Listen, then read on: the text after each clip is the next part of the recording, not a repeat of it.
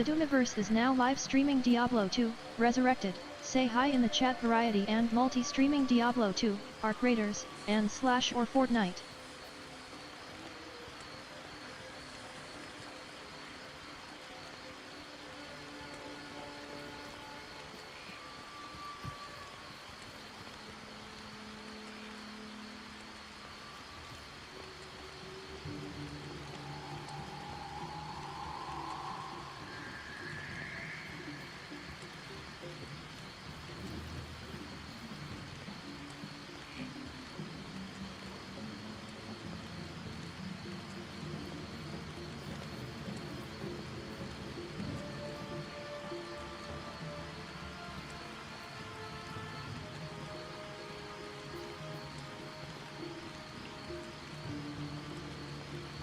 Howdy.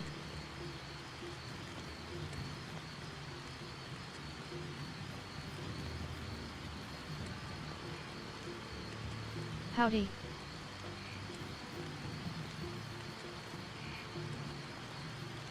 Stream Elements bot running. Learn how to customize the bot here, link. Please follow, subscribe and like the stream. Thank you. Howdy. Hey Mariner. Howdy.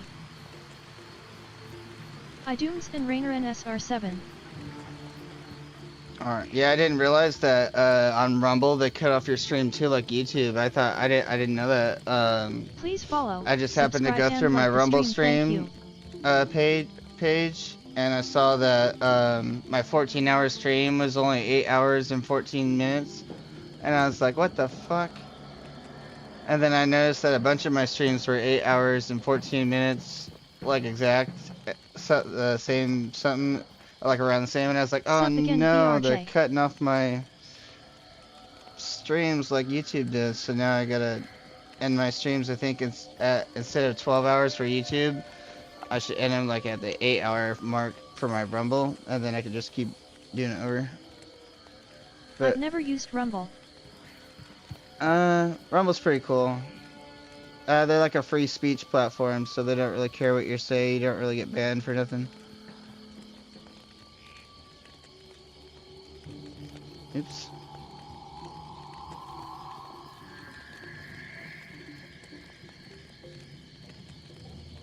It's pretty nice. And they also have the Rumble wallet thing, which I need to set up the Rumble wallet. Use code Doomiverse in the Fortnite item shop /Epic store to support me. Doomiverse #Epic partner. Is this awesome? Tell me why.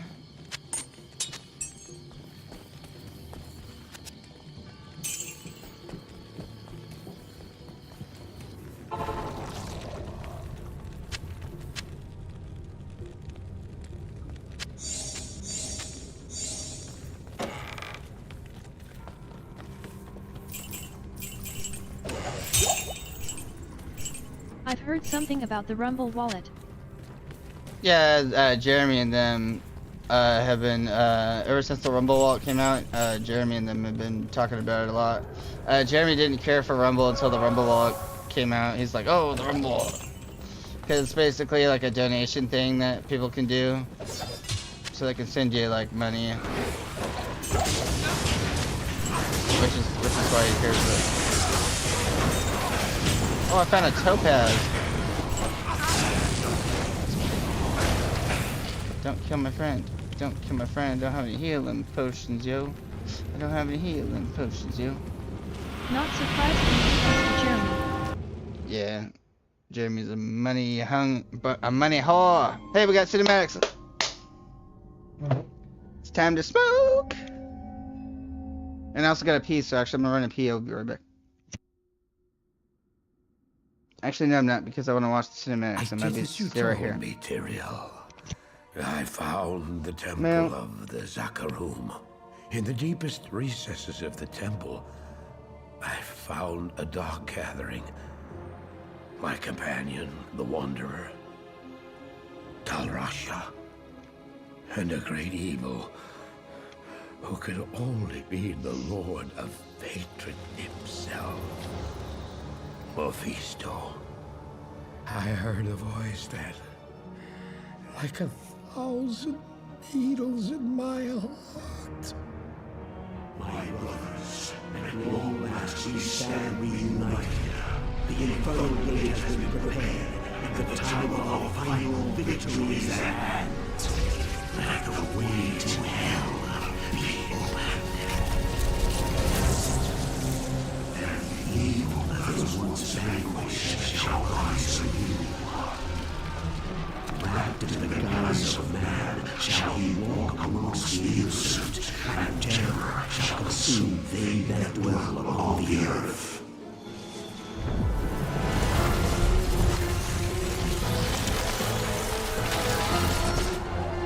The skies shall rain fire, and the seas will become as blood. Diablo! The righteous shall fall before the wicked, and all creation shall tremble before the burning standards of hell. What I saw then was not meant for mortal eyes. The gate stands ready.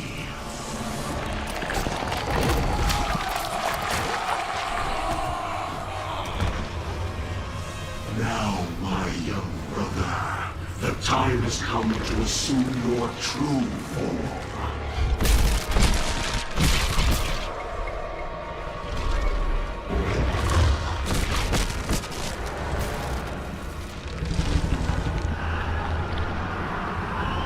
Arise, Diablo, Lord of Terror.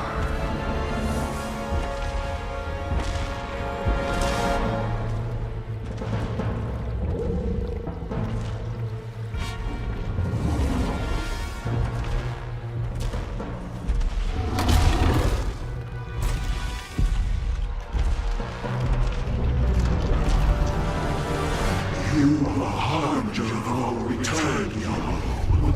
Send forth your terror into hell.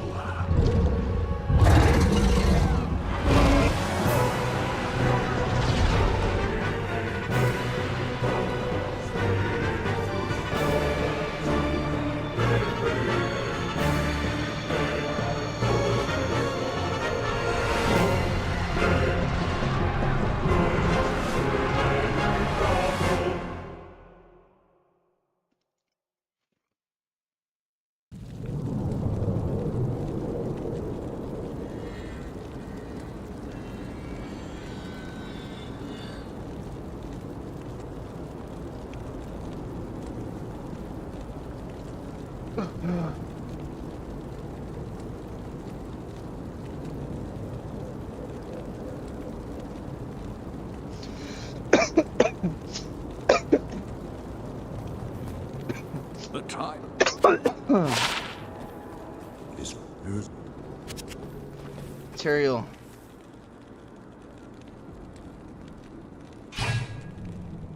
I don't remember it showing Tyrael getting it, escaping.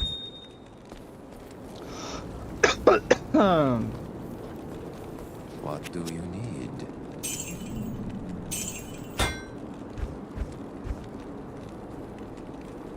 Let's groove tonight. 10% faster run walk.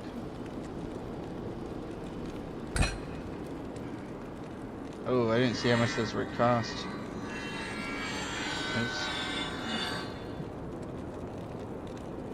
Oh, those weren't too expensive.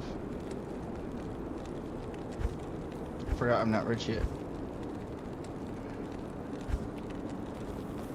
What do you need?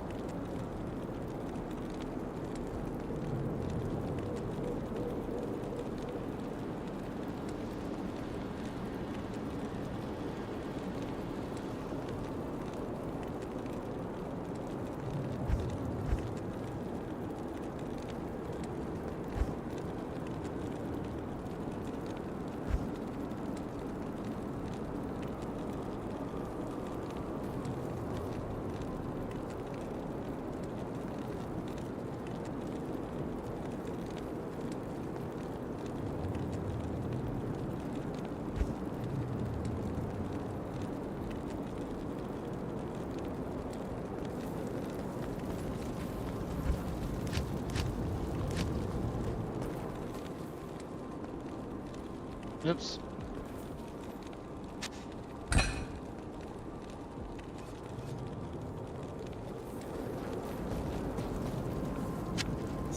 Nope. I gotta sneeze.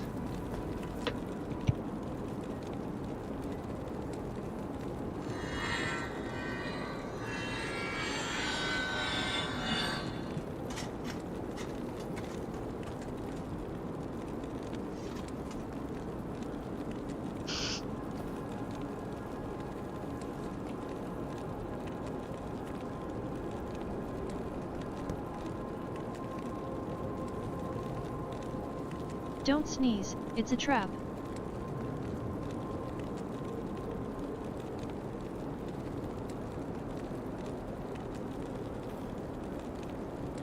That's what you think. Meow, meow, meow, meow, meow.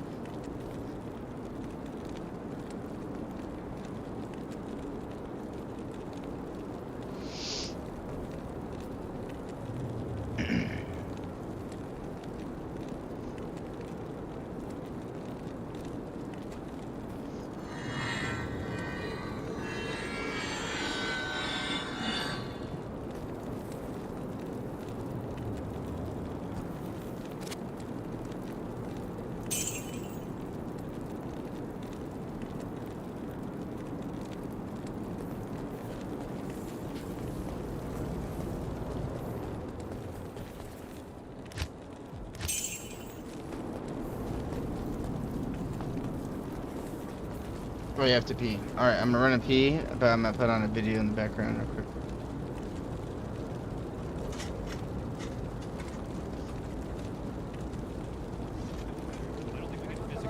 But they're not here yet. Like they're gone, so I think we just do it. Yeah, blow it up. Go, go, go. Let's go. You got like 5 minutes. Mom, get out of the way. We're gonna blow this thing. Yeah, let's just do it. Order. Hi. Dude, just use one of your root beer bottles. Yeah, just blow it up. Right here. Go, go. Root beer bottles. Root beer bottles, yeah. Root beer bottles.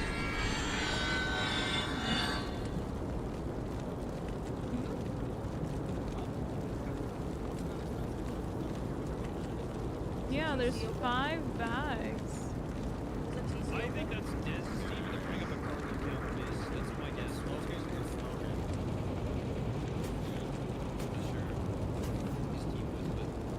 Some Steve, right?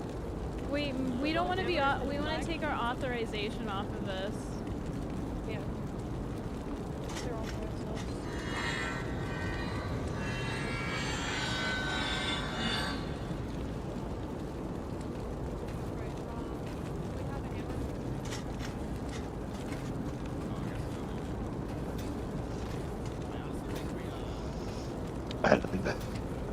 I was trying to put Gingy on, but her damn audio's quiet too. The hell, people.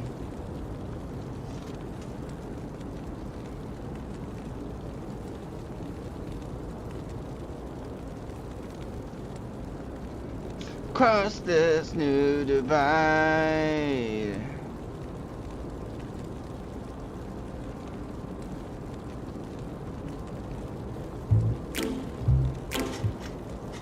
They just ran the corner. Thank you. They can finish it within 20 minutes. Yeah. Then them and the table that they're with, table of 4, so them. Oh yeah? I'm only joking. Right, that looks a bit more like it. So when you're ready, 3, 2, 1, go. Right. Good God, 3 years ago, Jesus. Look at the size of them there sausages.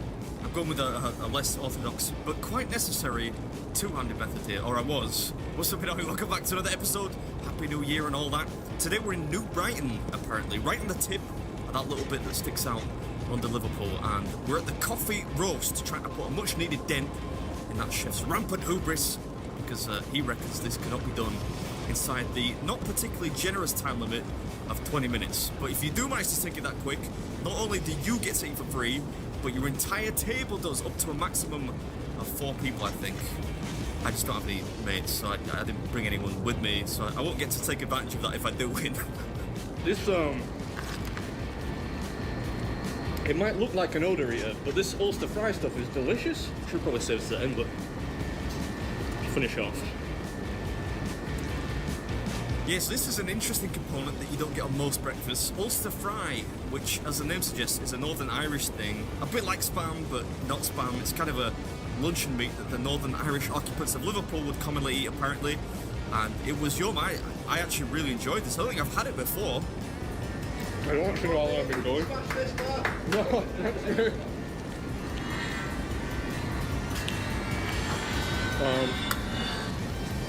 hash browns. That's what we'll do next. Yeah, they almost forgot the hash browns too. Yeah, this guitar solo is a bit obnoxious. It's alright, I'll just talk over it. The hash browns were those really thick, rustic kind too, not the flimsy type you usually get. They had some real crunch to them.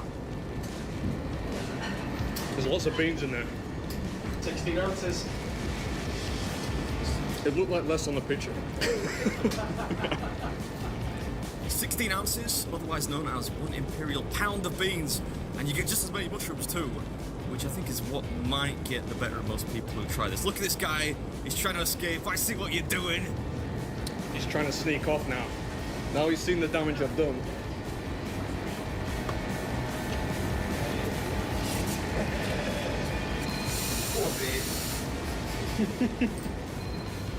Lots of people seem to know me around here, which is nice, of course. Lots of support from most people. Not the guy who said I'd lose. You never know though, you might be onto something. There's a lot of bread left, not to mention those mushrooms. Thankfully we've got grilled tomatoes on this one. That was infinitely better than their tin counterpart.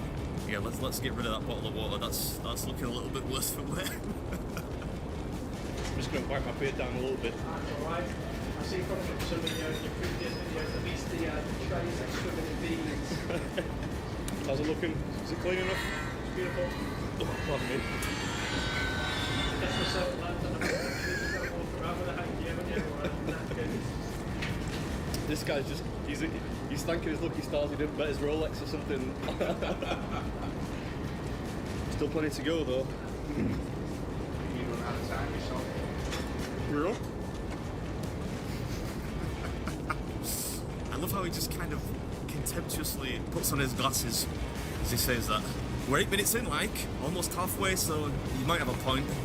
And we're onto the toast now, which typically is a bit of a sticking point. No fried bread either, which is a bit of a shame. Is it full English without fried bread? I don't know. I'll leave that for you to discuss in the comments. Thankfully, I've got plenty of bean juice. Baked bean sandwich. Sure what, that's classy, that is, though. Not sure that's the word, but it works. Classic.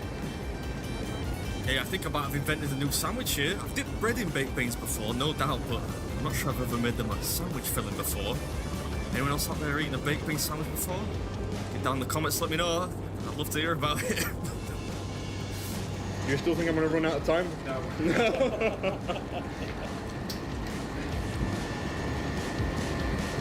Still got the mushrooms left though. Well, these ones are garlic and herb sauteed, so they might taste okay. Well, depending on your taste, of course. Some people believe that garlic shouldn't be anywhere near a breakfast. Yeah, but a lot of people say that pineapple shouldn't be on pizza, and those people are wrong. So, Haha, my man. what do you reckon? Am I gonna do it? No? Yeah. That's what we like to hear. I'm gonna do the mushrooms before the tomatoes, I think. Oh God. Let's get it done. Yeah, plenty of support from the folks in the dining room there. I think they keep challenges separate for understandable reasons. You know what? The garlic helped a little bit. Yeah? Yeah, just anything to make it taste less like mushroom, you know? Yeah, garlic isn't a traditional herb used in breakfast cuisine, but the mushrooms were, I don't want to say good, but not repugnant at least. Hope you enjoyed it. I'll catch you in the next one. I need to finish looking clean and tidy. Since I've been on TV, there are like 5-6 cameras on me. Do you eat your words now? You take it back? I think you'll do it, mate. You think I got it now?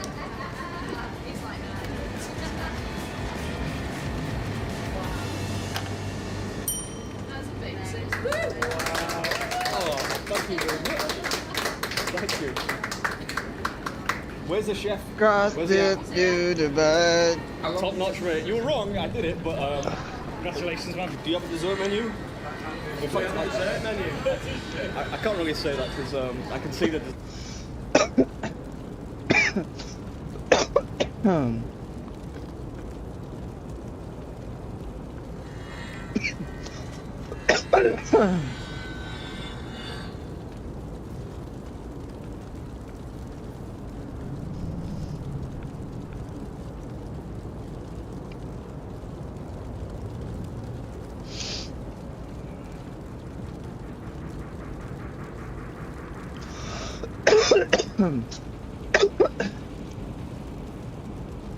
Alright boys, enjoy the video. I'll be live streaming on Twitch and YouTube every single day.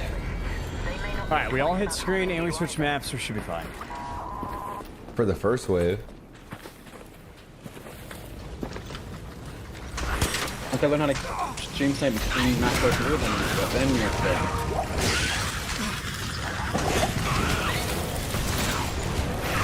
I'm gonna see if anyone's rotating towards us.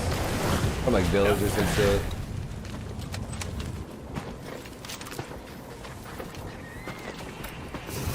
There probably won't be people down low yet, right?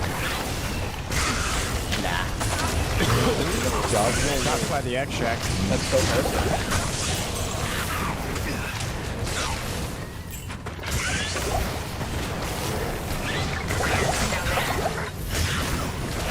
Look at everything I was running at him.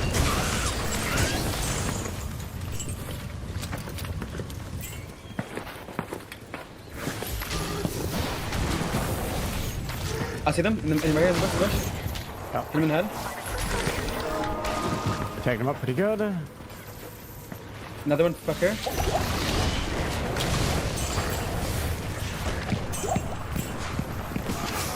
Nice. One right on you. I'm coming right on you. Right on me. Dead. Last guy.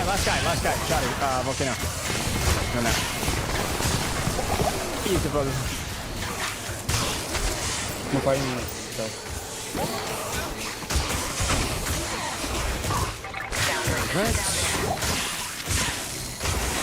White.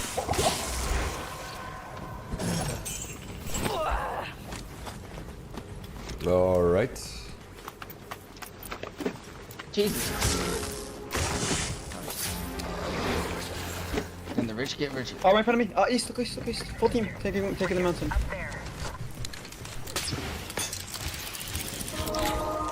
They're gonna be a mountain, I think. Yeah, right on the top.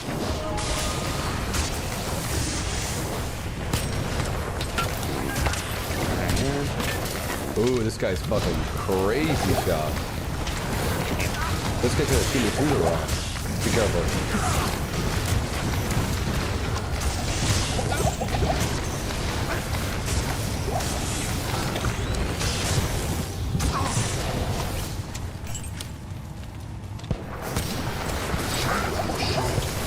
I'll pick up those tall heads.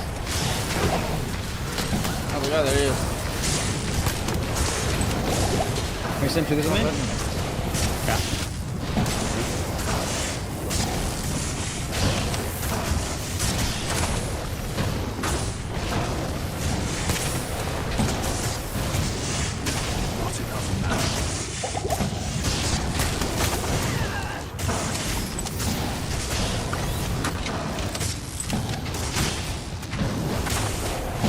Crash one up top right here.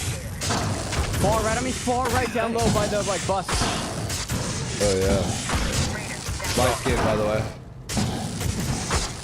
Yeah. Oh yeah, they're full pushing right here. Yeah, I've got 3 in one. Nice shot, that guy. Crack two. Nice shot. Another team is the other team. Yep.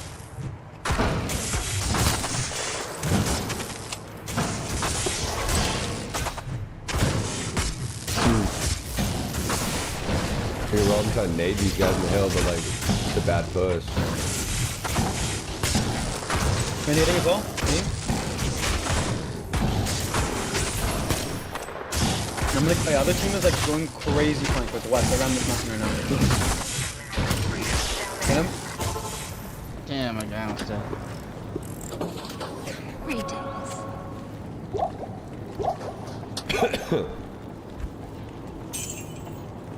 Crazy.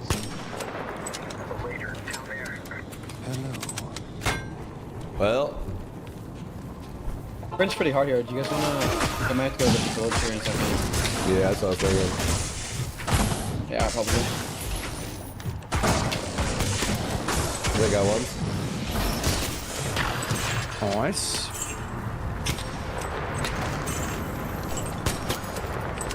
Hit the other guy. Doomed is one. I doubt it.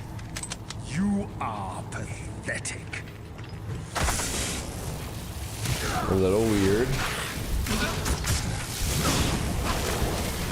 About a 64% chance that these guys might be shooting from behind us. Maybe 65% chance, we don't know. I don't see them. They might be like going crazy far in the All the forest. way down here. Yeah. In the forest, yeah, they're good. Yeah, they're gonna flank like crazy. One's closer on me. Right here. Make this guy in the hill. Nice, nice. The guy wants. I mean, I feel like we can kill these guys in the hill. Yeah, they look really bad.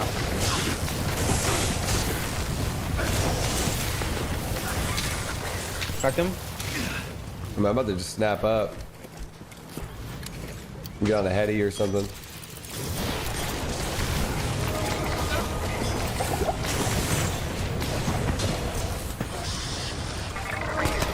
I think I got one.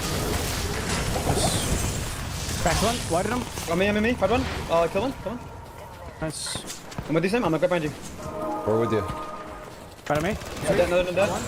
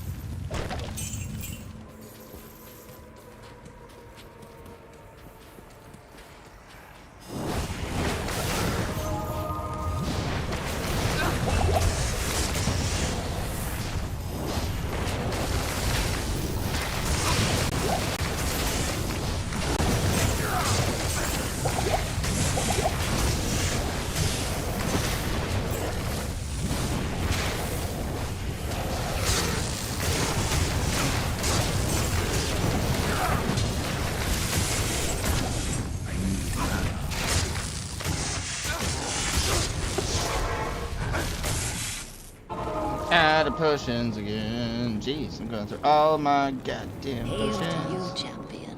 And I didn't do the thing. That's okay because I got these. Just a lot of damage.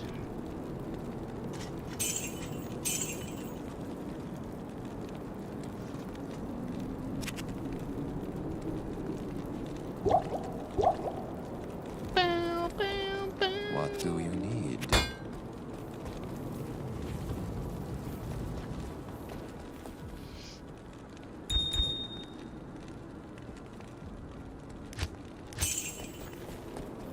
Incoming at Drake.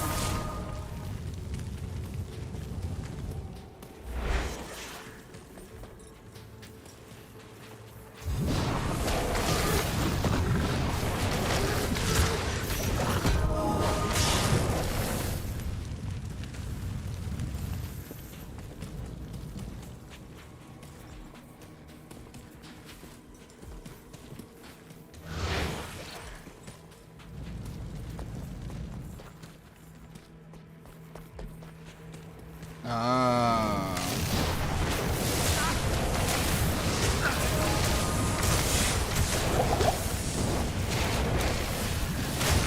Go ahead and play this. Didn't know I hit that guy.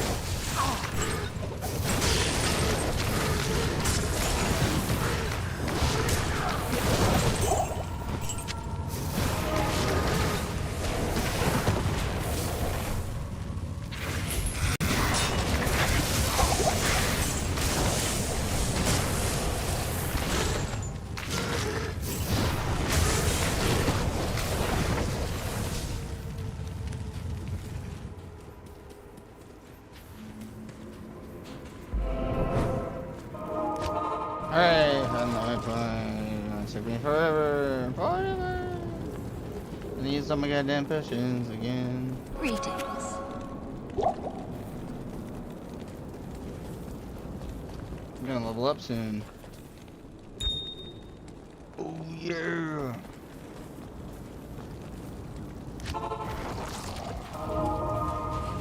Please tell me why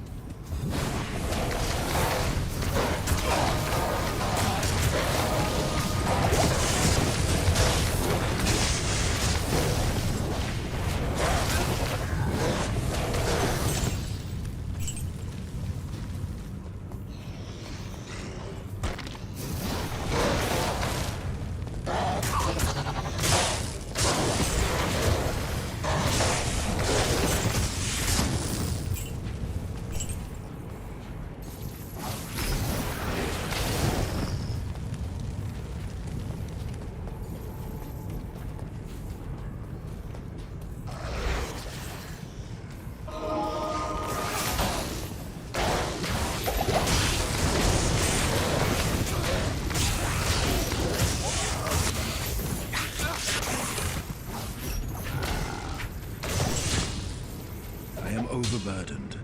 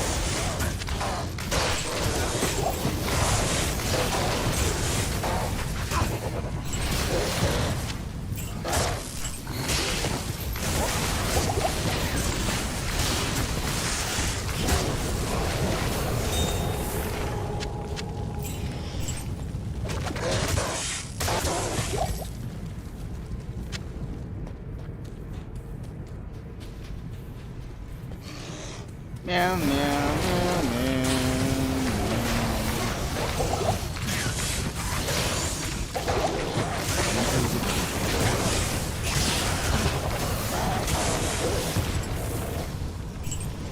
Oh, here it is.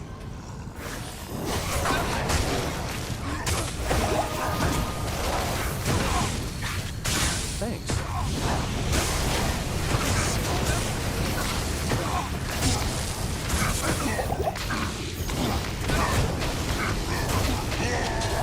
I am overburdened.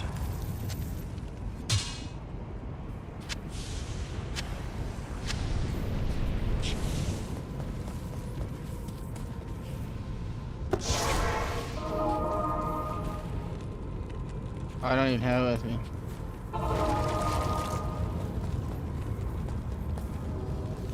Hello.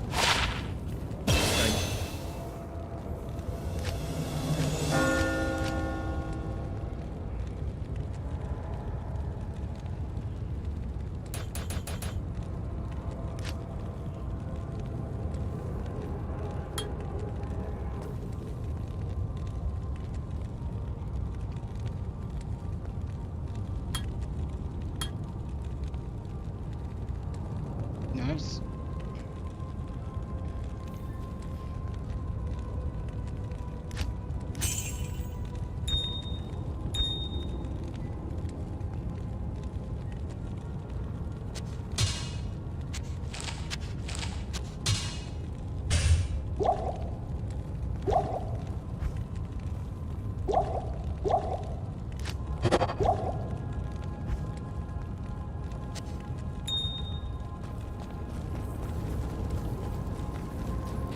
What do you need?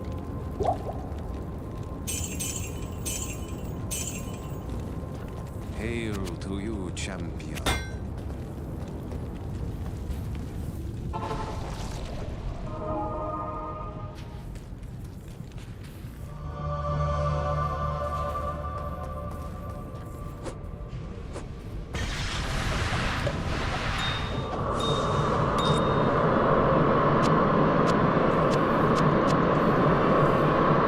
That was a good haul.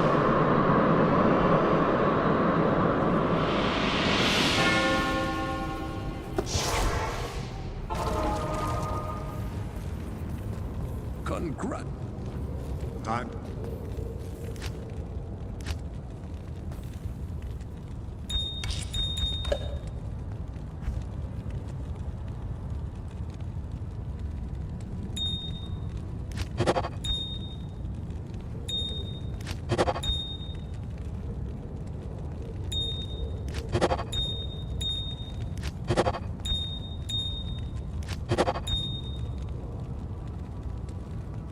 That's dope. Having the cube right there is dope.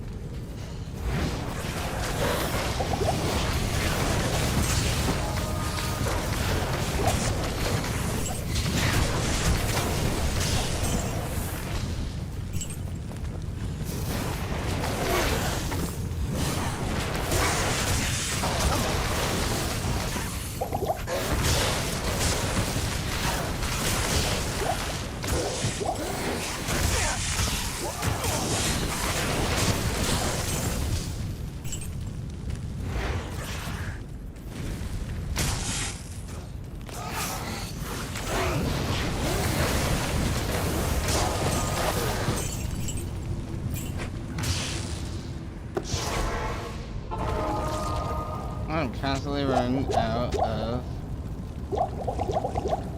potions. Stay a while and listen. Mana potions, at least. Greetings.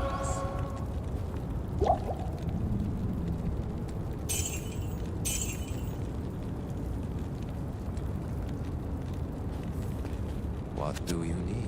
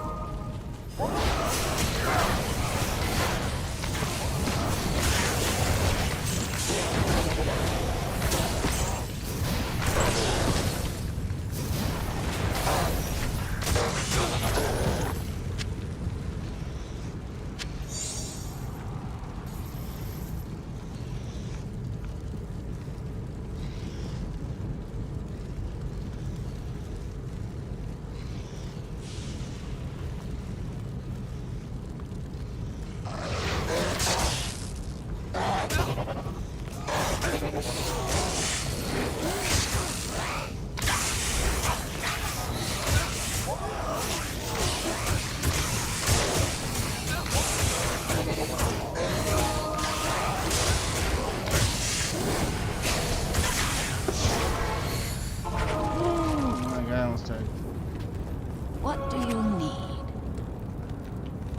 Good lord. Look away for 1 second.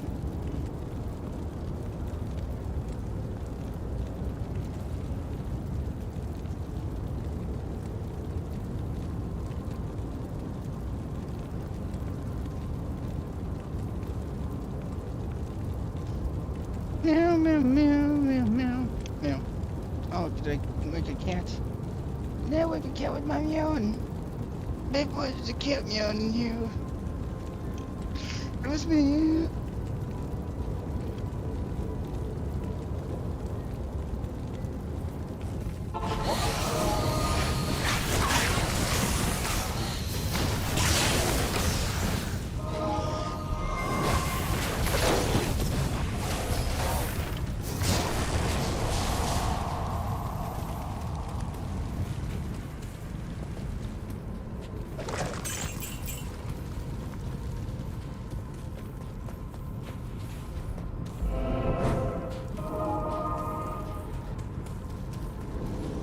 Proceed.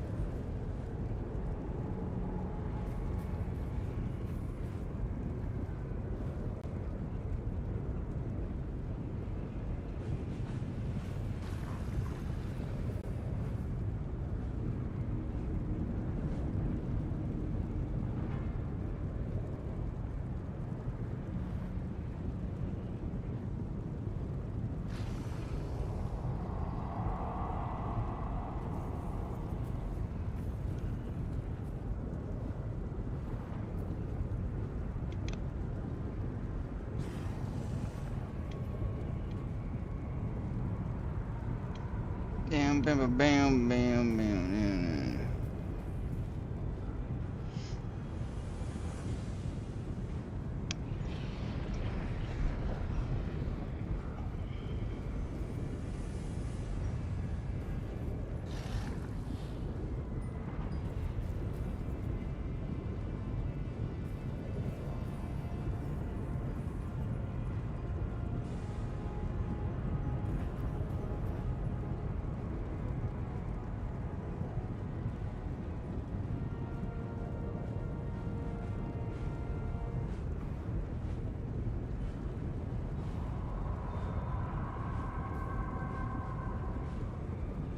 Jumping my hoopty hoopty hoop all night.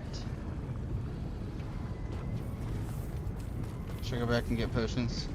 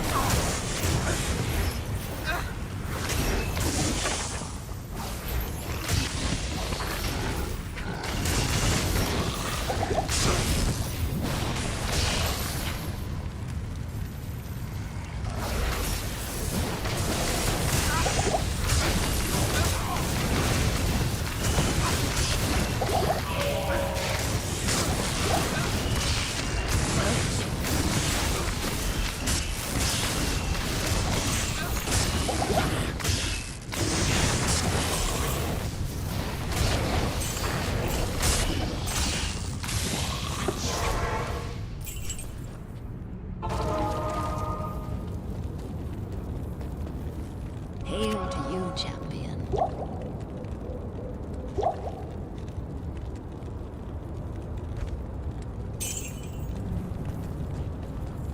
Hail to you, champion.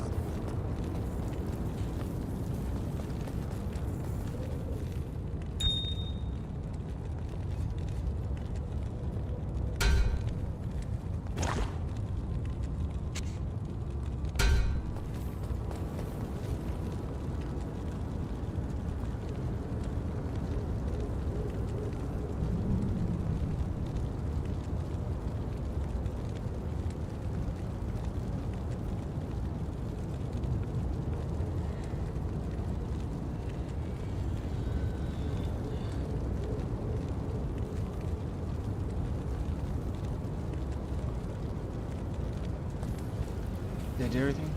I'm just gonna sell this, I think.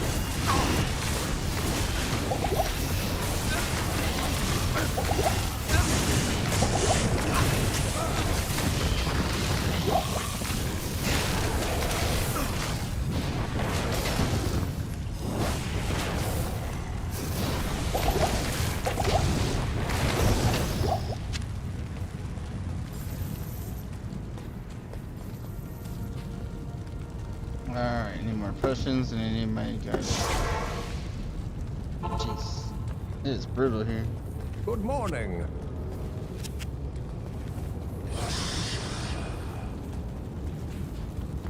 Brutal. What do you need?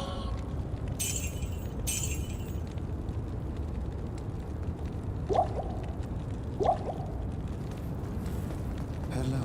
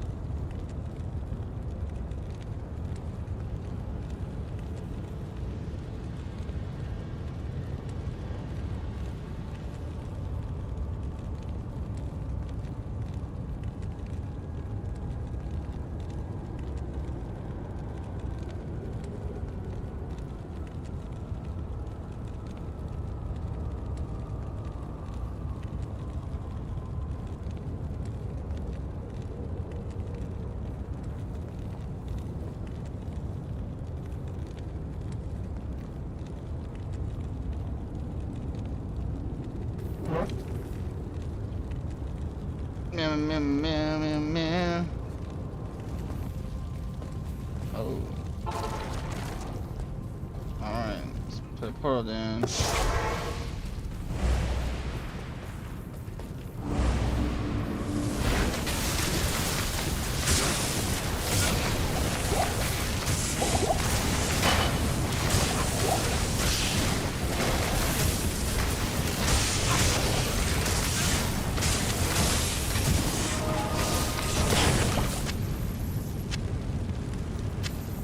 I got the art rune I needed. Let's go.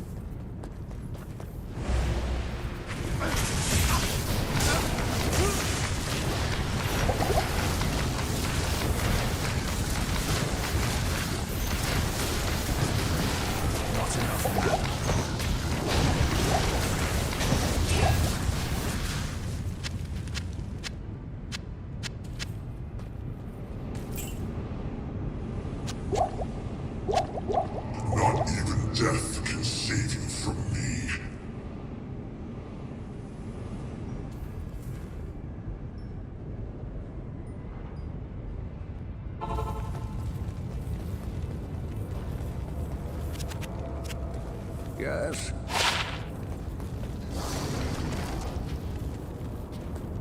Greetings.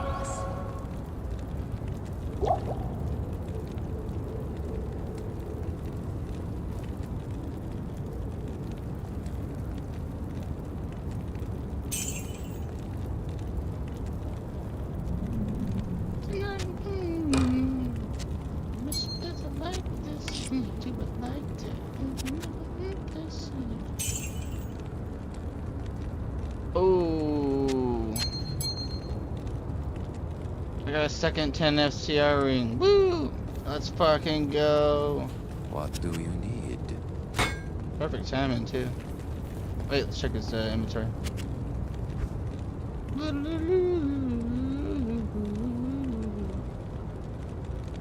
Nope. Oh, he's got one of those one belts though.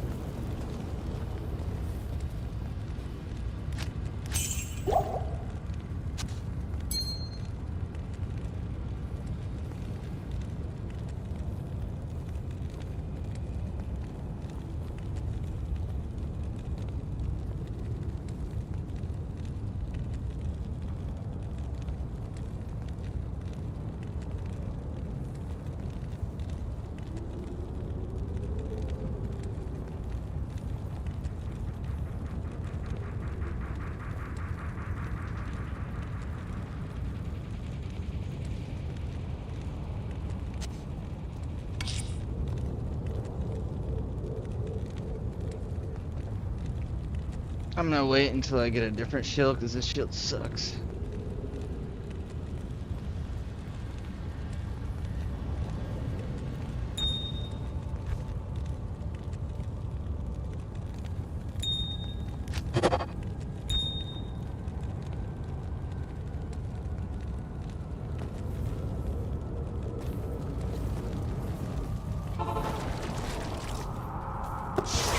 Here we go.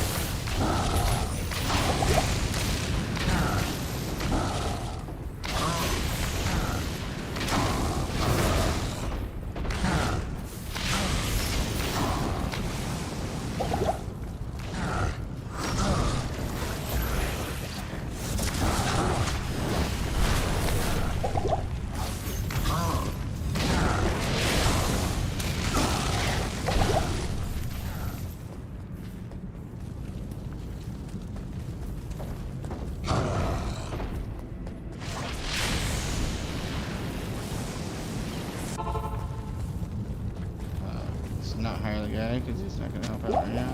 What do you need? I had the wrong thing in my hand. Holy shit.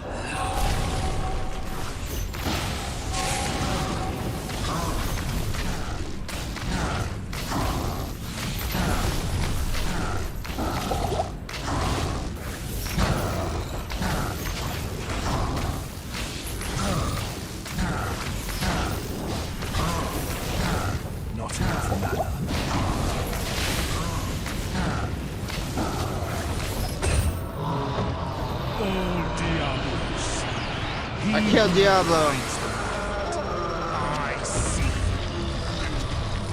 Man, she's in a little bit.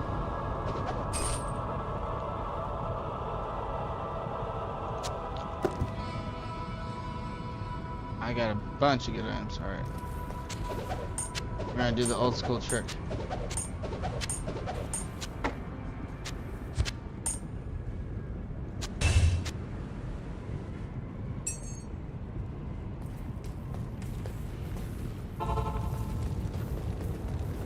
I knew.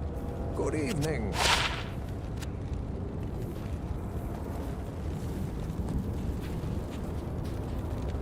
Hail to you, champion.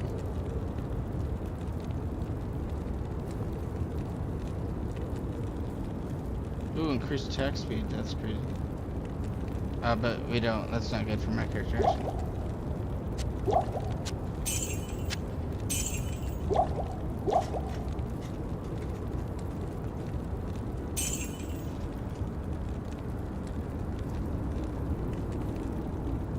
Ooh.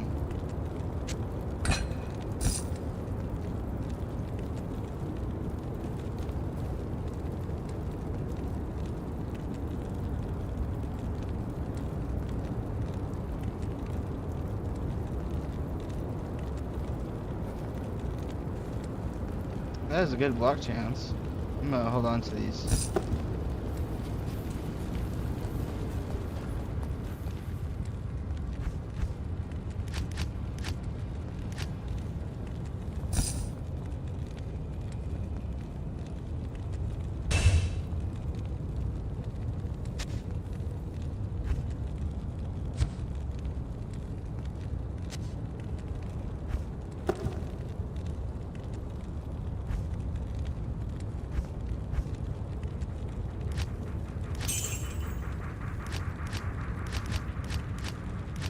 I have a money shared stash for everyone. That's crazy.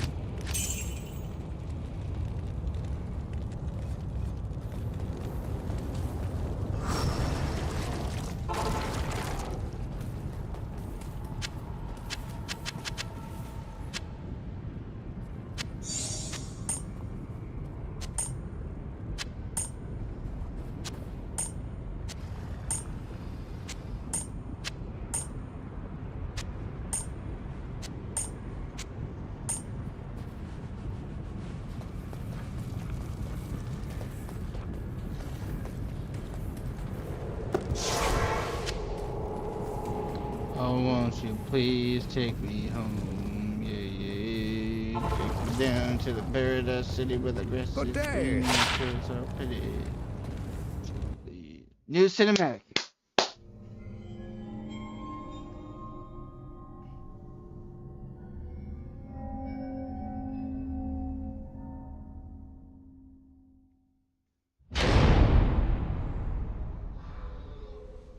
I heard later that he was defeated.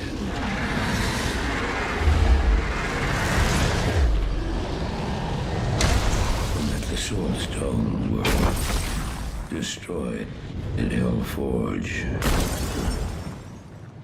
All except one.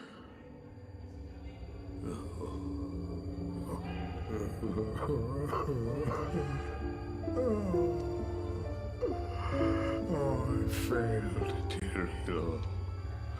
I couldn't do as you asked. I couldn't enter that gate. Forgive me, Tyrael. Forgive me. Marius, give me the stone, and all is forgiven.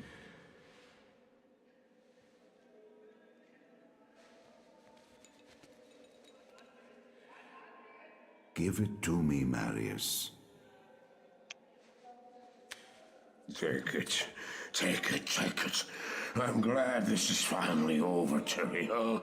Look what the stone has done to me.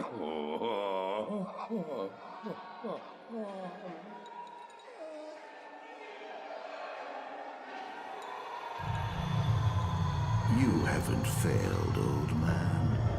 You've done exactly as you were meant to do. However, I am not the Archangel Tyrael. Well,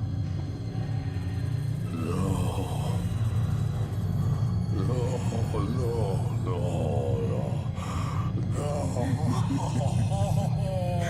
have done well, Marius. Now I think you shall have your reward. What have I done to deserve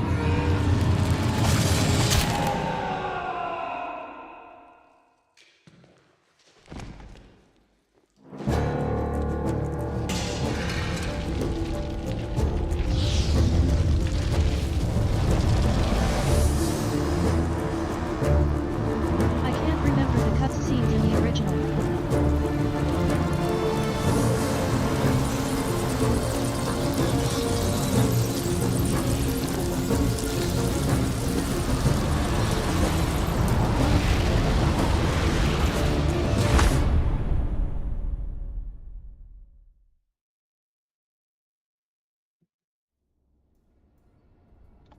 They were the same as these ones, except for,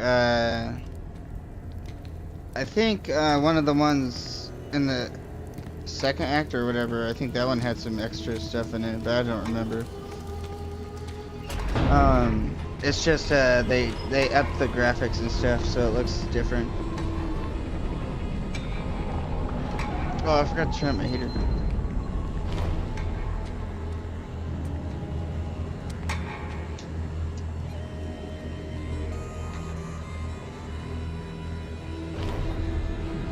Oh. Oh. Oh.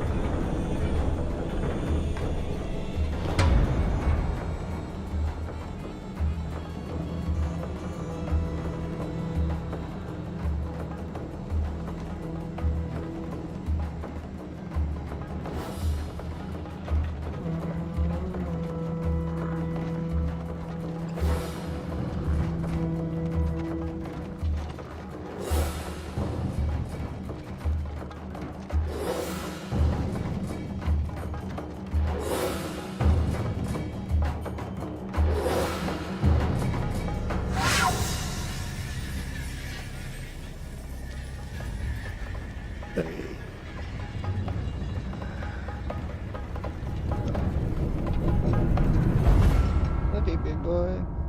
Love you, big boy. Big boy cat. He's sleeping in his cat tree. Meow. Bail!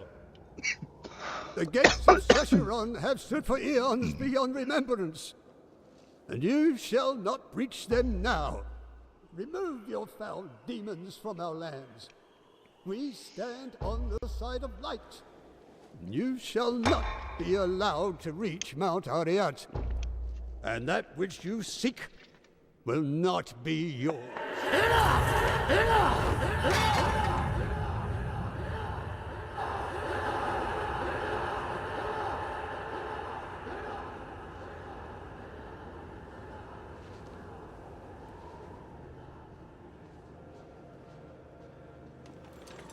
I shall take your position into consideration.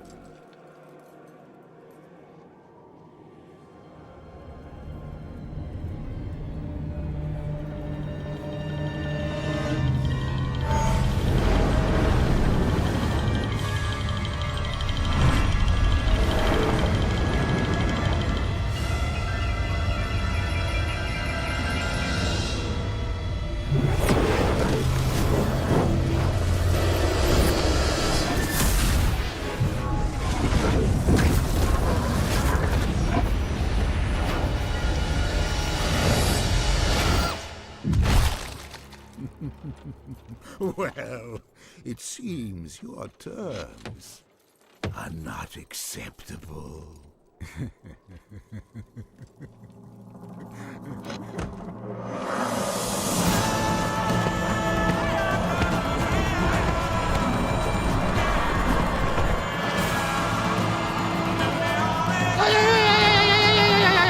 Meow. Meow, meow. Lord of Destruction.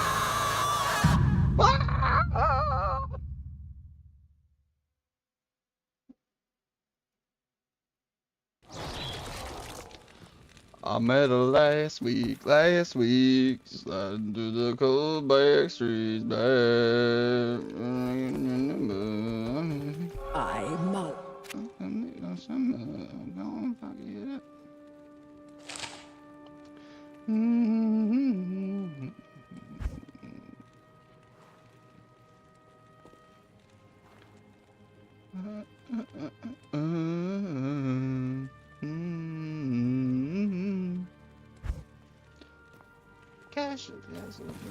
Salutations.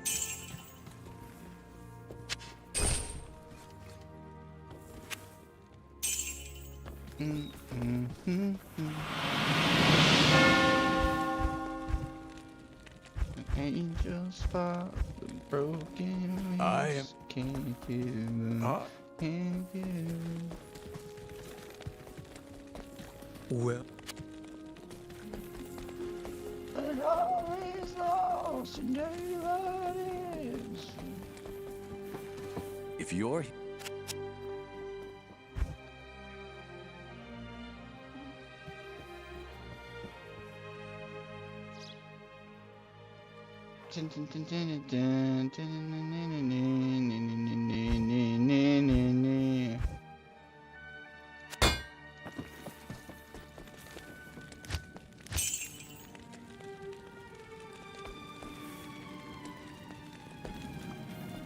Hope I get a better shields for that, but I do like my book.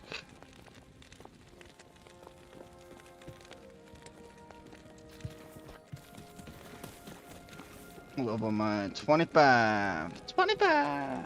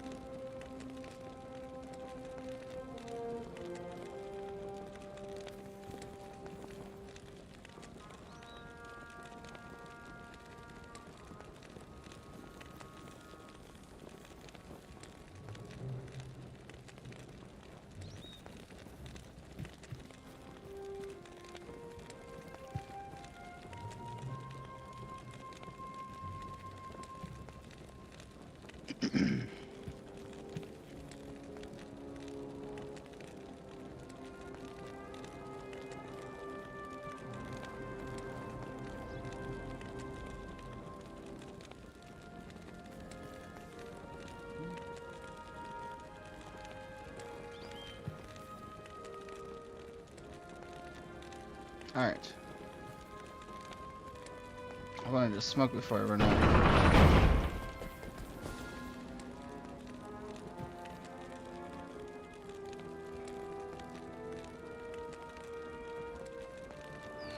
She was a skater boy.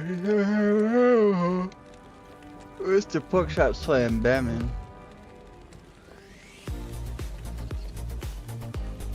So I can't get rid of this keyboard now, MJ. I can't get rid of this keyboard.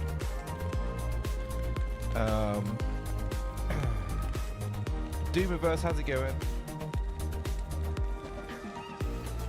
Hello, hello.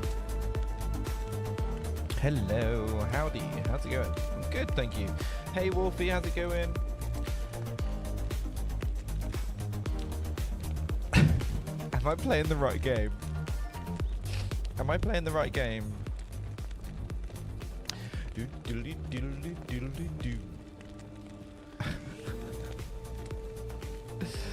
Oh, has everyone got a coffee?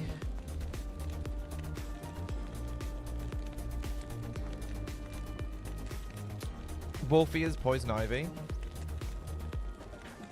I can see it. I can see it. I can see it. Oh man, the only thing is I can't like tab out, and I tab out all the time. I tab out all the time, chat.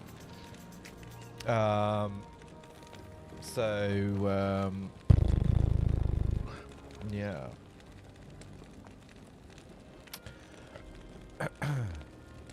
No idea on the Steel series, I'm afraid.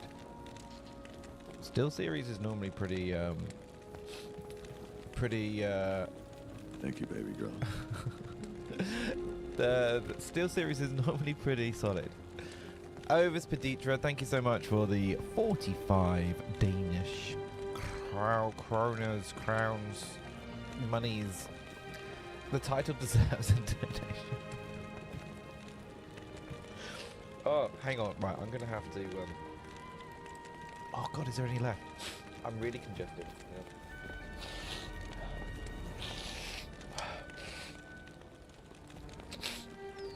Yeah. It's pronounced Dix. 40 Dix. Oh, okay.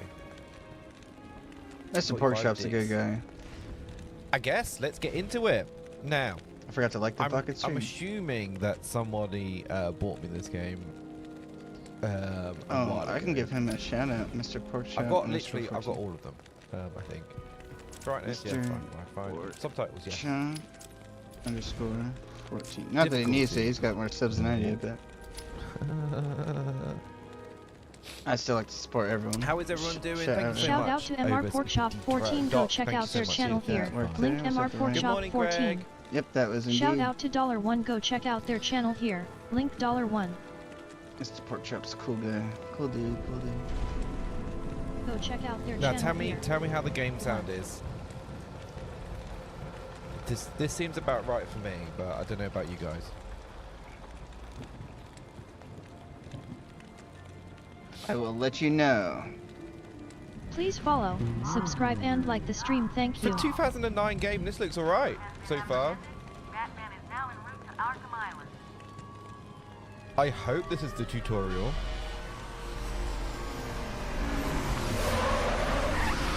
Oh shit.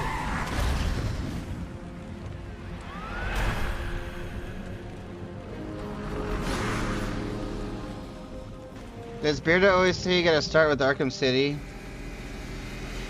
Is he the one that says you gotta start with Arkham City? Batman.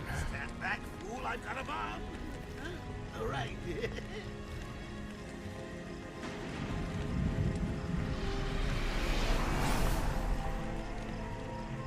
We dropping off Dad to the funny farm. I'm gonna have to get the Batman games. They're on loaded.com right now. Yeah. It's Arkham City, right? Good morning, Crimson Shadow. Thank you for pointing out that I was playing the wrong game.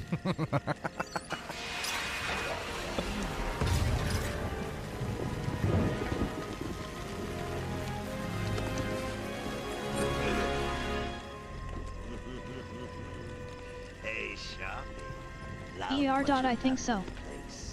That's Warden Shop to you. Bowles! Yo, Frankie, how's the wife and kids? You miss me? Shut it, clown! A lot of people here really want to talk to you. Really? I don't mind walking. Not so tight, boy. She'll crease the suit. Get that filthy degenerate out They of get here. straight into it, don't they? Something's not right. I'm going with him. Something's not right. I'm goddamn Something's going with not this right. motherfucking crazy son of a bitch clown. I tell you what, motherfuckers, you try to pull something, I'm gonna beat the fuck out of you. Intensive treatment reporting. I'm Batman. Yes, sir. Batman doesn't fuck around. He's waiting for you down at patient handover. Got here just before you did. Batman's sick and tired of being sick and tired, motherfucker. Let's get it. Hey, Sharpie, you getting my good side? Ah, but they're all good, aren't they? Oh my goodness. I won't got him securely locked away this time. We going with him? Going down. Oh my I'm god. assuming we just. That one guy's a voice actor for something. I'm trying to think. The guy who said I want him secured. All non-essential staff to vacate the area. Intensive treatment. What's going on? I don't know how to play. Yeah, I'm gonna do nothing. I'm just following this guy. He looks fun. I shouldn't watch this because this shit's Surely full. nothing can go wrong here. Scan initializing. You know what? I prefer the good old cavity search. Much more personal. Got a red light. Meow. Alright, I'm just smoking another dab and then I'm heading off into the plateau. Whatever the hell it is. Would you sneak in with your bats? Come on, tell me. Batarangs, bat claws. Tell me how to live without you. Open the gate. Get him out of there. What did I sneak something in? I want weapons on him at all times. Walk in and leave. Go! There'll be time enough for you later. Speak. I feel like Arkham Asylum needs more funding.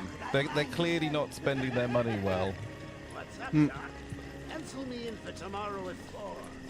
We've got a lot of catching up to do. Keep behind me. Okay, it's clear. Hello, new patient. This is Quincy Shaw, Warden of Yeah, that voice right there. Why did it zoom in on his crotch? I'm trying to think of what that guy's voice is from. Is that the only thing I can do?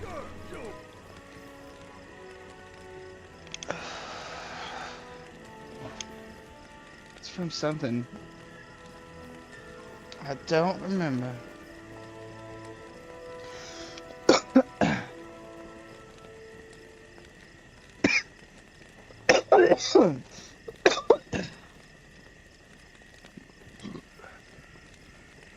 Oops, what did I press?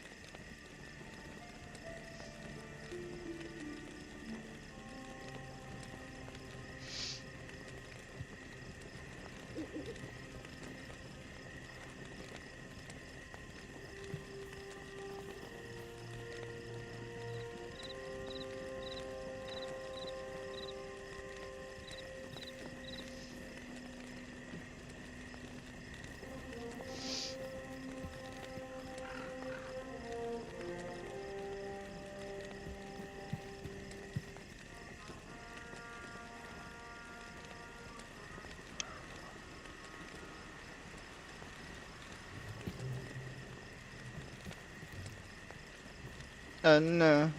No. No.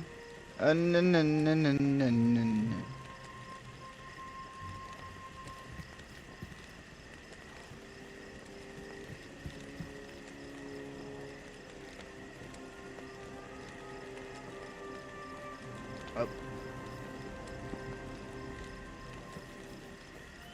Why is this doing that? What the hell?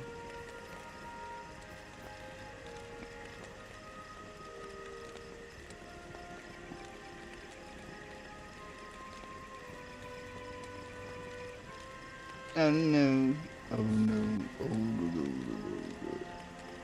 How about Mr. Ballin?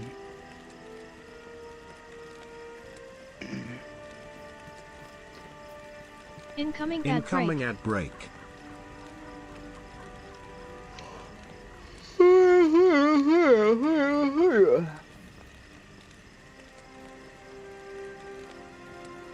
Zombie?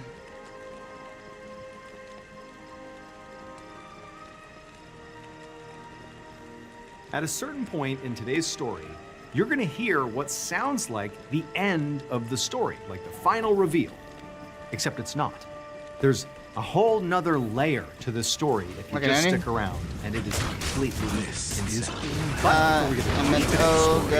If you're a fan of the strange, dark, and mysterious delivered in story format, then you come to the right place, because that's all we do, and we upload 2, 3, 4 times. So, if that's of interest to you, please offer to take the like button on an amazing vacation on this gorgeous private island, this beautiful beach, as soon as you pilot the boat in and drop them off, you just turn around, drive away, and don't die. Also, please subscribe to our channel and turn on all notifications so you don't miss any of our weekly uploads. Okay, let's get into today's story.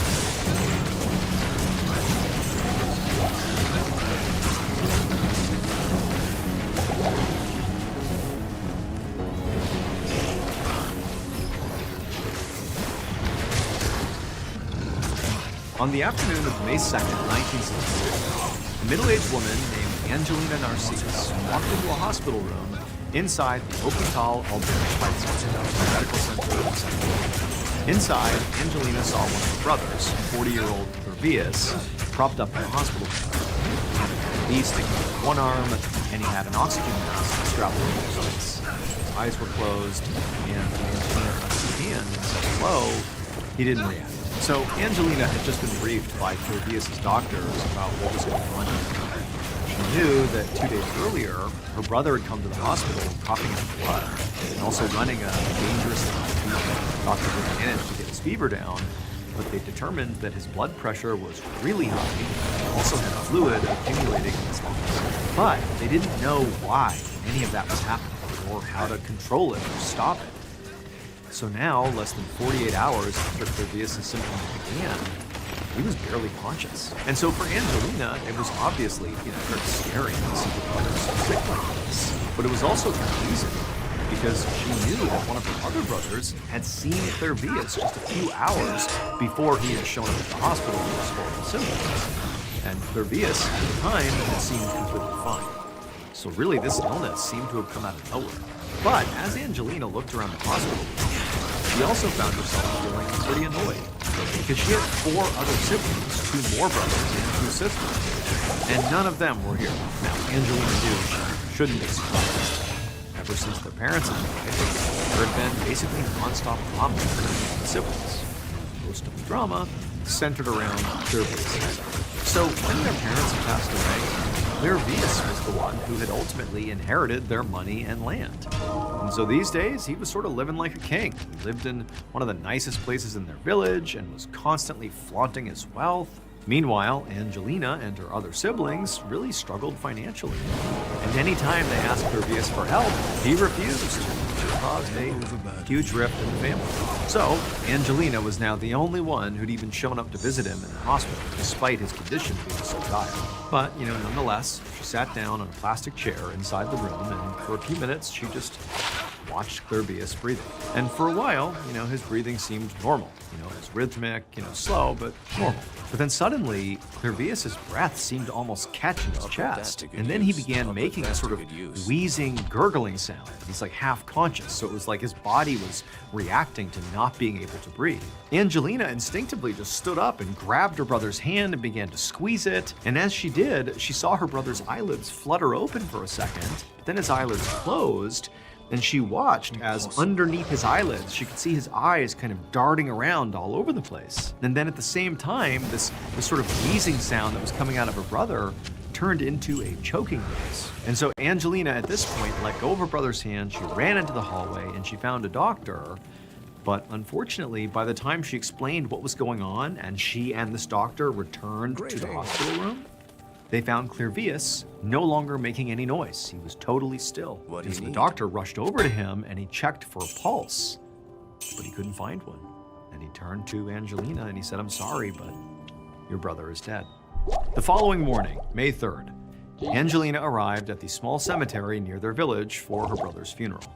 And she was glad to see that at least this time her 4 remaining siblings had decided to show up. But at the same time, Angelina, she was in shock. She couldn't believe what had happened.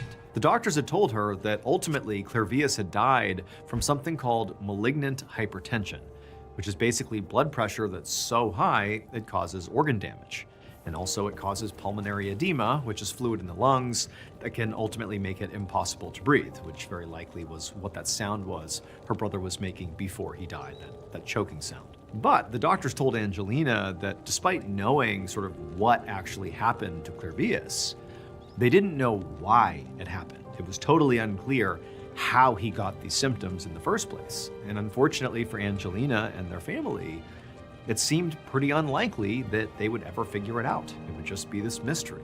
Now, as Angelina walked up to Clairvius' gravesite, she looked down and she saw her brother lying dead inside of his open casket. She reached out and touched his hand one last time, and it was so cold that Angelina pulled it away right away, and then she began to cry. The ceremony was kind of a blur for Angelina. I mean, the whole thing just felt surreal. But eventually it wrapped up, and Angelina and her other siblings were walking up to the casket to say their final goodbyes to their brother.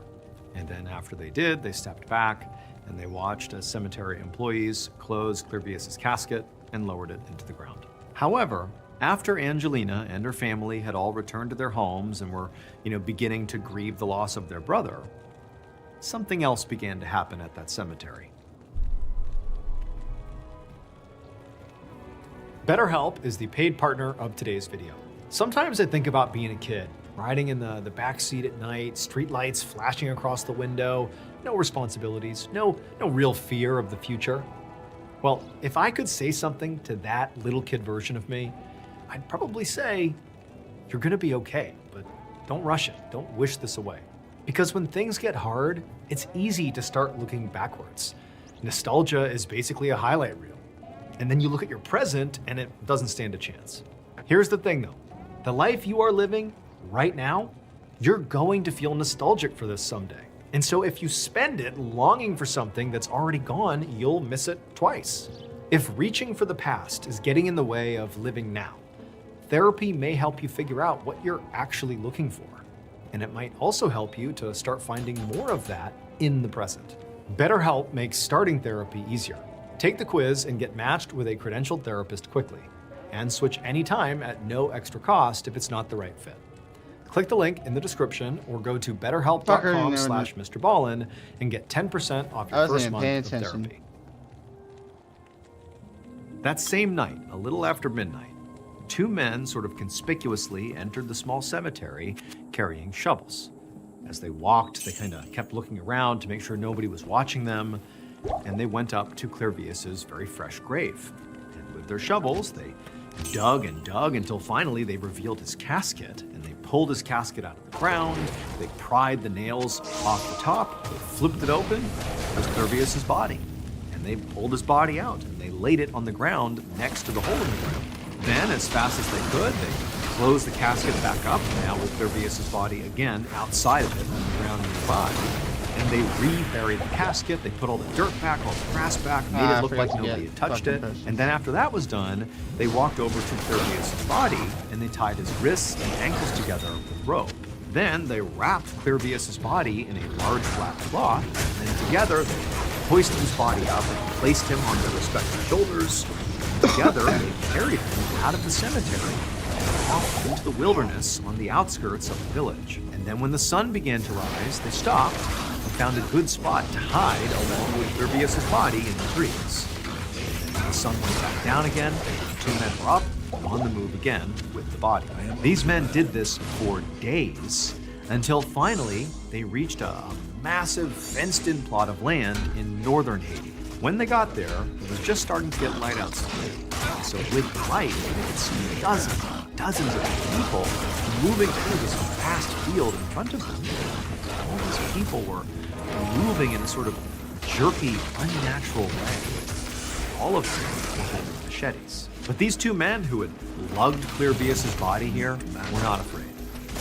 They unlocked the fence and carried Clairvius' body right up a pathway through the middle of this field, past all these people. But as they passed by these machete-wielding people, they didn't even seem to notice the men or the body. It's like this was totally normal. Eventually, the men reached the middle of this field where there was this building, and the men went inside. And the interior of this building was basically one large room with a table in the center and a bunch of shelves that lined the walls. And the shelves were all stacked with glass containers that had things in them like dried plants and some taxidermied smaller animals, and also what appeared to be some human bones. And standing in the middle of this room was these two men's boss. He was a very old man, and he had this very expectant look on his face. Without saying a word, the two men placed Clairvius' body on the table in the center of this room, and they unwrapped the black cloth around him. Their boss looked very carefully at Clairvius' face, and then he smiled, and he handed each of the men a stack of money. 18 years later, in February of 1980, Clairvius' sister, Angelina, walked through an outdoor market in her small village in central Haiti. Now, by this point, it had been almost 2 decades since Clairvius had died, and Angelina didn't really think about him that much anymore. But on this particular day, as she was shopping, an old man approached her, and he was very thin, his face was very sunken, and he had this long, deep scar on his cheek that went from the side of his mouth to his ear. And his eyes were bloodshot, and they were kind of wide, like he was sort of wild. And in this gravelly voice, he told her that his name was Clairvius, and that he was her brother. But when Angelina saw this guy and heard this, she did not think this was her brother. She thought, this man is obviously out of his mind, or he's lying, or both. But this is clearly not my brother Clairvius. He's dead. And on top of that, like in addition to all the discrepancies that she's immediately clocking, this man did not remotely look like her brother did. He looked completely different. In particular, there was this big scar on his face that she certainly didn't remember on Clairvius' face. So Angelina told this man that, no, you are not my brother and you need to leave me alone. But the man, when he heard this, he sort of freaked out and he grabbed Angelina's shoulders and started violently shaking her, insisting that no, he really was Clairvius. Angelina screamed, and the next thing she knew, she was surrounded by a crowd of very confused but worried onlookers. And then a police officer walked over and grabbed the man and dragged him away. Later that same day, a police officer sat in an interview room at the police station across from this older man who kept insisting he was Clairvius. And the story that this man told the officer about how he could be a man who had died 18 years earlier really was absolutely insane. Because this man claimed that 18 years earlier, when he died, he remembered that moment because he heard the doctor literally pronounce him dead. And he heard his siblings start to cry. And then he remembered the cold when the hospital staff moved him to the refrigerated morgue.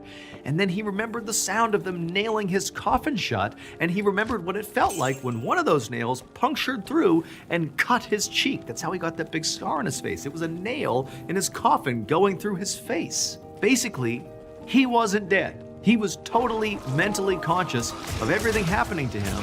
He just physically couldn't move or react in any way, and he didn't know why.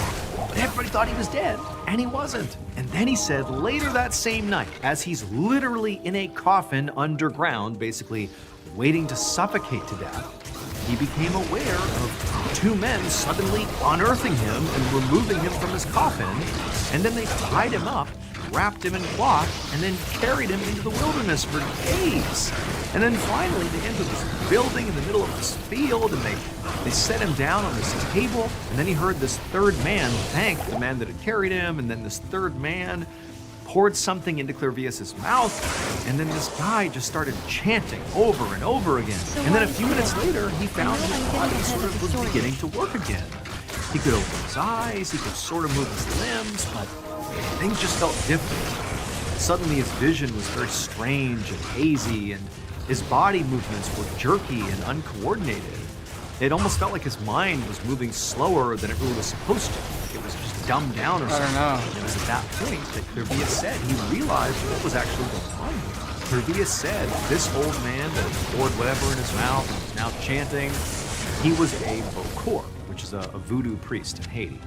And Clairvius said the Bokor had used a potion to turn Clairvius into a zombie. Clairvius told the police officer that he'd been absolutely terrified and he wanted to fight back, but his body felt like jello. He could barely form a coherent thought, so there was no way he could actually do anything. He said the Bokor, shortly after this, untied him, made him stand up, and then marched him outside of his building. And he said everything looked so blurry outside. He could tell, despite his vision, that he was in the middle of a huge sugarcane field. And he saw at least a dozen other people moving in the same sort of awkward, jerky way that he knew he was, harvesting the sugarcane with machetes. Bokor, at this point, handed Clairvius a machete and told him to get out there and join them and get to work. Now, something deep in Clairvius' mind told him to use the machete to attack the Bokor so he could escape, but he said he didn't. Instead, he just walked out into the field and started working. And he kept working day in and day out in this bizarre zombie-like state for 2 full years. Then one day, another one of these zombies finally did attack and kill the Bokor.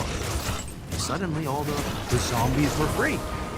But the man saying he was Clervius did not go straight home. He couldn't, because he knew this Bokor had not randomly targeted him. He had been hired, the Bokor had been hired to turn Clervius into a zombie. And in the mind of this man who claimed to be Clervius, there was only one person who would have hired this Bokor to do that. That person was still alive back home in his village. And so if he returned, they would very likely just kill him. So this man told the police officer that he had gone on to spend 16 years just wandering around northern Haiti, working random odd jobs, just kind of barely surviving. But he said he did keep up with news from his village. And when he saw that the person who he believed had ultimately hired the Bokor to do this to him, when he saw that person had died, he said he felt safe enough to finally go back home. Now, after hearing the story, the police officer did not immediately think, boy, this is legitimate, this must have happened. Instead, he thought this sounded completely insane. But just in case, he went to Clervius' siblings and he asked them to give him a list of questions that only the real Clervius could answer. Like for the super specific information from their childhood and things. Pause this for a minute. Thank you, Gamers, for the raid. I really appreciate that. That's nice of you. Let me give you a follow.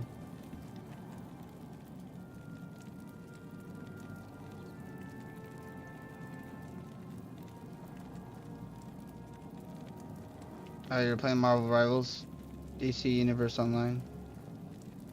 Nice, that's cool. Hope you had a good stream and hope you're having a good night. Thank you. I'm just things listening like to that. And Mr. when Ball the video. officer came back with this list and began asking this man the questions, the man claiming to be Clervius answered all of them correctly. This really was Clervius. The news of Clervius's... Thank you for the follow, Optimistic Realizer. I appreciate it. Thank you. Hope you're having a good night. Played some DC Universe. Nice. I haven't played that before, but it looks interesting.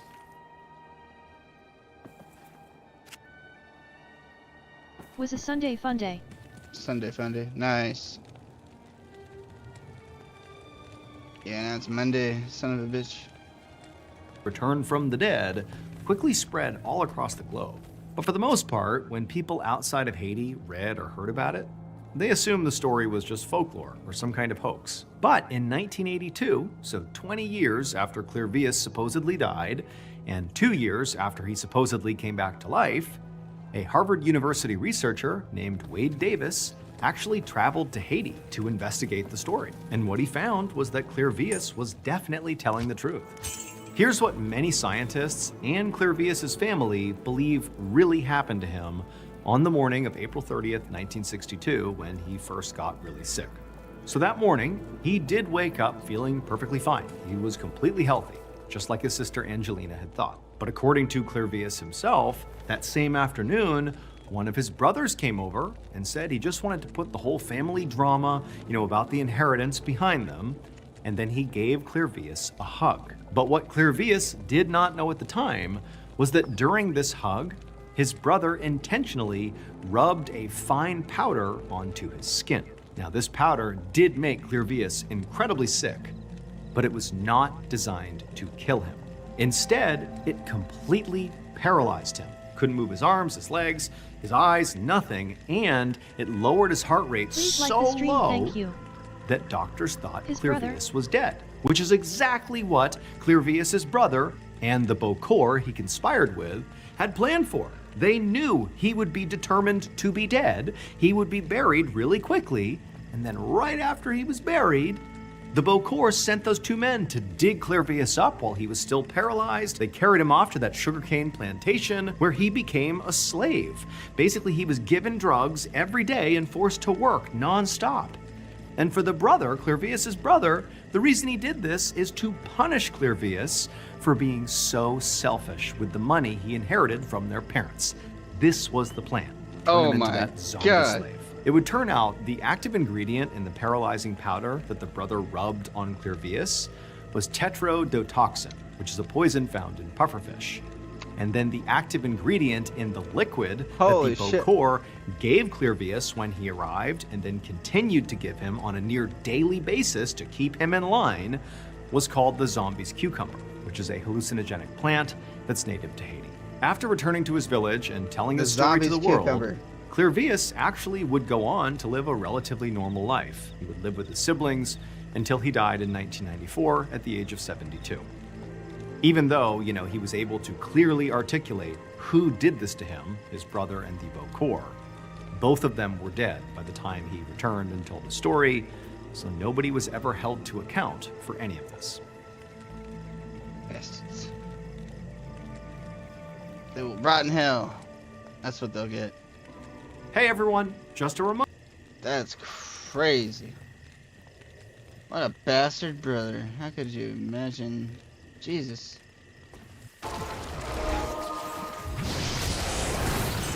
That's crazy.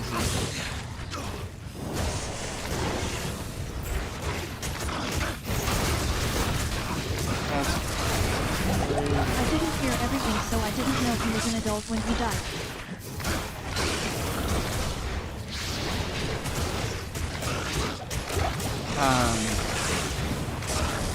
Yeah, he was 70 something when he died.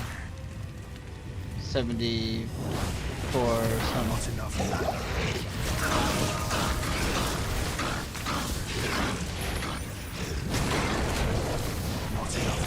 Join my Discord link. I mean when you fake died.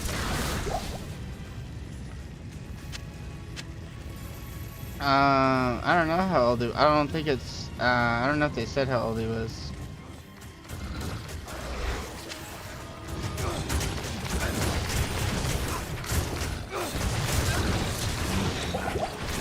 I like Mr. Ballin, he's awesome.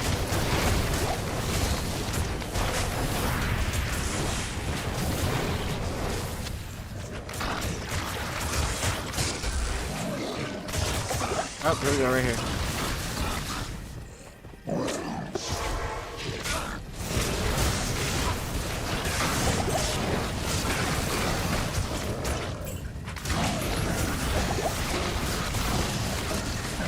Hey, I got a gift, and I should have a bit ago, but I wanted to hear the end of the story. Alright, I hope you have a good night, BRJ. I appreciate you for hanging out. Demonic slave master herding demonic slaves. I'll see you tomorrow. Have a good night. Join my Discord link. I got a fancy item. Storm Guild. You to Dooms, have fun. Alright, I will. Thank you. I'm having fun. I like this game. This is a really Use good code game. Doomiverse in the Fortnite item shop /Epic Store to support me. Doomiverse #Epic Partner.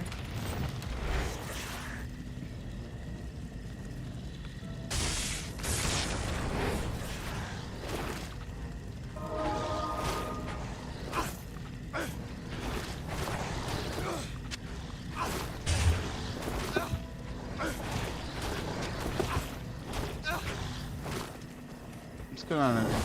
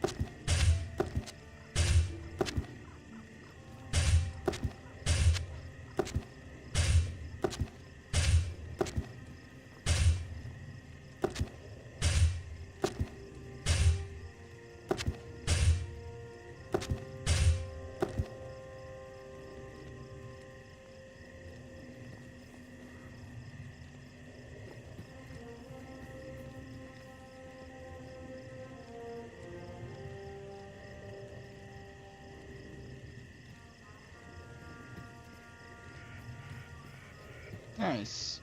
It's actually a pretty good find. Pretty good, pretty good. Good evening.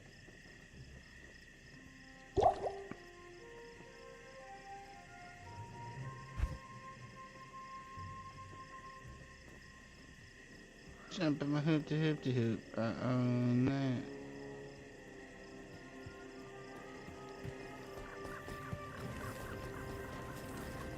Whoa. You're an.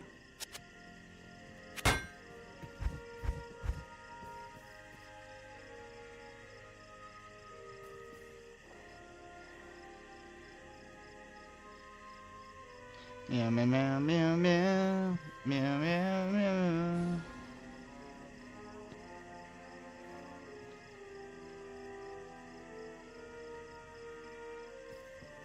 You're as cold as ice, ice, ice, cold as ice to me.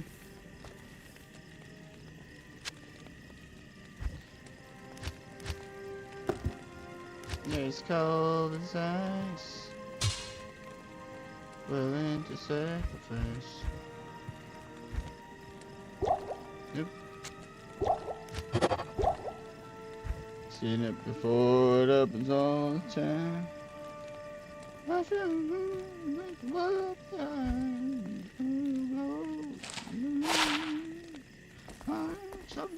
At your service. Bow, bow.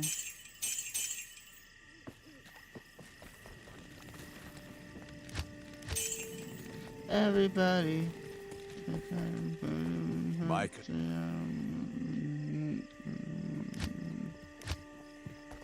Don't be afraid to get down. See, I don't want. Twice it's done that.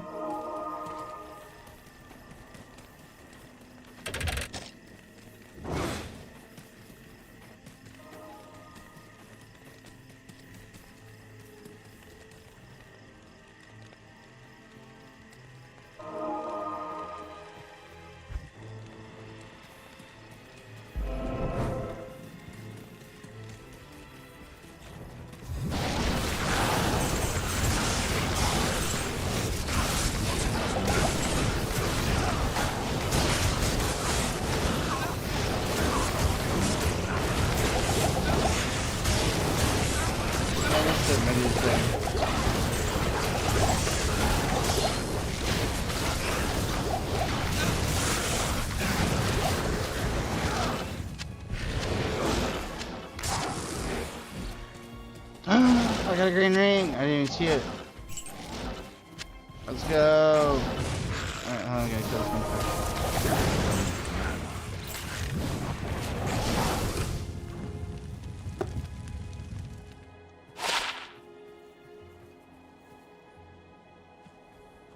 Nice.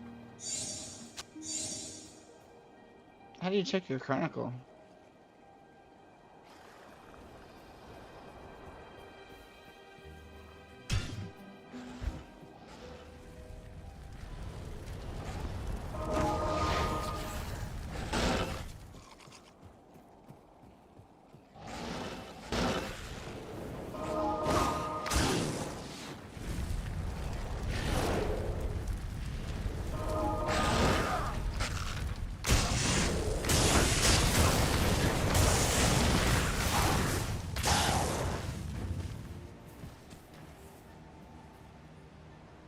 Oh, here it is.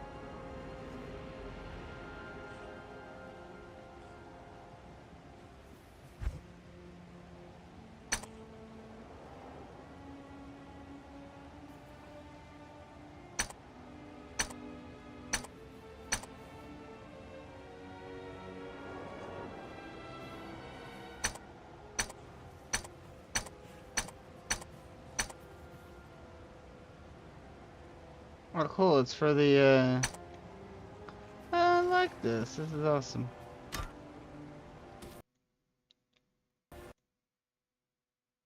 crash.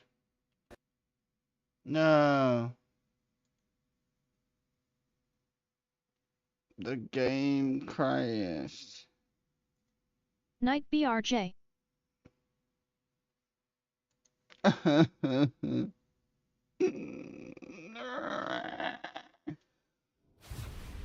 Why? The gun uploads quickly. Oh, it's okay. At least I found the waypoint. I wasn't very far away from the waypoint. I'm level 26, let's go.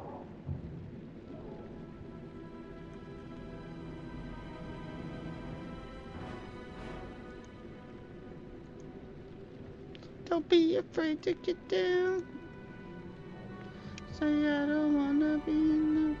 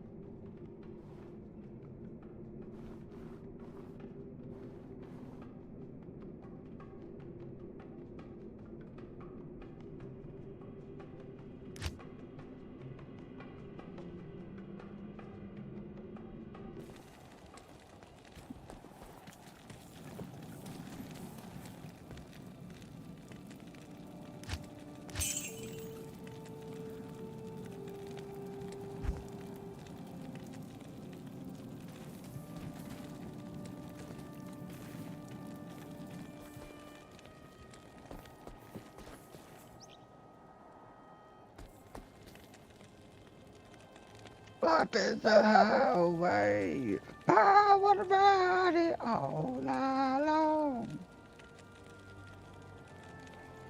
Oh, I wanted to listen to this one because this one sounded interesting. One day in the spring of 2006, a detective stood next to a refrigerator in her police station holding a container of evidence. She knew that what she was about to do with this evidence was a breach of protocol and could definitely get her in a lot of trouble. But that was not going to stop her. But before we get into today's story, if you're a fan of the strange, dark, and mysterious delivered in story format, then you've come to the right place because that's all we do, and we upload 2, 3, even 4 times every week. So if that's of interest to you, please offer to do the like button's laundry. But just fold all their dirty clothes and give it back to them. Also, please subscribe to our channel and turn on all notifications so you don't miss any of our weekly uploads. Okay, let's get into today's story.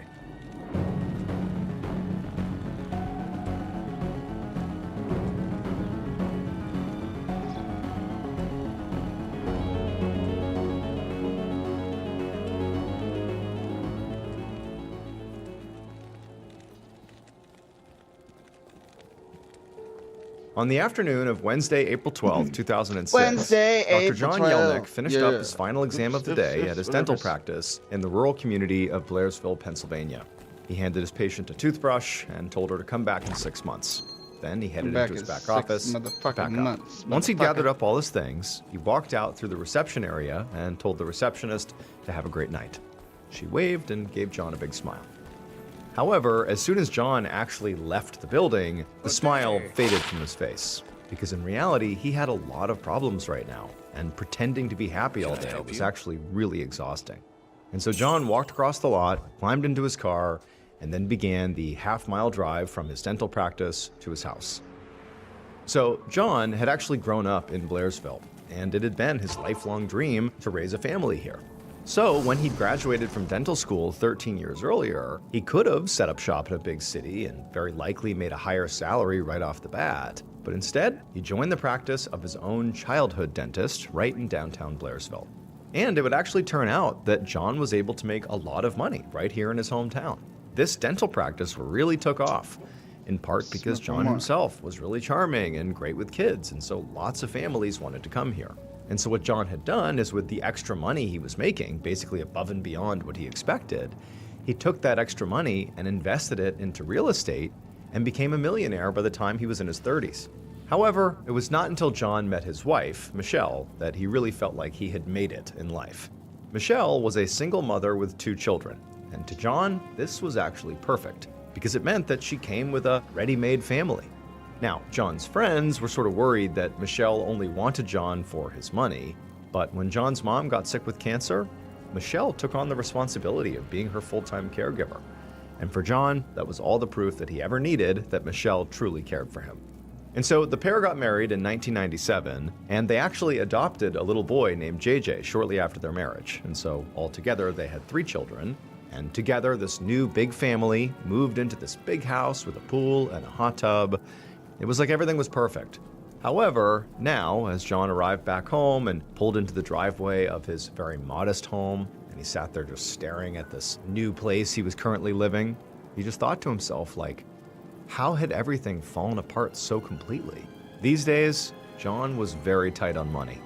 He'd lent tens of thousands of dollars to a bunch of people because he was quite generous, but now he was having to ask for it back because he literally needed the money. And then on the marriage side, he and Michelle had hit this horrible rough patch that just didn't end, and they both admitted they had affairs, and so now they were living separately, which was why John was here at this little house instead of coming home to the big family house with the pool and the hot tub. However, the financial stress and the marital stress, as bad as they were not nearly as bad as a third stressor in John's life. And that was that John was absolutely convinced that somebody was going to murder him.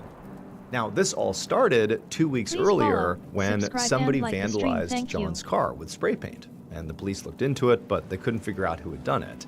And, objectively, having your car spray painted, vandalized in some way does not, therefore mean someone's trying to kill you. But he just had this feeling that this felt really personal, like somebody was targeting him. And so eventually, over several days, John went from my car got vandalized to my car got vandalized and it makes me feel like someone's trying to kill me. And John believed this so completely that he actually went to his attorney and gave her $10,000 just in case he wound up dead. She could use that to investigate his murder. Now, John got out of his car and he walked up his porch steps and into his home, and he closed the door and locked it behind him. Holy shit. And right away, John thank just you, I felt appreciate like that. this house, it's already so depressing, but smoke and I had a sneeze so also. quiet because nobody was here. I mean, he wished his adopted son JJ was here because he would have made the whole house. Why does the game keep crashing?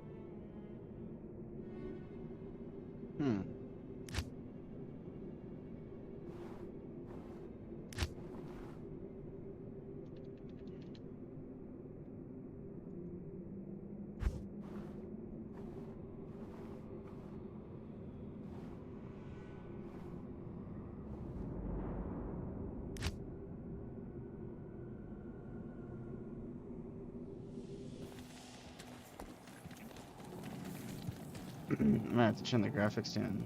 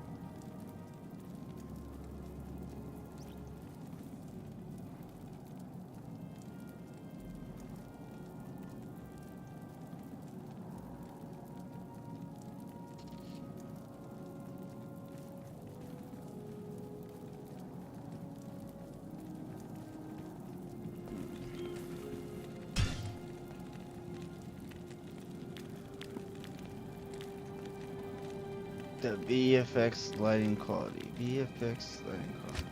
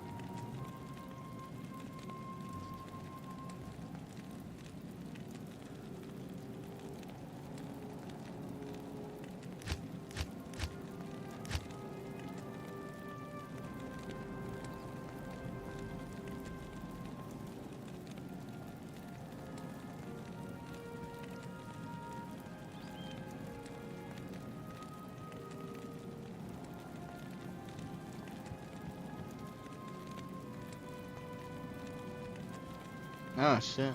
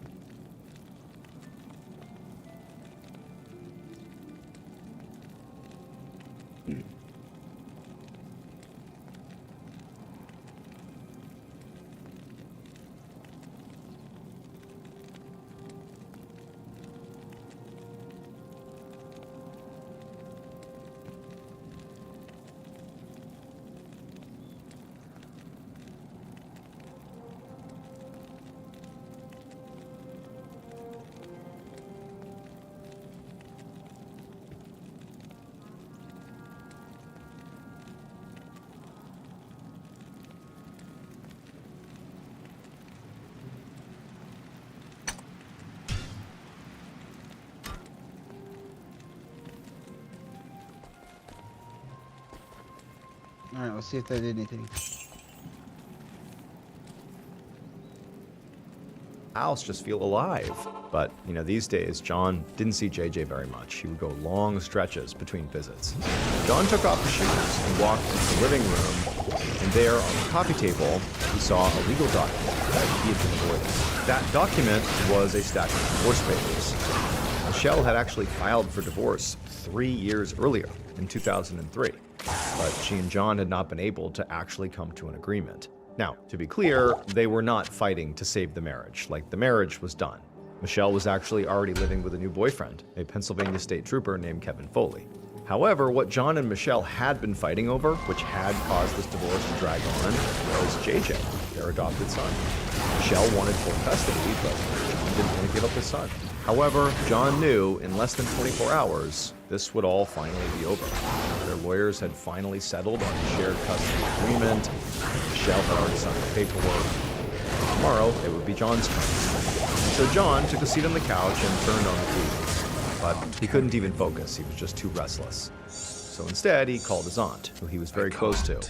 And he talked with her for a while about the divorce and about the custody agreement. And then eventually, when they said their goodbyes, John hung up, stretched out on the couch, and fell asleep. The next day, around 3:30 p.m., a 9-year-old boy named Zach Buse, who lived next door to John, walked out the front door of his parents' house, crossed the lawn, to John's house. Zach wanted to see if John's son, JJ, could come out and play. He wasn't sure if JJ would actually be around, since JJ did split time between his mother and his father's place. But, you know, he figured it was worth a shot. But when Zach reached the front steps to John and JJ's house, he stopped. Because he saw there was this little glass panel to the left of the front door that had been broken, shattered. There was glass on the porch. And also, Zach could see streaks of what looked like red liquid that had dried underneath the broken panel. Immediately, Zach got scared. He sees this, and there's blood, he wanted to turn and run away. He thought about his friend JJ. He was worried that maybe he was in some kind of trouble, so he couldn't just abandon him. So, sort of mustering all the courage he could, Zach slowly and very nervously climbed the rest of the steps to the front door, and he tried the doorknob, but he found the door was locked. And so as carefully as he could, Zach actually reached his hand through that broken panel to the left of the door, you know, being careful not to cut himself, and he reached inside the house and unlocked the door from the inside, and then he opened it up. And as soon as he stepped into the house, he saw there were papers strewn everywhere, and there was a body laying motionless on the floor, covered in blood. At that point, Zach turned around and he ran.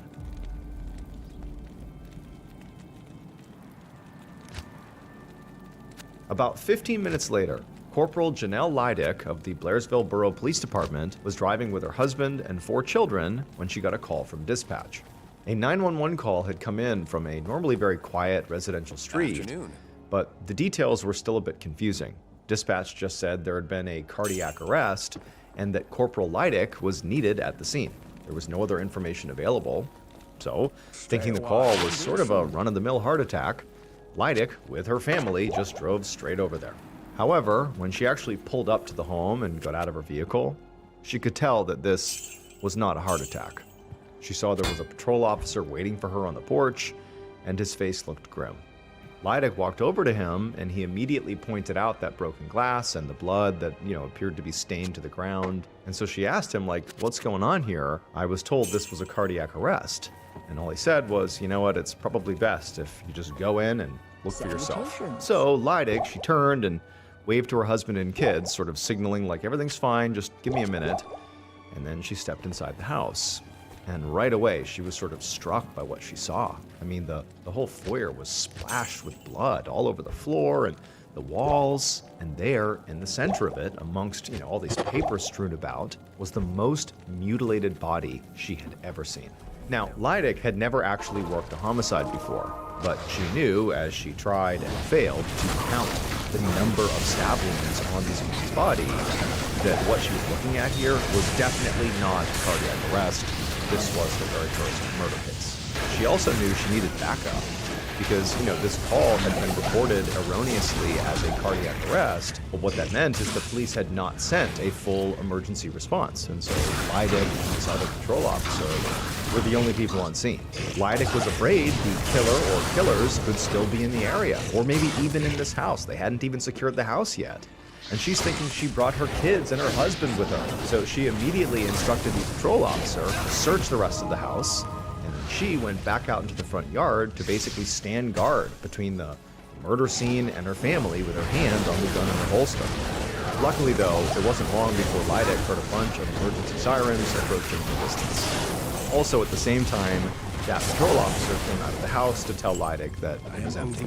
So, killer or killers were gone. The only new discovery this officer had made was he had found a huge puddle of blood in the basement where the victim had bled through from the floor above. And so at this point, Leidick said bye to her husband and her kids, and she sent them home. And then she went back into detective mode and went back inside the house. It was around this point that somebody on scene told Leidick what the victim's name was. They said his name was John Yelnick. So as the crime scene technicians began their work processing the physical evidence inside the house, Leidick began a slow walk through each of the rooms inside the home, trying to get a sense of who John was, and also how he died. John's body was close to the front door, but it was clear that the attack that preceded his death had been very long and chaotic. There was blood all over the living room floor, which was also strewn with divorce papers. John's body was also found barefoot. However, there were bloody shoe prints in the house. These prints were far too big to belong to that little boy who found the body in Zach. So Leidick figured they must be the killer and killers. And so the crime scene techs were already measuring the prints to try to determine the killer's shoe size. As Leidick continued walking through the house, she didn't see anything that at least overtly looked like it could have been used as a murder weapon. She also didn't see any evidence of a robbery. The TV hadn't been taken, the doors and cabinets appeared to be opened, and so on. And to Leidick, this actually made sense. I mean, the murder appeared to be extremely violent and so very likely quite personal, which suggested that whoever the killer was, or killers, the only thing they really wanted when they entered this home was apparently for John to die horribly. She finished her sweep of the scene, ending up in the living room where it looked to her like the attack had begun. And that's when she noticed a check on the coffee table, right next to some of the divorce papers. The check was made out to the victim, John Yelnick, for $15,000. And attached to the check was a note, asking John to hold off for a few days before he deposited it. The check and note were from somebody named Melissa Use. And when Leidick saw that, she did a double take. Use was the last name of the neighborhood boy, Zach, who had discovered John's body. And so Leidick wondered if Melissa Use was related to Zach Use, the boy. And so now Corporal Leidick realized that here on the coffee table, she had her first two legitimate leads. One, her victim was in the middle of a divorce. And someone, maybe his next door neighbor, if Melissa was connected to Zach, owed him a lot of money that apparently she couldn't quite afford to pay back in one go, that she had to tell John to don't cash this right away.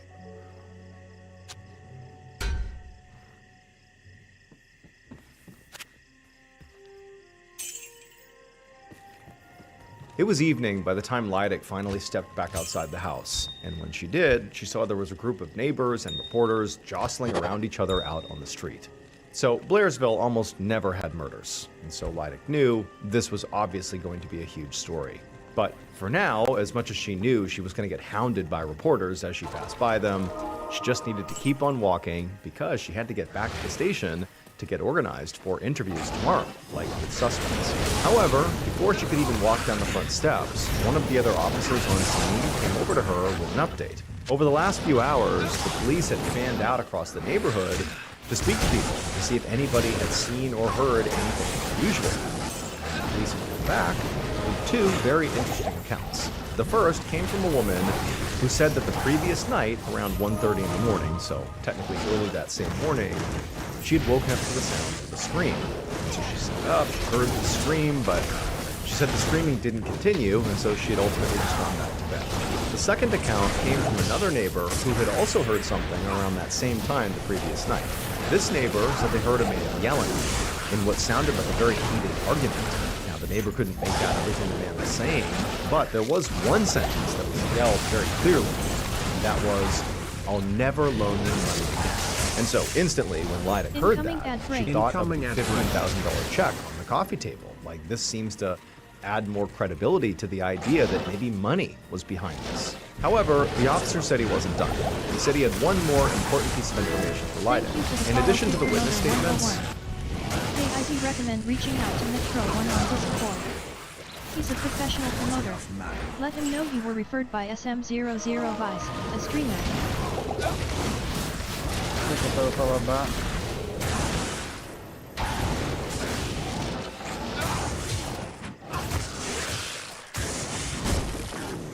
a lot of John's neighbors had told the police that there was one family in particular on the block that detectives really ought to look at. That was the Use family. Because word around the neighborhood was that Melissa Use and John Yelnat had been having an affair.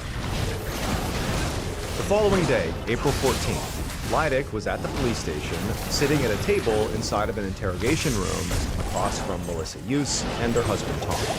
Now again, Lydic had never done a murder case before, but she was a very methodical investigator, and she had a plan for interrogating her persons of interest. First, she was going to go very hard at Melissa and Tom Use, even though they were not the top suspects. At this point, her top suspects were John's soon-to-be ex-wife Michelle and her new boyfriend Kevin. For the simple reason that in a murder case, from what she'd been told, the divorcing spouse and their new partner are always suspects number 1 and 2. The night before, Lydic had sent an officer to tell Michelle that her soon-to-be ex-husband was dead.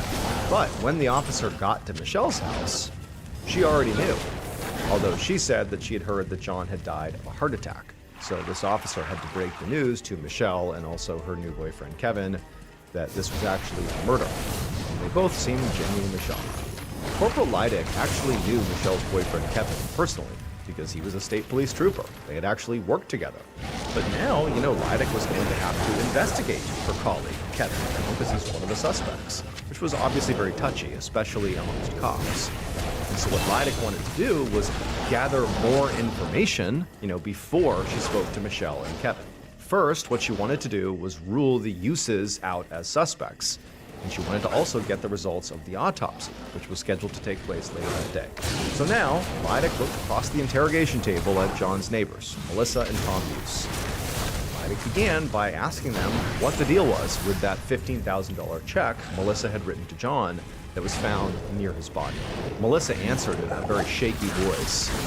She explained that she and John had been friends since about 9th grade. She was planning to open a new bakery. John had just loaned her $15,000 to help her out with that. But then sort of out of nowhere, he asked for the money back. Melissa said she'd been really disappointed when he did this, but she also knew John was in the middle of a very expensive divorce, so she understood.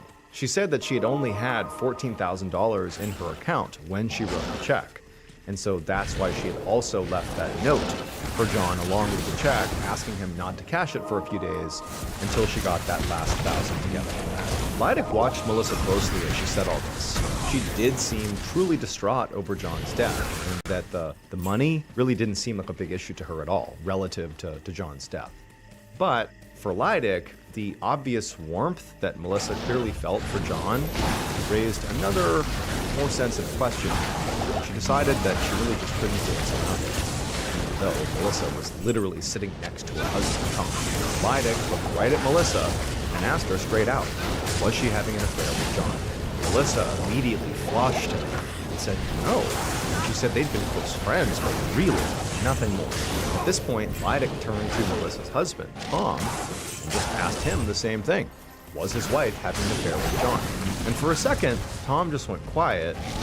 Then when he finally spoke, he didn't sound angry or upset. He just seemed really nervous. And he basically refused to answer the question. And instead, he just kept repeating that he really had to go take care of his kids now.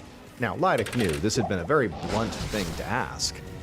But Tom's reaction to this question was really suspicious. And so by the time Lydic told Melissa and Tom that they could go, Tom had firmly established himself in Lydic's mind as a clear person of interest. Before Lydic left the station for the day, she checked in with one of her officers who she had sent to go observe John's autopsy. The officer told her that the forensic pathologist had determined that the killer used a one-sided blade to repeatedly slash John during the fight. In addition to the knife wounds, John's jugular had been cut by glass. And John also had defensive wounds on his hands, as well as cuts on his back, which suggested he had at one point tried to kill him. I mean, Lydic already knew this, but to hear the details from the autopsy just reinforced how truly brutal this murder was. And so what Lydic thought after hearing these details was, wow, whoever did this must have truly hated John. And Lydic's already thinking, I already have one suspect in Tom Use whose wife might have been having an affair with John. Certainly that would be enough to inspire Tom to hate John. Despite Lydic's, obvious inexperience with murder cases, she felt really confident at this point that she'd be able to solve this, as long as she was allowed to work slowly and methodically, like she always had on every case she'd worked in. However, the case was already getting a lot of attention in the news. And so Lydic knew there would be pressure to show results fast. If she moved too slowly, this case might either get taken away from her, or another police agency might get called in to help to speed it up. Now, Lydic didn't want that to happen, but she also really didn't want to compromise her methodical investigative process either. And so she figured she would have to strike a balance. That officer who had gone to the autopsy had come back with John Yelnick's fingernail clippings, blood samples, and tissue samples, which Lydic was supposed to send off to a state police lab for DNA testing. But Lydic decided, now that she had these samples, that she was not going to do that. Lydic really wanted to keep her investigatory options open and to guarantee that she knew every single thing going on with her evidence in this case. And so after Lydic got these samples and after this officer had left, she went to the department refrigerator and put them in there, and then she went home. The next day was April 15th, so 2 days after John Yelnick was murdered. By this point, Corporal Lydic had spoken to a number of John's friends and family members, and they'd painted John generally as a great guy and a very dedicated father. Today, Lydic was going to John's dental practice to talk to his colleagues to see if they had anything different to say. And as soon as Lydic arrived at John's office, she was glad she had decided to go there, because the dental hygienist and the receptionist had a lot to say about John's soon-to-be ex-wife, Michelle Yelnick. And this was because during that long, multi-year fight John and Melissa had over their divorce, Michelle had at one point lodged allegations against John that he abused their adopted son, JJ.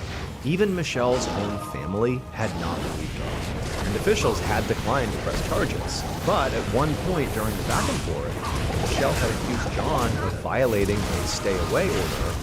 Police had come and arrested him at work. And so John's colleagues thought Michelle was a total nightmare.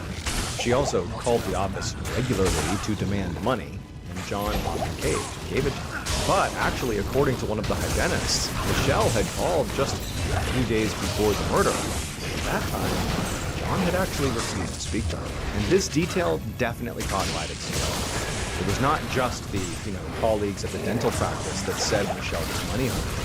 A lot of John's friends said that. They said it was Michelle who wanted the big house with the pool and the hot tub. But John really had never felt comfortable with that flashy lifestyle. And to many of John's friends and colleagues, it was that contrast between he and Michelle that ultimately sort of drove them apart. And so Lydic began to wonder, maybe John and Michelle had a fight about money a few days before his murder, where Michelle's calling, trying to demand money.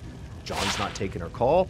Could that have been enough to inspire Michelle to murder John? Maybe. But also what Lydic discovered is that Michelle was actually listed as a beneficiary of John's life insurance plan. And so if John died, she stood to inherit literally millions of dollars. And so now there's like a twofold financial reason for Michelle to want to bring harm to John, basically all because of money. But it didn't seem possible that Michelle would be capable of overpowering John and delivering all those stab wounds and killing him. It just seemed like John would be able to fight her off if she was the killer. But Lydic thought, maybe Michelle hired somebody else to do it, somebody else that was much larger and more physical. She certainly had the money to do that. And so as Lydic left the dental office, she began to think about how she was actually going to approach Michelle. Given the sensitivity of the fact that Michelle was dating a cop, Lydic did not want to make her move too soon without enough ammunition first. This was not just the first murder case she had worked. This was, the first murder case and the biggest case, period, that she had ever worked. Reporters were calling her constantly. This was a really big deal, and she didn't want to screw anything up.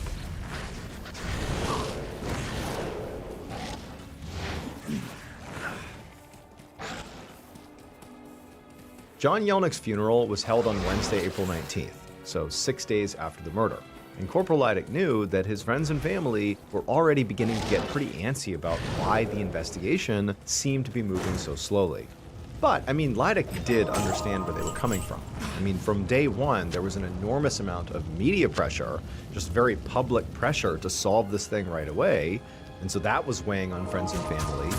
And also, John himself, before he was killed, had this paranoia that he was going to be murdered. And now he's turned up dead. It just seemed like a crazy coincidence, or that John knew something, that this really was a prediction that came true. But Lydic also felt like John's friends and family just didn't understand why this was taking the time it was taking. She wasn't just being slow, she was being careful. That's her way. Without any real departmental guidance on how to actually work a homicide, Lydic had developed a very, careful method of her own. And for the next several months, Lydic continued to follow her protocol. She did take her time, but again, with intention. The crime scene unit had not turned up any matchable DNA or fingerprints at the crime scene, and the bloody footprints they found didn't belong to any of Lydic's suspects. And so for now, Lydic was really relying heavily on interviews. And Lydic, she would run down every single tip and rumor that she could find, systematically ruling things out one by one. And as she did this, she always kept tabs on her three best suspects, Tom Hughes, Kevin Foley, and Michelle Yelnick. But she made no move to arrest any of them. Sometimes the complaints from the public and from John Yelnick's own family about, her failure to solve this case more quickly did get to her, but she was determined to manage the case her way. She felt like she was on the right path. That was until Melissa Hughes, so John's alleged affair partner and next-door neighbor, hired a pair of psychics. I'm gonna have to turn the graphics down. It was the summer of 2006, so about 3 months after the murder, when Lydic got a call from Melissa. Lydic had actually been pretty surprised to hear from her, and then even more surprised when Melissa told her she wanted to meet at John's house. And then when Lydic showed up, Melissa was there, but she wasn't alone. She was standing on the sidewalk with these two older women who she introduced as psychic sisters. She said that she had met them at a psychic tea party, and they had visions about the case. And Lydic was really not happy about this. And she was even less happy to learn that John's own family had given permission for the psychics to enter John's house. But Lydic also knew that John's family was getting really edgy. And if she wanted more time to work on her case, she needed to placate them. If that meant working with these psychics contacted by one of the suspect's wives, then that was what Lydic was going to do. And so Lydic followed Melissa and the psychic sisters as they walked into John's front yard and began saying they felt hot and cold patches, and Lydic is doing her best not to roll her eyes.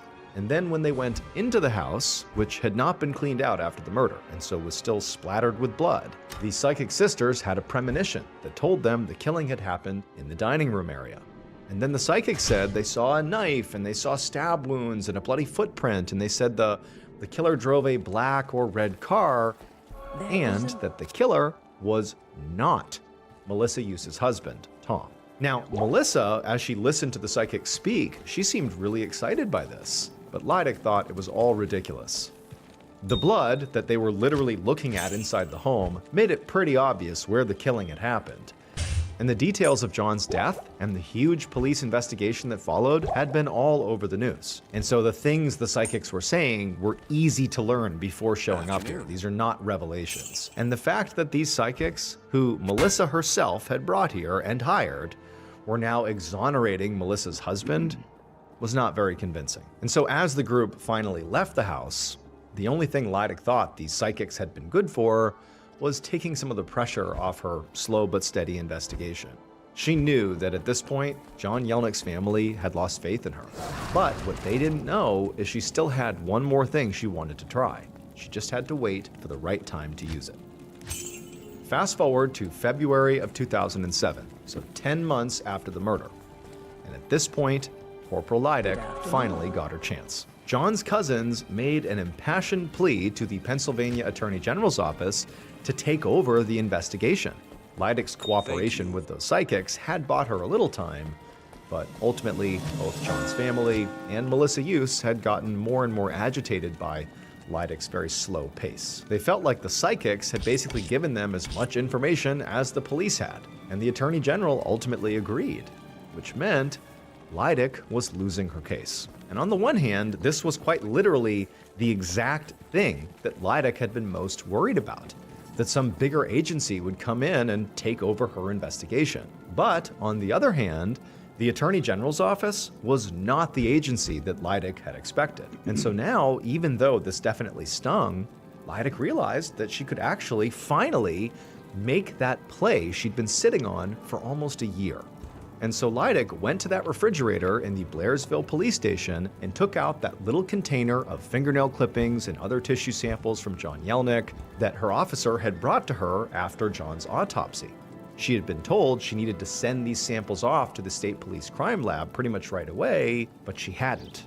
In a total breach of protocol, Lydic had decided to not do that and instead put these samples in the fridge and wait. But now, with the Attorney General very publicly stepping in and getting involved in this case, it sort of made the case way more high profile, which in turn allowed Lydic to send these samples not to the state police crime lab, but to the FBI crime lab, a higher rung on the hierarchy. Now, normally the FBI would never take samples from sort of a small town murder case, but now that it was this huge public case, national news, Lydic knew she could take advantage. So she repackaged those fingernail clippings and the other samples, and she sent them off to the FBI, and she waited. The day the results came back in, Lydic was very nervous.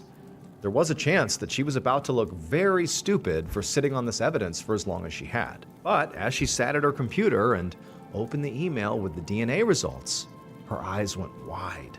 She almost couldn't believe what she was reading, because her strategy of intentionally slow playing this investigation and sitting on this evidence until right now had totally paid off. Finally, Lydic on her computer was looking at the name of John's killer.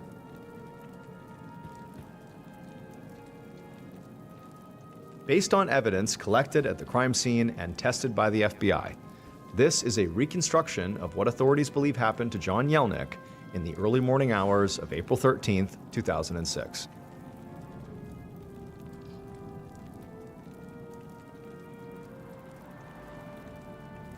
Around 12:30 a.m., the killer drove their red car onto a quiet residential street in Blairsville. They eventually came to a stop in front of a modest brick home. There, they cut their lights. The killer climbed out and looked around the neighborhood to make sure no one was watching, but it was dark and silent. So, the killer left the street and walked around to the back of this home and then slipped inside of it through an unlocked back door. Once inside, killer walked through the dining room and then into the living room where they found John Yelnick sleeping on the couch. The killer gripped a single-edged knife in their fist, and they walked right up to John, and they raised the blade up and then brought it down directly onto John. Instantly, John woke up and began screaming, and he put his hands up to try to protect himself, and he even tried clawing at the killer, getting the killer's skin under his fingernails. And so John eventually rolled off the couch, desperate to get away. John eventually got up and sort of began to stumble away, but the killer chased him down, and the two began to wrestle. And as they're struggling and the killer is stabbing John, John's flailing his arms around, and he eventually hit the divorce papers on the coffee table, throwing them everywhere. And then eventually, somehow, just on pure adrenaline, John broke away from the killer and tried to run for the front door. John eventually did make it to the front foyer, and he actually reached for the front door, but the killer actually shoved John as he did that, and John went flying towards that pane of glass to the side of the door, and his head went through the glass, and when his head went through, some of the glass severed his jugular, and then John bled to death right there. The killer watched until John was totally still. At that point, they walked back out of the home, tracking John's blood right back out the door. The killer was very confident they would never be caught, primarily because the killer knew people trusted them with their lives. The killer was Michelle's new boyfriend, Pennsylvania State Police trooper Kevin Foley. And the fact that he was a cop was the very reason Corporal Lydic had decided not to send all of that evidence to the state police crime lab. Lydic knew Kevin, and she liked him, and she basically trusted him. But as soon as her investigation began, she began to hear about how much Kevin seemed to hate John, in part because of the allegations that Michelle had made that John had abused JJ, even though those allegations were ruled totally unfounded. It seemed that Kevin ultimately believed them. And so Lydic had become increasingly paranoid that Kevin was the killer, and that her case would be taken over not by the Attorney General's office, but by the state police. And she was afraid that if Kevin was guilty here, well, she couldn't really trust the state police crime lab to not potentially cover up evidence. Or maybe Kevin would get involved, find out, and he would cover it up. It just was too risky, and so she didn't want to send the evidence to the state crime lab. So Lydic had done something really risky. To keep complete control over her investigation, she kept the fingernails and all the tissue samples that were collected at the autopsy, even though she knew they very likely contained the DNA of John's killer. And she slow-played her investigation, biding her time, until she could figure out what to do with those samples. And luckily, the answer came about a year later when the Attorney General took over the case. Lydic then got access to the FBI. The FBI scientists did finally test the DNA that was found under the fingernails and found that it was a match for Kevin Foley. And so in the end, State Trooper Kevin Foley was found guilty of first-degree murder and was sentenced to life in prison without parole. As for Michelle Yelnick, she was never actually charged in connection with the case.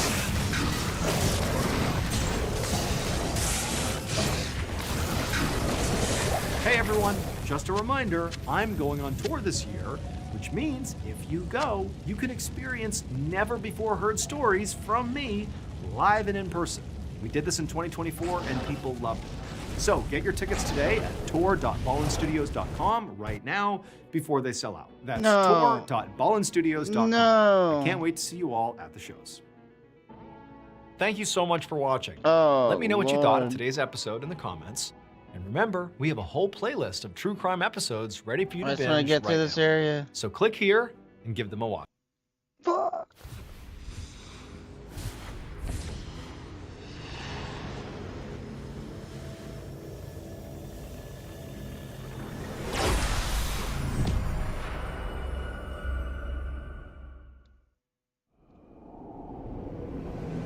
What happened? How were the games with Nut last night? That's what... The game keeps crashing in this area because there's a lot of shit going on. This is a really old game.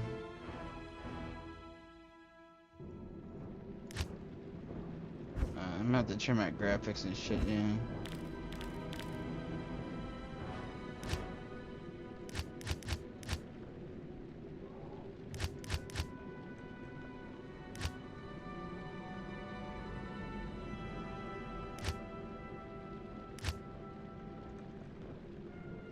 Oh.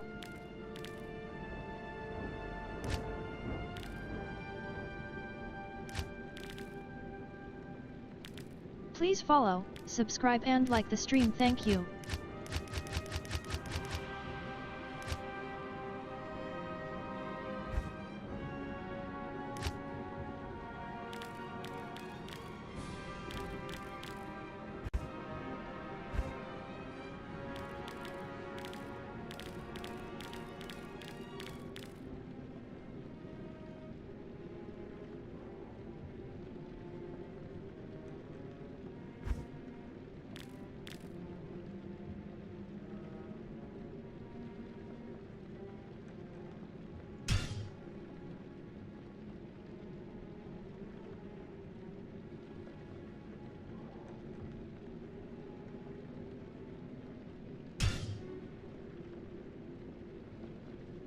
Please like the stream, thank you.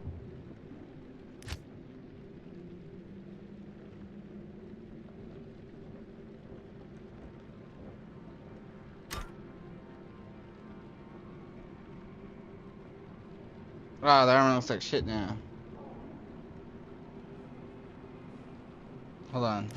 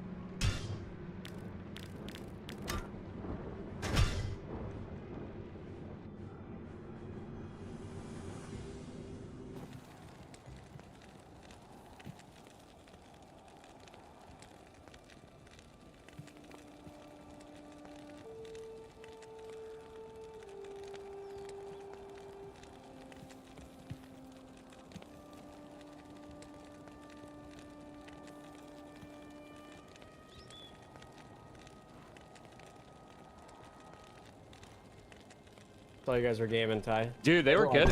So, bro, he keeps us on Brazil the entire time. Yeah. And it's terrible. Like, so not only are we just dealing with the same stream snipers we'd be dealing with on A, but we're dealing with lag. And it's like,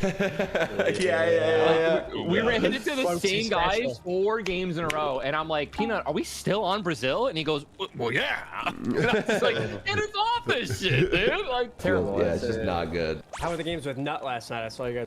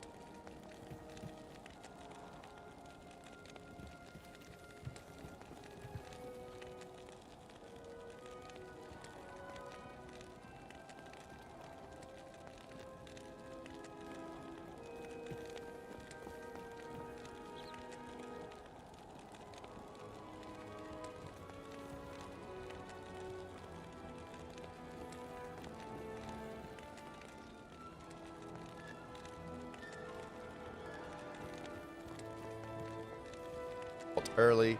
totally works out just fine. It does have a and one respec. It's magic damage. Eldritch and Chaos. Otherwise, we can dive in and just talk. So we have the 3 trees, Demon, Eldritch, and Chaos. Chaos is going to be your fastest tree. Surprise, surprise, the caster tree is your fastest tree. That's just kind of how it goes in most of Diablo 2. These fire skills down the left are probably going to be your fastest leveling. Now, will there potentially be some nerfs and things in the future? Sure. I think even with some nerfs, this will still be your fastest build. I just 100% think so. So, starting out, the miasma is very strong as well, and you can totally run this, and this will just be a hair slower, I think, just getting into a little bit of the later sections. But it's still very strong. So you can start out if you want with Miasma Bolt until you can get to Ring of Fire, because there's not really that much that you need until then, right? Even a level 1 or 2 Miasma Bolt is also enough if you want to save some of those skills that you can use over here. So putting some points into Miasma Bolt early totally works out just fine. Once you get level 6, you're just going Ring of Fire, right? Ring of Fire, Ring of Fire, Ring of Fire. This is just very powerful. It is a little mana hungry, so you may want to put some points into energy. That's just something to consider. Otherwise, Ring of Fire until you hit level 15, where you'll now jump into the Flame Wave. Flame Wave is going to also be very strong. So Ring of Fire is a circle around you. The further out that your fireballs are when they hit, the more damage that they deal. However, they'll still deal damage close by. Just a little skill shot you can have in, right? You can see plus 5% fire damage per yard. So you can get some added damage. Again, Flame Wave, it does have a little delay on it. So you set it down, there's a little boot, and then it goes off. But also very powerful. Great for leveling in like the cows. Great for leveling in the clear jungle. Great for just like big mob groups and stuff. You can just drop this down. And if you want, you can alternate Flame Wave, Ring of Fire, Flame Wave, Ring of Fire, because there's a slight cooldown on this, like half a second or something. And so you'll run into that. When you get to level 30, you'll go into Apocalypse. Apocalypse at level 1 is a little weak. It's like okay, but I don't think it's super strong. But once you get like 4 or 5 skill points in it, it starts to really become powerful. And you can do a lot of combination of Apocalypse. I'm just trying to run through this area so I don't crash. Run! Where you kind of like drop down Apocalypse, then drop down Flame Wave, and they'll both kind of hit at the same time, and it'll just do a ton of damage. So you can run this all the way through until Act 4 of the Nightmare. Now, you will have Act 4 of Normal, where you're going to run into a fire immune, right? There's just going to be a couple fire immunes in Normal, and one of them is going to be in the Chaos Sanctuary, right? The little like floaty ghost dude from the left deal. He's going to be fire immune, so you will have to have something to deal with him. You can chip him away at him with an Miasma Bolt, or you can get a mercenary if you want. But you should be able to bring him down, I think, with just some Miasma Bolt dot damage. It'll be a little difficult. And then Wave 5, the first guy in Wave 5 will also have that. So, just kind of like a couple things. But that will kill those guys. Should be fine. Apocalypse also does have a resist fire -%, so maybe potentially. You'll have to see that. Anyways, once you get to Act 4 of Nightmare, which is really going to start to become troublesome because now you're running into a lot of fire immunes, right? Act 4 of Nightmare just has a bunch of fire immunes in the Chaos Sanctuary and stuff. This is where I recommend making that swap over and do a respec. Again, I have the full granular details, but essentially you're just going to want to max out Miasma Chains and Abyss, and then Miasma Bolt. And you can put this is where I recommend making that swap over. You can do a respec. Again, I have the full granular details, but essentially you're just going to want to max out Miasma Chains and Abyss, and then Miasma Bolt. And you can put a couple points into Enhanced Entropy if you want, because it does increase the radius and the duration of your stuff. So pretty much it's going to be maxing Miasma Chains for sure, maxing Abyss, and then, you know, some Enhanced Entropy. I'd probably do Enhanced Entropy as the third one. But you know, you can see Miasma Bolt also has a nice average magic damage per level, whereas so probably max chain Abyss, work on Bolt, a couple points in entropy, and then just go entropy once you've maxed out these other ones. And this should be enough to take you through hell. Again, remember, it's magic damage, and there's only a few magic moves that you're really going to have trouble with. The biggest one being Wave 2 of Fail, we will have in Hell. He is magic immune, so you'll need a mercenary or some other way to kill him. Other than that, that should be good enough. You should be able to continue through the game, and that should be your fastest leveling game. So hopefully this helps you out. Again, there's the guide over there. I'll link below to give you a more granular look. But yeah, that is your fastest leveling Warlock. GG. Easy too. Because it does include.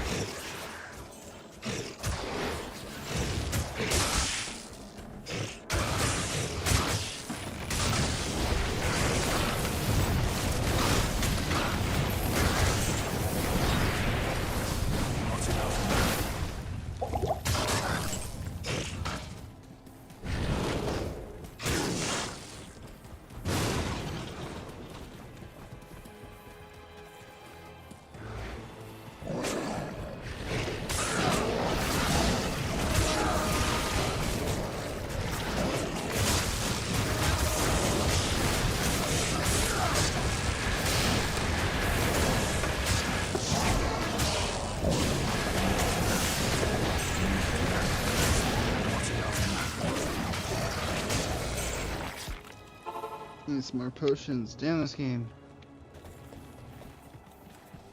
Salutations.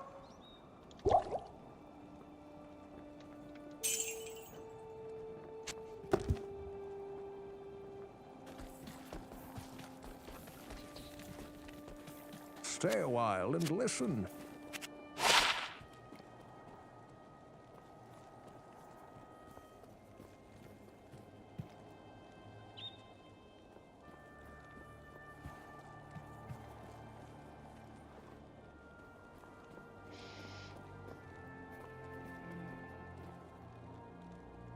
Thanks for the follow, Clord Gamer. Thank you for the follow, BK Lord Gamer. Appreciate What's it. up, YouTube? Mr. Lemony here, and today we're going to do a guided playthrough of the Warlock. This is going to be the Magic Warlock running down Miasma, Bolt and Chain, and Abyss, all running down through that tree, in the Chaos Tree. Should be a lot of fun. Hopefully, you learn a thing or two. We'll talk about it as we get going. So first things first, we go to players 8 because it's offline and you can change the player count in offline. If you're online, you can't change the player count. All it means is it's just going to take longer to level, right? If you can change to players 8, it increases the difficulty of monsters, but it also is going to make them give more experience. So that is the benefit right there. So we can talk a little bit about the Warlock because this is a brand new character. I think we all were very shocked when that announcement came out. So we're going to be in this Chaos Tree for the most part. We may touch the Demon Tree a little bit because there is Summon Defiler over here, which if we consume Summon Defiler, we get increased magic damage, but also this binds enemy souls together to share damage. So if we have a Defiler out there, that could be a little bit extra. Probably not doing anything in the Demon Tree unless we want to go to Blade Warp just for a little bit of a teleport.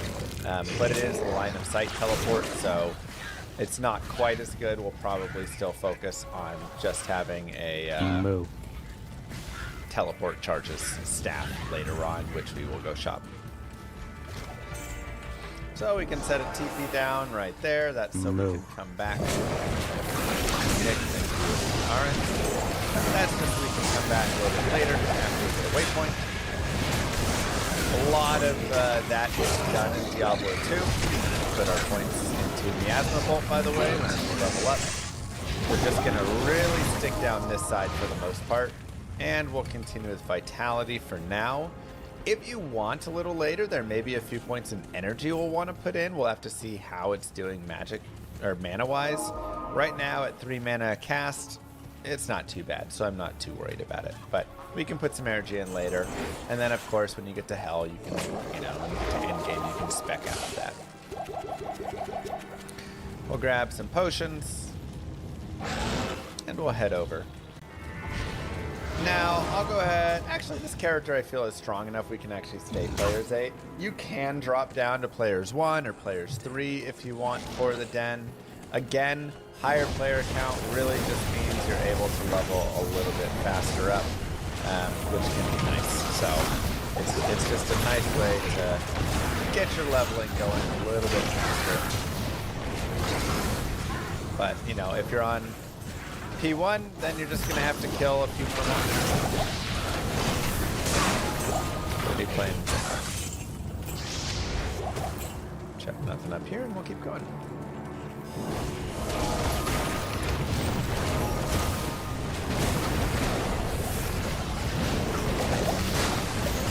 Yes, this is the newest character in the latest version of Diablo 2. They released an expansion, Reign of the Warlock. This is the Warlock, and this is going to be one of your better builds.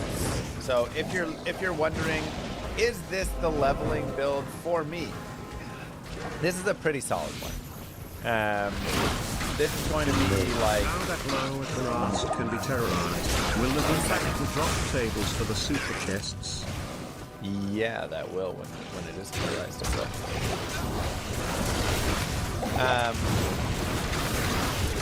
So it's going to be nice here because you're just going to have some sweet things. Also, picking up daggers is really good now, as daggers can roll plus skills for the Warlock.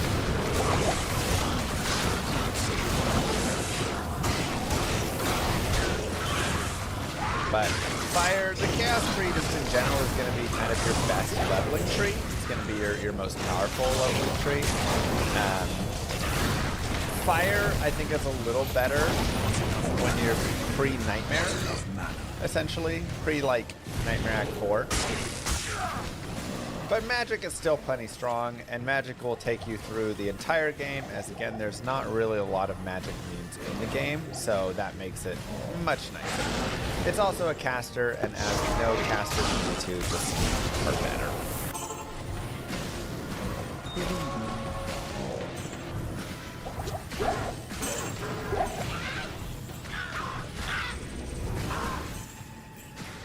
We're not talking about points gained every level.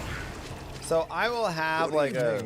I guess that's a slightly different thing. Yeah, I am just going Vitality, Vitality, Vitality, Vitality. That's all I'm jamming right now. And Miasma Bolt, blah, blah, blah. So every level so far is just Miasma Bolt and Vitality. +1 energy or mana after each kill is nice. However, I would lose 1 point right there, which is sad. So we'll go ahead and just sell it instead.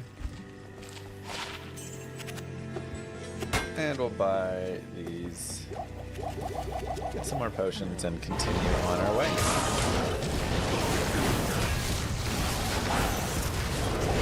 Put that punch into Miasma Bolt as well. Again, all of our points for the foreseeable future are going to be just Miasma Bolt, Miasma Chain, Enhanced Entropy, and then Abyss. Like, we're just going to stay down the right side.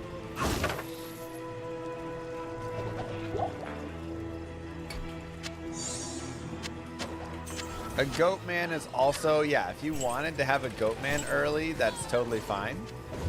You can put a point there because the goats are actually pretty tanky, which can be nice. So if you're feeling a little unsafe, you can grab the Goatman summon.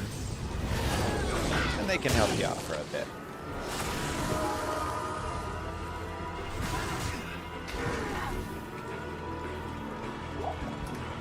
Why no sigils?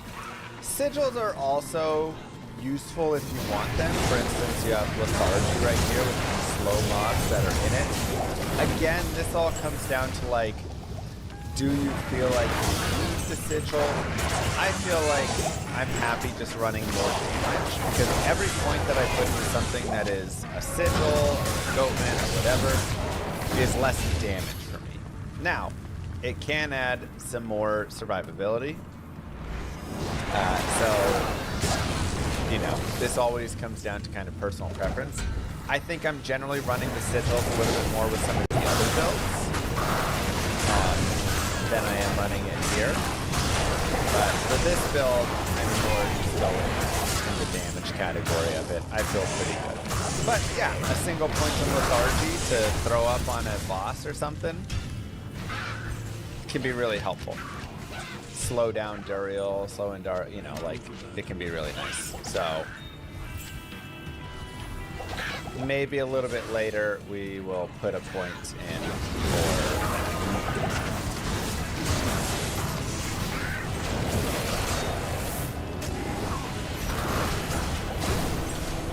So I could see that being later on. But right now, again, I just want to finish. And we're just continuing by... so have your own. Again, whenever I do these guided playthroughs, the big thing that you need to remember is they are a guide. You don't have to follow a guide 100%, right?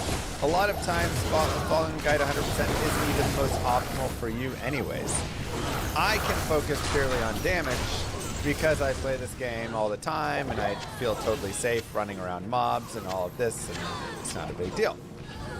But if you're playing through and you're like, I feel way more, you know, fragile and I'm struggling and all of this, yeah. And that's why I talk about fragile. Put a point into the Goatman, put a point into lethargy, but you know, like, put points in different places, do things a little differently, so that you feel good about how you're playing it, and then it feels right.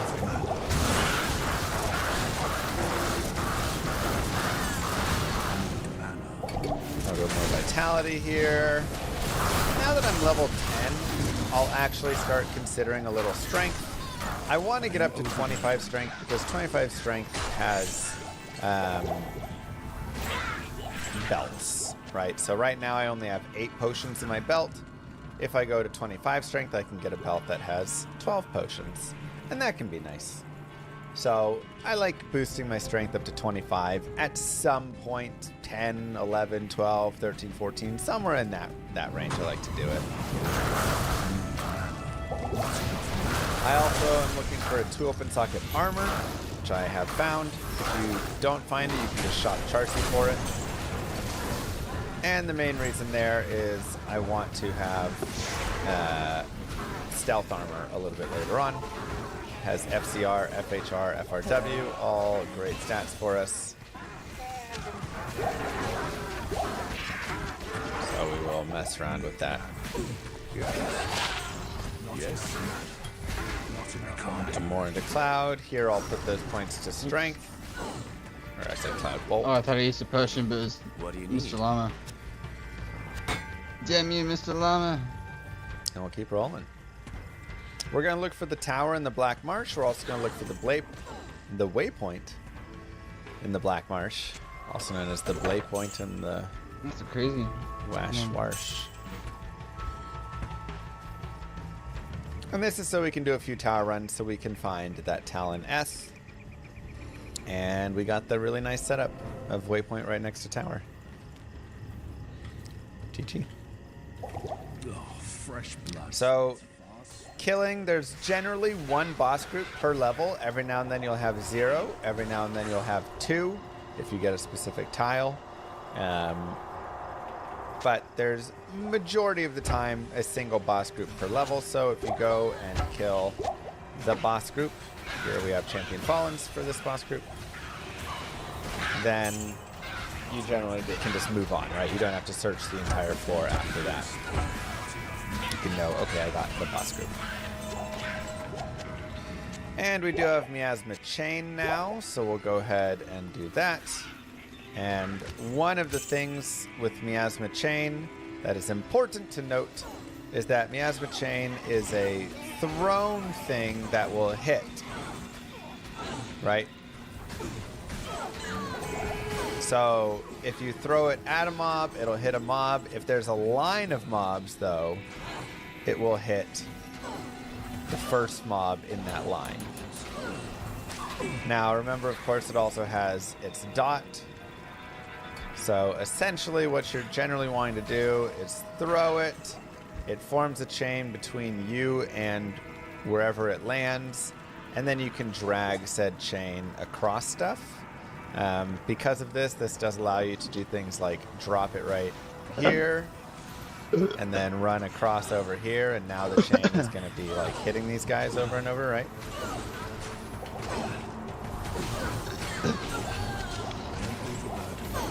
Or again, you can always just throw the chain onto the mob. I drank the soda and it went down like both tubes at the same time or something. Like choked me the fuck out. Physical things, that this is hurt. magic. So you are not going to be able to pierce with the I chain. felt like god damn. But you can set down a few chains and then just run along. And it's a great way to deal some good damage. Like I say, Miasma Chain is a little broken right now in that it's proccing a few too many times. So you will see in the future Miasma Chain probably get what feels like a nerf, but it's really just a bug fix.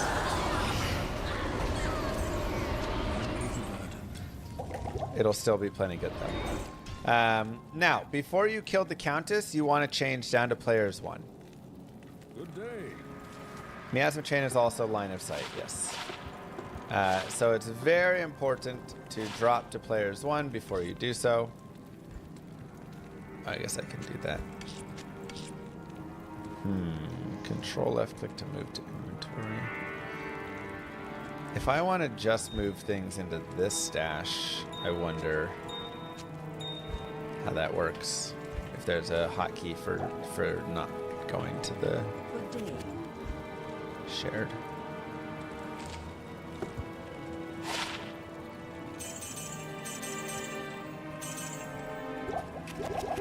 For people that want to like have it fully solo.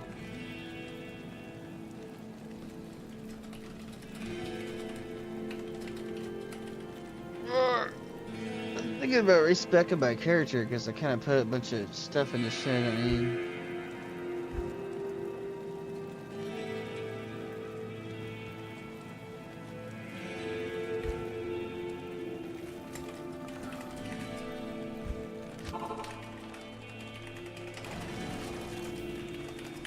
Good day.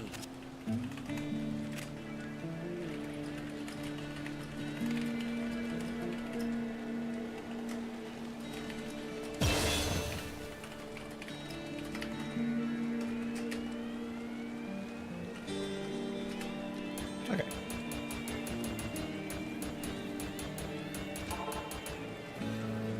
Alright, we'll continue. We'll go back to players 8.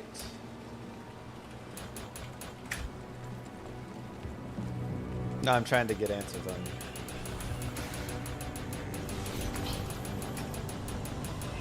Oh, wow. So apparently, your grails are separate ladder and non-ladder. Wild.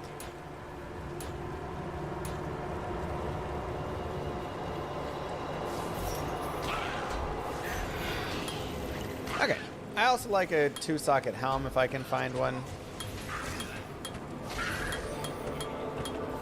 Just because it can be nice for plugging in some basic runes, for making a lore later on, whatever purposes. Can you even complete the Grail non-ladder then? So currently you cannot complete the Grail ladder or non-ladder for rune words. Because ladder you can't make mosaic, and non-ladder you can't make the ladder only rune words. But this will be fixed a little bit later.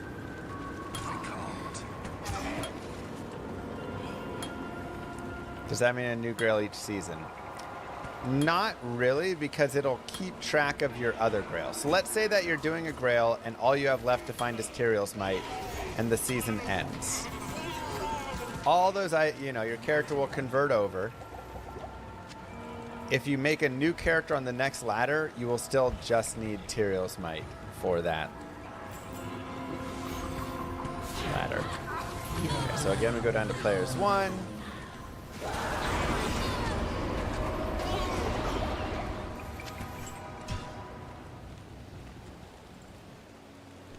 And continue again. Good day. Good day. Oops. I was on players 1 the whole time there, no wonder. It's like, why am I crushing it? Tyrael, great for if we were going fire. I don't believe you can reset the Chronicle online. Offline, I want to say it's tied to your shared stash. So if you remove everything from your shared stash, delete that file, and then have that file recreate, it might. I believe that'll. It's actually pretty good to get mobs chasing you from behind and then just throw chains in front of yourself, because then they're just naturally going to walk onto said chains as you're moving. Because this character is so new, we're going to slightly learn together for what always ends up being best. Alright, I restructured my character, so we'll see.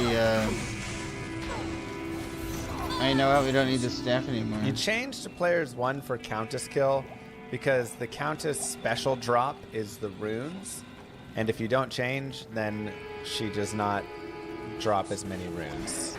Just know that. It is a very unique case.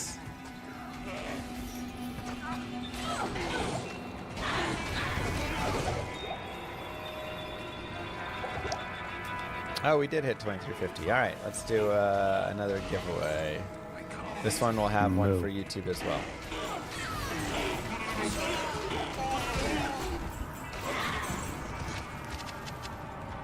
Thank you, Wolf Strike, McBully Boo, Boof Boop, Heavy Metal Chief, Aaron Zane.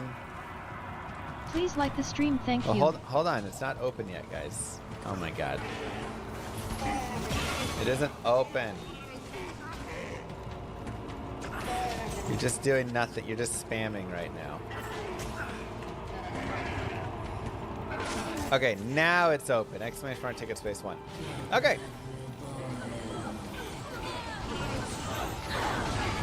Players 1.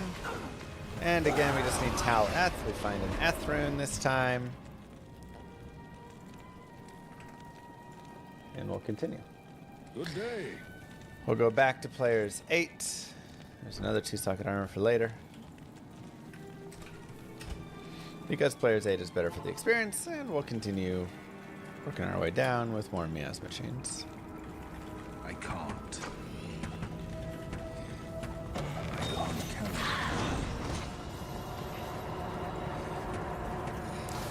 Now, remember, the chain is a line of sight, and also the sight is important for the chain not breaking. So if you set up a chain and then you immediately go like this, you've now broken the chain. So this really works better in your more open spots and when you're not constantly weaving doors and all of this.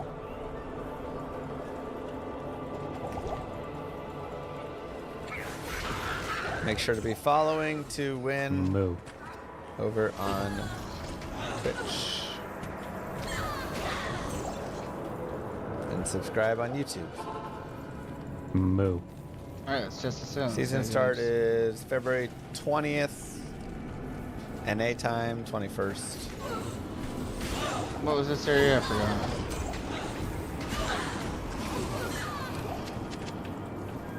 Others. Thank you, Bash. Thank you, Sidinga. Awesomer.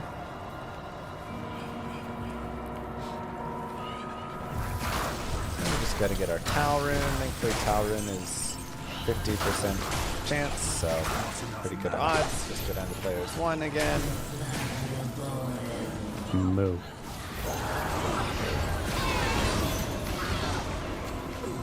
Perfect. So now we have Tal and S. Good day. Talrun, Ethrun will make a stealth. Remember to make it into 2 open socket gray armor, not a blue armor. That's mechanics. And it has some nice little bonuses for us right there. And with that, we can continue forward. Hopefully pick up our level 17 soon. And be happy campers.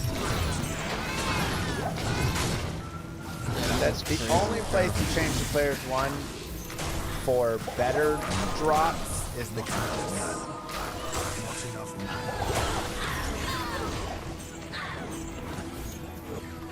Now, we'll change to players 1 in plenty of other places because we don't want to be players 8 for like Heldurial and stuff. But yeah, and that's only if you want runes. If you want keys, then players 8 is better, so.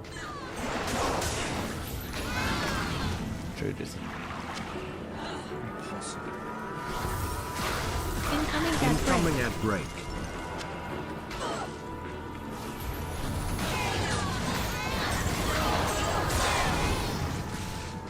My sister succumbed so readily to the call of anguish.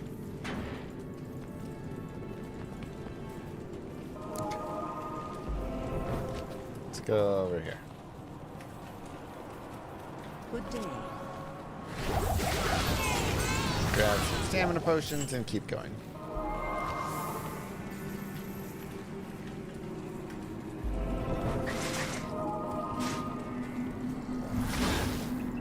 How can they have 200 life so early? I mean, maybe more.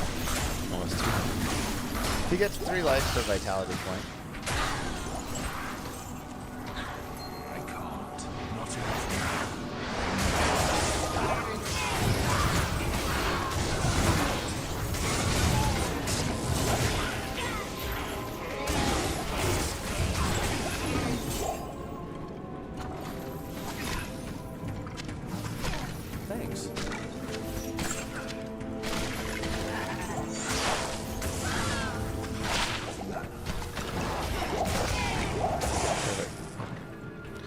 Mobs have to touch the lasso to get damage, yes. Basically, you can see this lasso will do damage. It also has a cloud that it leaves behind it. So wherever the lasso goes, there's a cloud of essentially poison damage that's magic, right? It's a dot damage. So as they cross the line of the chain, or if they go somewhere where the chain was and the cloud is still there, then they're going to get hurt.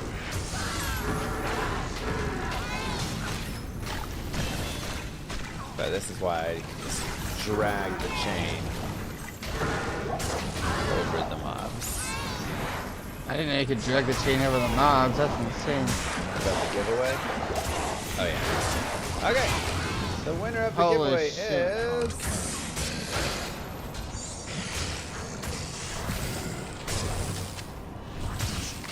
Links on Live. Congratulations, Links on Live. Sending you your code now. This user has turned on block whispers from strangers. Alright, Links on Live. You gotta update your settings.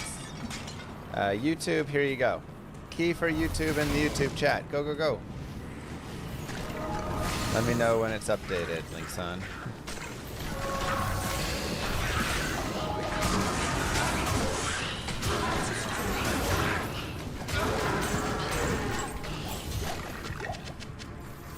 Not enough.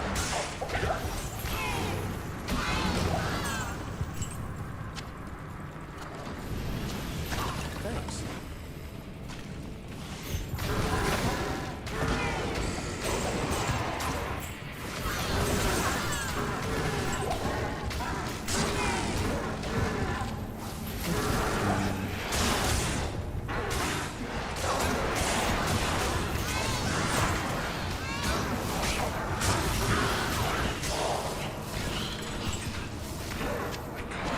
Well, currently, like I said, it is bugged right now in that it's hitting too often on the chain.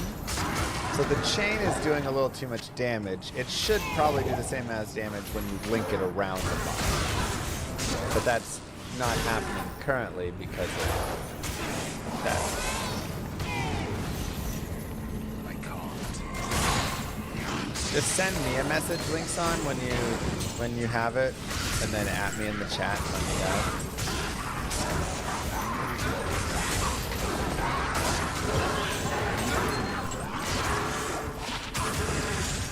Nice. 10 hit recovery, 10 light res. Sure. And remember, we want to pick up daggers. And this is also a great spot where, like, hey, 1 to Miasma Bolt's not that much, but 1 to summon Goatman and Demonic Mastery? Yeah, I kind of like that. So now we can run a Goatman to join us. Let's see how he does.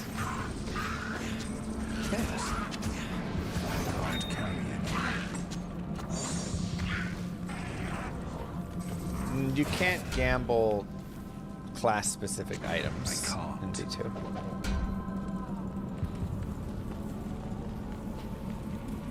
You cannot target the Goatman with the chain now. You cannot. There are no staves, wands, barb helms, druid pelts. None of those are gambleable. So now daggers are no longer gambleable as well because they have that. I guess claws only, but they don't roll skills early. Yeah, the normal bases of claws don't roll plus skills.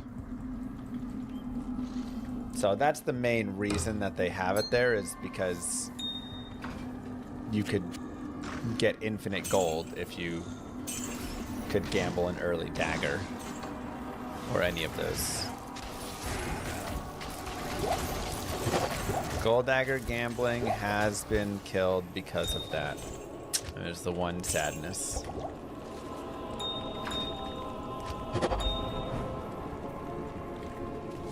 Gold dagger gambling, yeah.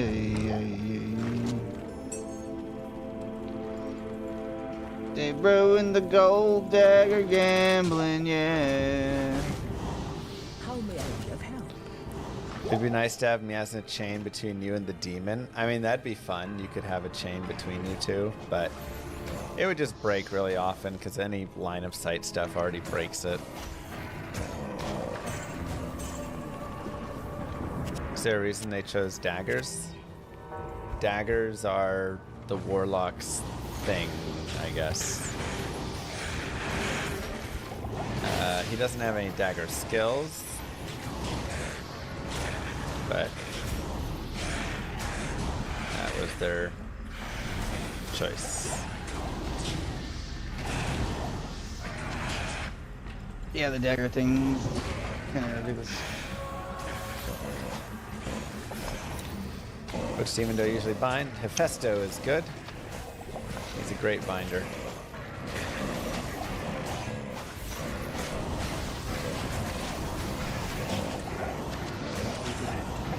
Lister is also a fun one to bind. Both just like super tanky. You want to use daggers outside the first 3 acts? I gotta pee, I'll be right back. Well, you could make dagger runewords. The new runewords, I think there's a couple dagger only ones or something.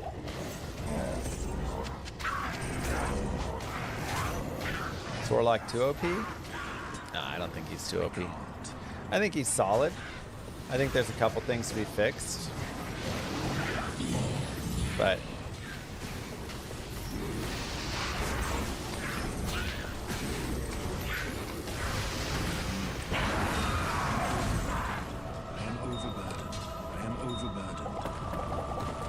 and boom, just like that, give yourselves the clap.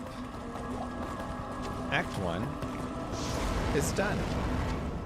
I can't carry it. GG.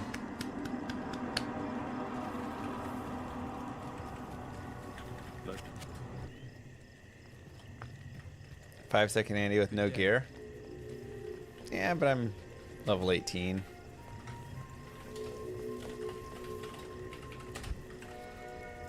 There's a lot of classes that kill Endariel that fast at level 18.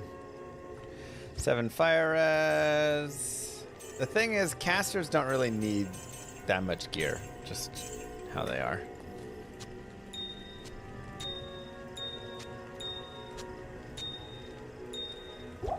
Sure, we'll put some juvies in the juvie slot. Why not?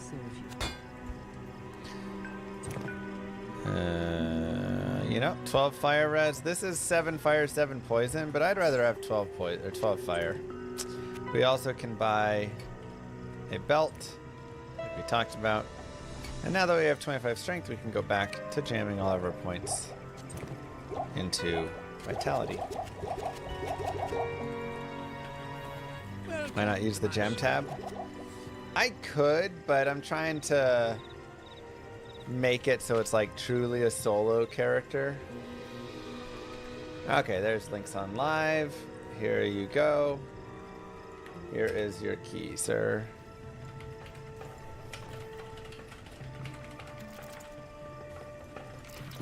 And or ma'am.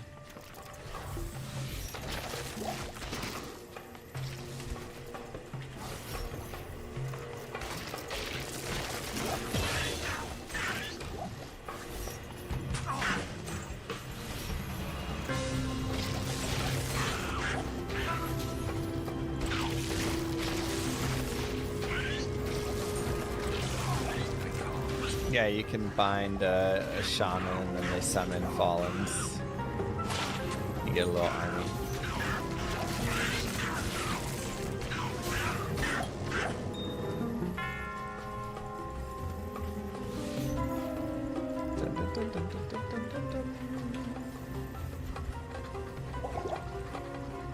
Can we just be excited that staves finally have a use again?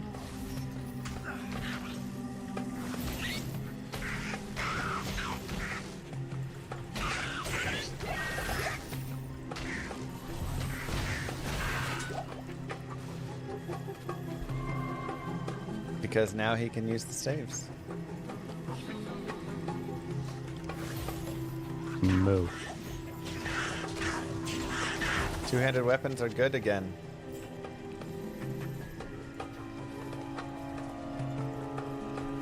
They're only good on him. Whatever, they're here somewhere.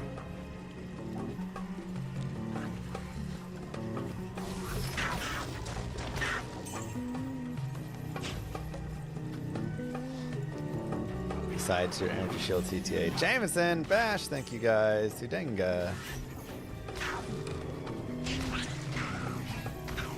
I'm back.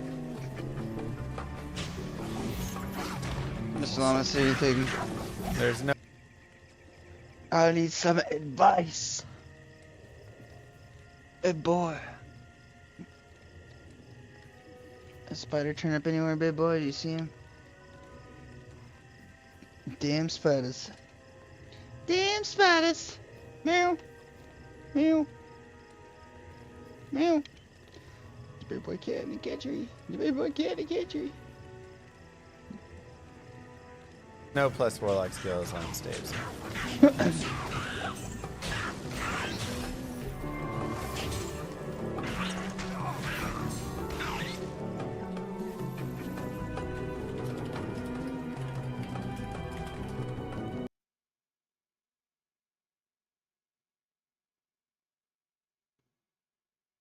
The game keeps crashing.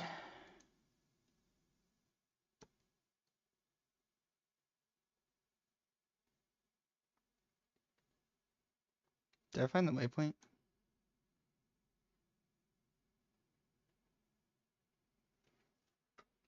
I turned all the graphics down. Well, most of them. I kept some of them up, but that didn't. The graphics aren't.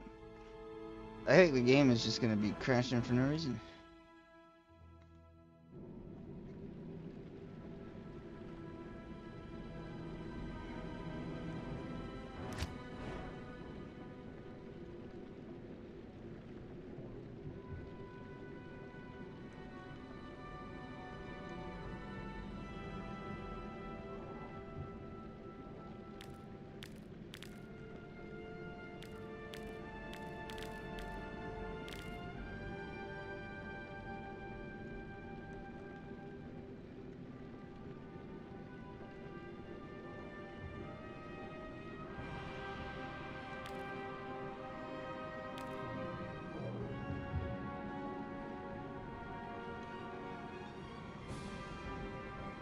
game. Why do you keep doing this to me?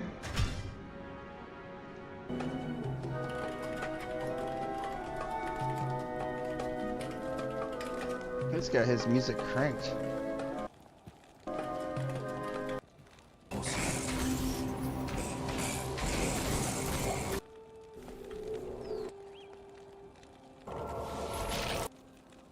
Give yourself the clap. Exactly. You liar. Or does the Claymore get 4 sockets or does it get 3 sockets? You know, like all that stuff. Yeah, the problem is the reason that most people can't see or their mercenary can't use insight or whatever is because the requirements that you are seeing with levitation. Jesus. Salutations. After maxing out Abyss and Synergies, what do we start putting points into? Is Sigil of Death Warden points? Yeah, once you have all the miasma stuff maxed out, you can really decide where you want to go. Going into Defiler and then maxing Consume could be good, so then you get like extra magic damage. You could also just, of course, go into Bind Demon to just have a fun demon going around with you that has whatever aura and is just a big old tank. Or you can go into some sigils. I think any of those are solid.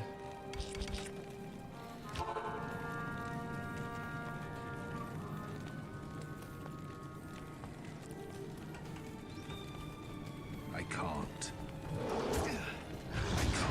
Barb Mastery 2 should get a mild rework.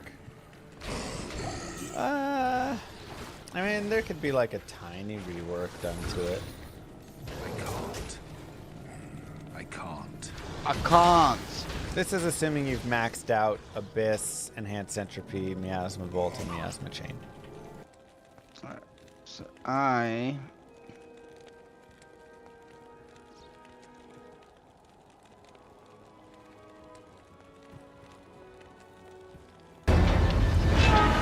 West Babylon, New York. A close restaurant. Colleen. They're texting in between working. Somebody's got to put these kids in Oh, order. wait a second. Wait a second. Kitchen Nightmares. Where's that one episode?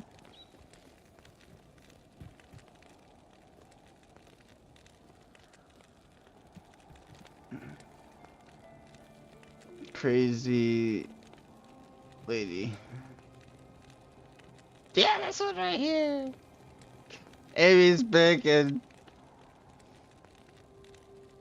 Company. Yeah, this is the one. Scottsdale, Arizona. An Fucking upscale dude. Phoenix suburb. It's also home to Amy's Baking Company.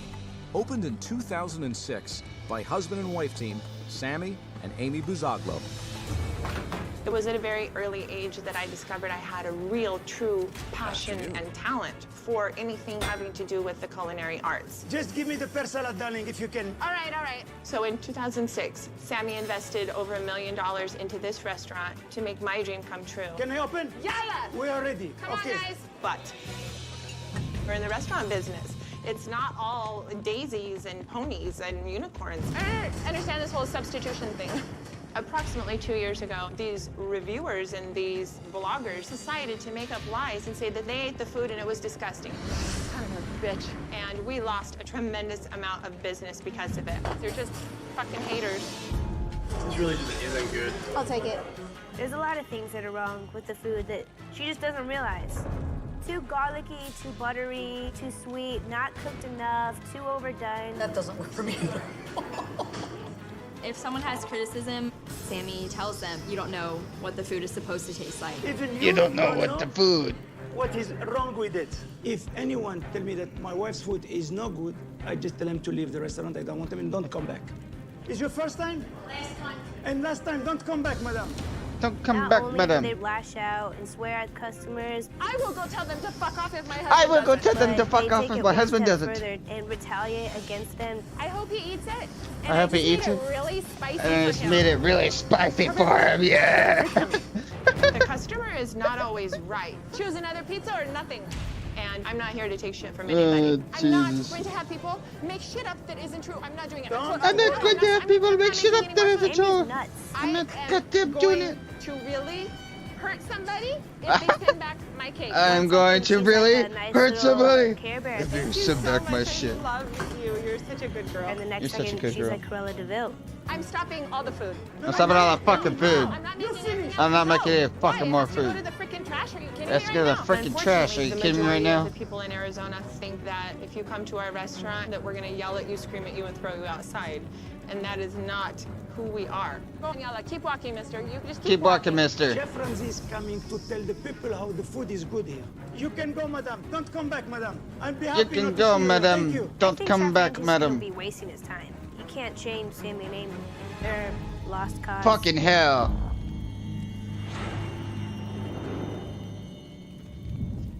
This is one of the greatest episodes ever. I don't know if this is fake or what. Good evening. Do you guys know what you want? 3 cheese and tomato sauce. All right. Thank you. You're welcome. Miranda may be the only server on staff, I can't do the computer, so he's the only one that has control over that. but she is not allowed to input orders, pour wine, or handle money. The ravioli, and then they want the pizza after. I know what it is. The only one who can do that is Sammy. Okay, just move. I know. Sammy thinks that he's doing everything all by himself. Foresee. But Sammy doesn't realize he's actually messing everything up. I need another wine. Cannot work. I cannot work. I can't. I cannot work. Look all the orders I have. I cannot. Look how many orders I have. Mamma mia. He had like 30 tickets in his hand, I think. With Amy only cooking 1 ticket at a time, We're not making any of this until I get to that ticket. the diners are in for a long wait. I've never waited this long for one pizza. But the one table that has received their food is unsatisfied. What is the problem with it? Like the Caesar, I don't know. Even you don't know what is wrong with it. The egg is... Okay, if you came to eat to enjoy, then you should know what you like to eat, sir. Apparently you don't know what you like to eat. I guess not. Okay, Amy, What? can you make me pear salad instead of that Caesar? Seriously? Don't worry, I told them to fuck off. He's like all in the back, like yelling. Maybe they don't understand it doesn't come from a can. Kidding me right now? Sloppy. What? They say it's not cooked enough. 2B. Chubi? Okay, Amy, What? Chubis is not cooked enough. Put it again in the oven. Sure, I'll burn it for Okay, them. this is not cooked enough. The food we're making is going straight to the trash. And there are starving people that could be eating it, but instead, these people decide that they're going to come fuck with my life. You're gonna come fuck with my life. So every time I go to drink this, it keeps checking me out. What's You going guys on are here? full of shit. I'll tell her not to do it. Never got our pizza, never got this. My fucking ass. Stop the red pepper ravioli and stop the, It's ready. pig. Sammy. Stop it, they're leaving. I don't care. I am not Oh, Amy, stop it. Fuck that stuff, what? It's in the oven. We were waiting on one pizza. It's coming now, now. You keep saying that. You've been saying that for an hour. Look at it, he's like, here's my pizza. Really? Send him home. Yeah, you have a pizza, it's coming. You want to wait, you wait. You don't want... Why is the game keep crashing?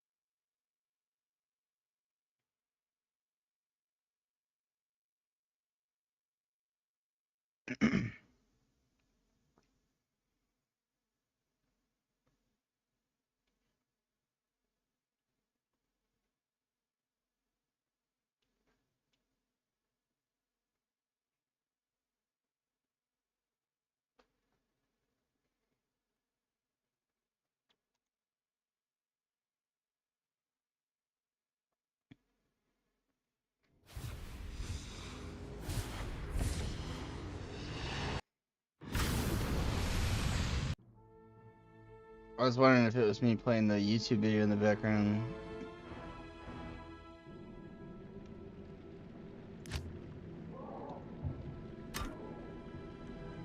Uh-oh.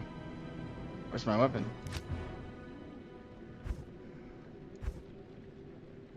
So it wants me to turn.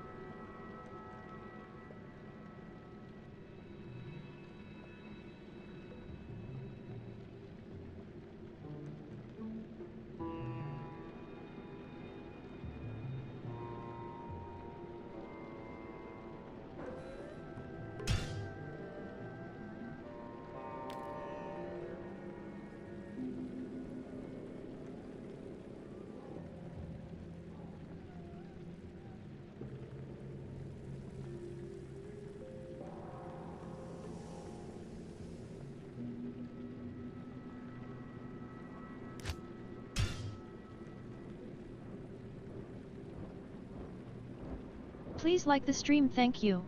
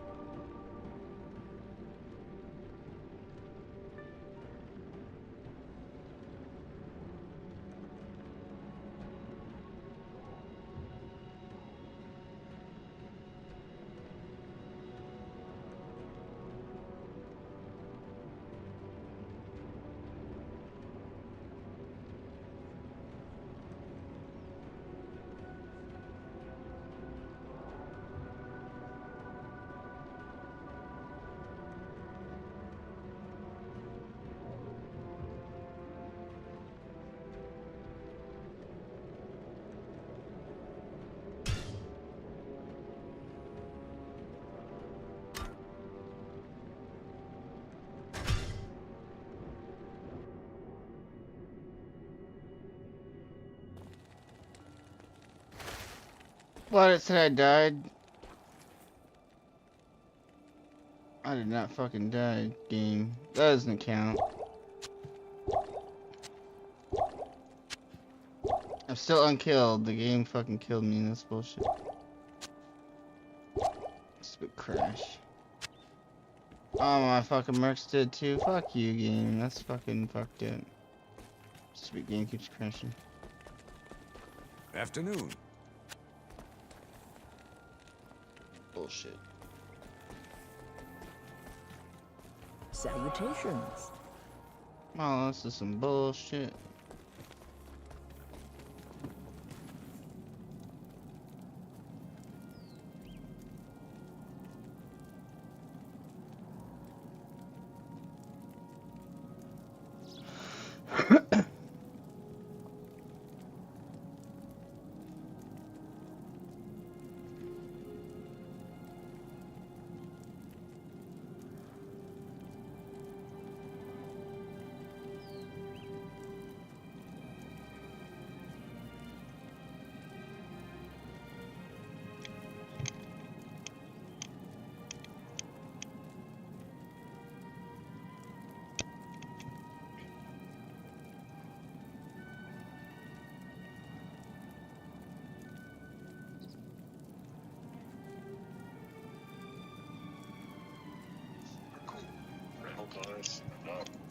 It's cool when you pick the exact card you want.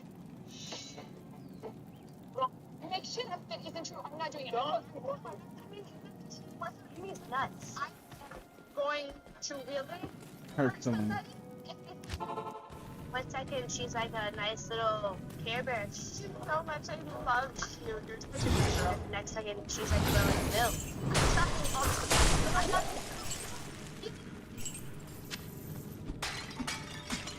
Unfortunately, the majority of the people in Arizona think that if you come to our restaurant that we're going to yell at you screaming outside. That is not who we are. Don't yell at. Keep walking, mister. Just keep walking. Keep walking, mister. You can go, madam. Come back, madam. I'm happy to see you. Thank you. I think Sacramento is going to be wasting his time. You can't change anything. You're a lost cause. So, lost cause.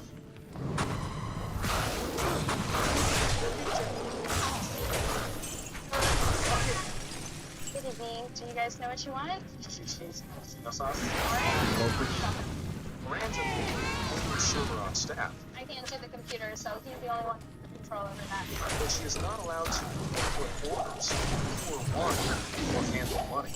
The ravioli, and then they want the pizza. That's it. The only one. That is sad. Okay, just Sammy thinks that he's doing everything all by himself. But Sammy doesn't realize he's actually messing everything up. I did another line. I cannot walk. I cannot walk. I can't.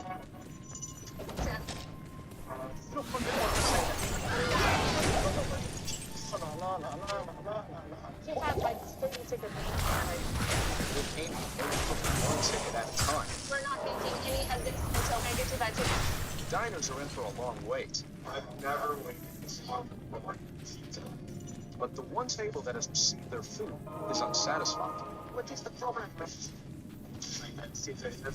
you don't know what is wrong with it? Okay, if you came to eat to enjoy, you should know the rest of it. Yes. Okay, give me. What? Salad instead of that Caesar. Seriously? Don't do it. I told him to fuck off.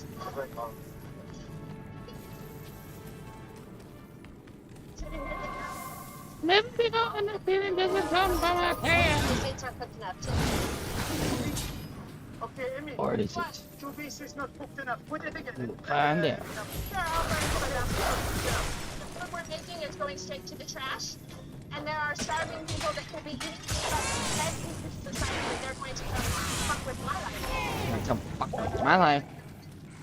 Full of shit. Cats are full of shit.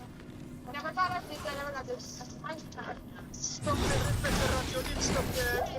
Stop it. Say anything. Just care. It's coming now. It's coming now.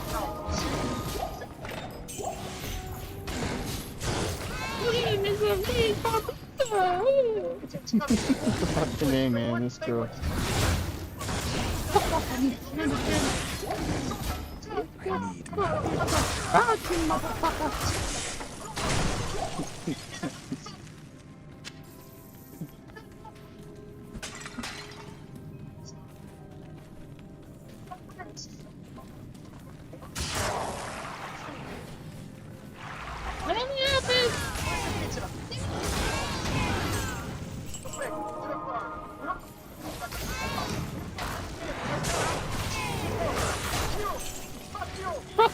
Fuck you! I am overburdened. I'm calling the police to get their fucking crazy. Shit. Little pansy. Come here. Go on, you little pig.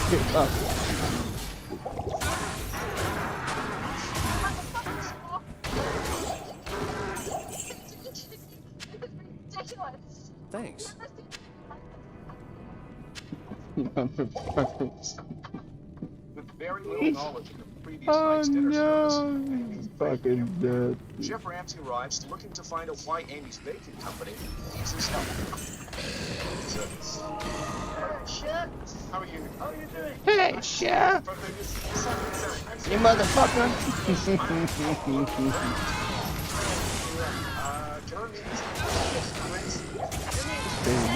Well, the number of the video, you want to know who is the chef or who that orders beautiful. Come around. But Ramsay's like, alright, I brought the white coat. Or the white coat, they're gonna take you away, the loopy tune.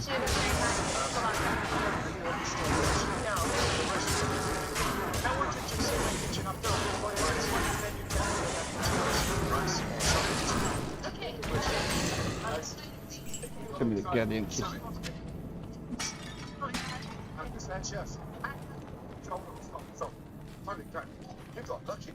I'm the lucky one. He is my soulmate, and we're in this business together. And we stand strong together. We have to because there's a lot of online leaders who stand up together and do the whole restaurant owners. And they come and they try to attack us and say horrible things that are not true. Is there easier for you to process one chips or used to getting things for free and not come out? Let's catch up with the that stuff. After you have a food in the kitchen. Of course. Normally, only the microwave that kitchen, but the full shine is like a basketball court. Stuff, it's got some, if you not to do this, you like the jacket? It's like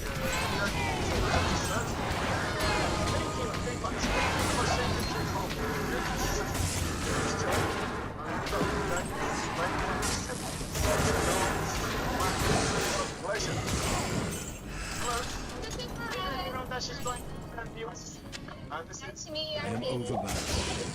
She's right with me. Are you the sous chef? She is. The restaurant itself is very clean and nice, but it's Asian cleanliness folks. They do not do the fine So, Throw them under the bus. Right away. Well, I prayed for him and got gentle to me, and I wasn't going to waste any time. Gordon Ramsay got Gordon Ramsay to me, so I'm not gonna waste any goddamn time.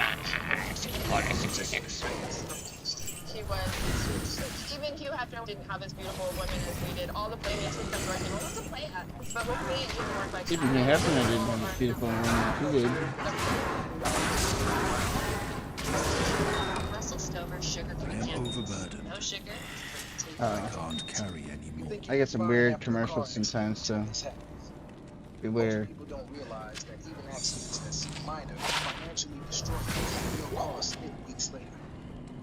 Real cost hit weeks later. Fuck yeah. You take it good, man. Fuck That's not enough money. God damn. I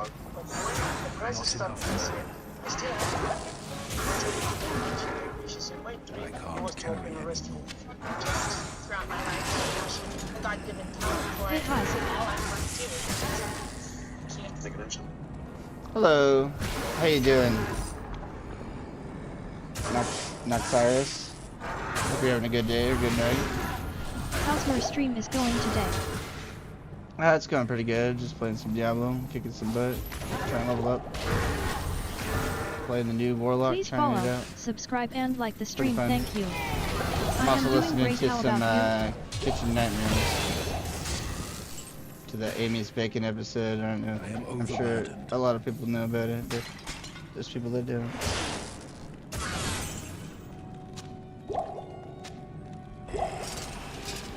Thanks. I'm doing good. Thanks for asking. I'm just hanging out.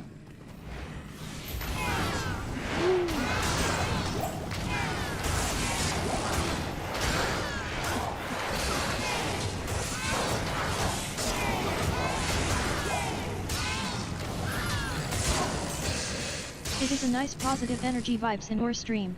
Thanks. Thank you, thank you. Thanks. I'm pretty positive. I'm kind of negative sometimes though, so take with that what you will. Depends on my mood. I like to complain and bitch a little bit. Yet I understand it happens.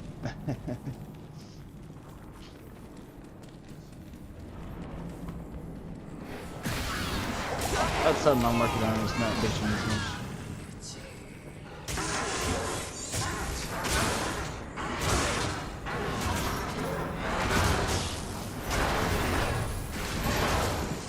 Friends.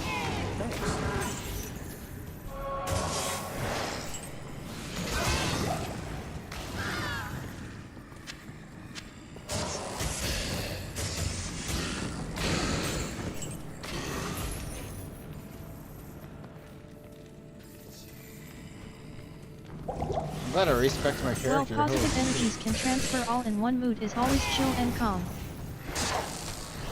Yeah.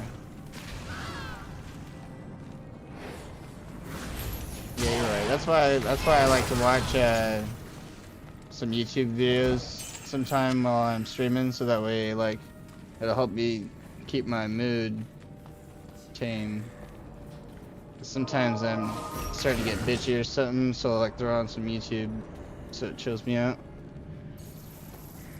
So we can all listen to some Mr. Ballin or something in the background. Right now I've got Hell's Kitchen I was listening to. I'm not Hell's Kitchen, what was it? What the hell is it called? Kitchen Nightmares. Same thing though.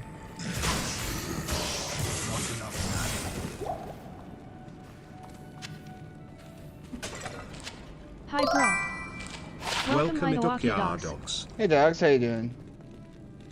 Hope y'all Hope you're having a well. good day. Or good morning.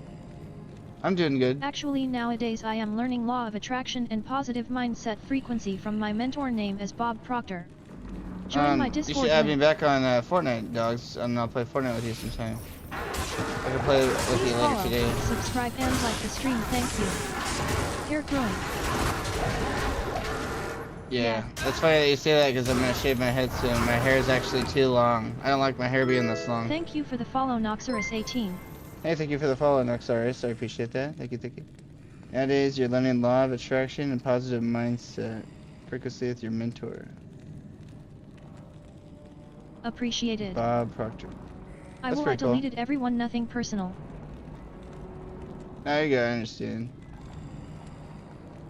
I understand completely. I've done the same thing. I can't. I deleted I can't carry my it. friend Mel probably close to 10 times. And then finally one day after I deleted him one of the times, he's like, I'm not adding you back. And I was like, I needed a rest, plus it helps get rid of people Oh. that don't play. right. I play other games other than Fortnite, but I still play Fortnite a lot. I just been playing Yeah, other games exactly, because I just got into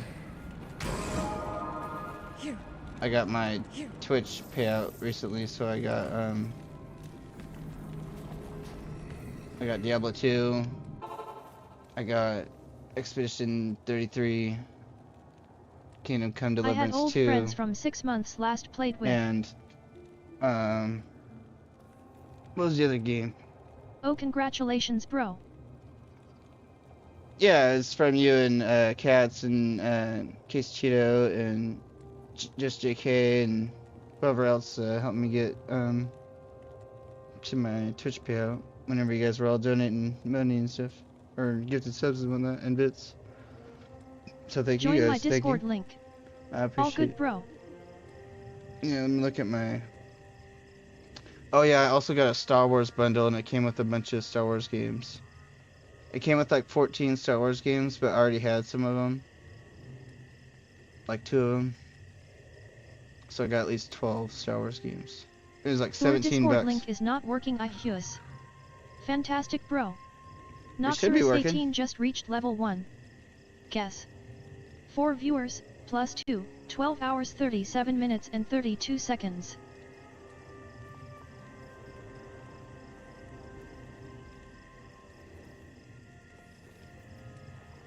The Discord link's working. I just Use clicked code it. Doomiverse in the Fortnite item shop /Epic Store to support me. Doomiverse #Epic Partner. Check your Discord if my request reached OU to you. Yeah, I got your friend request.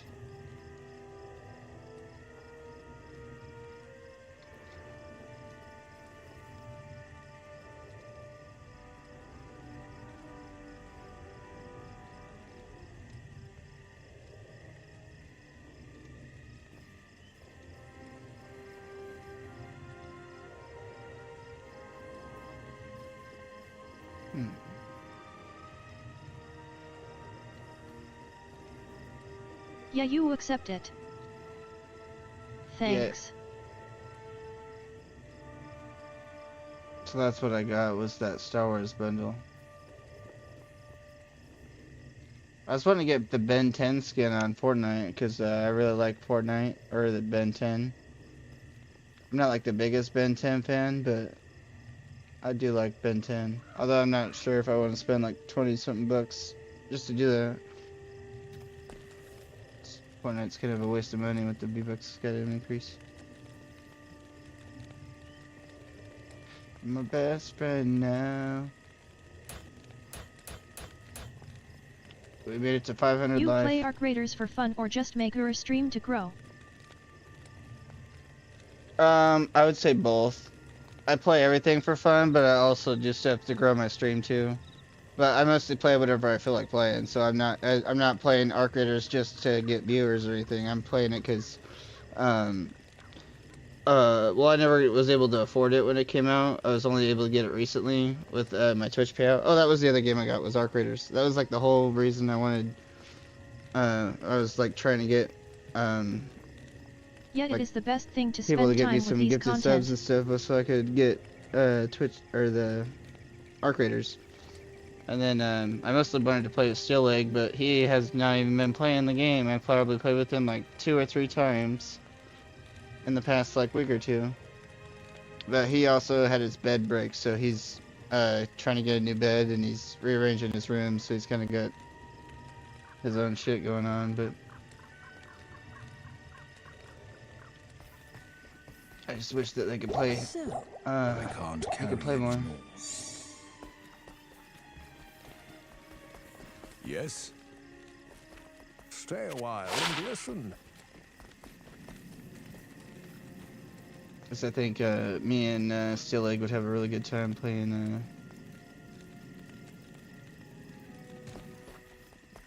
What the Can I fuck is help called? you?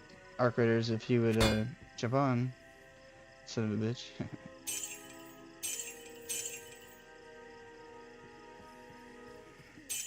Everybody.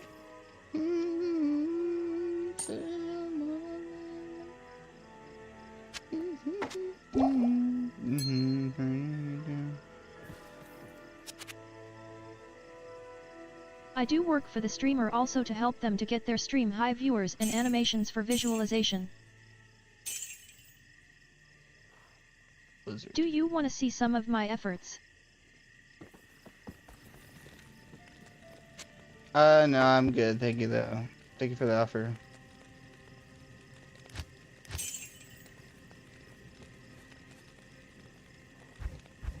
No worries.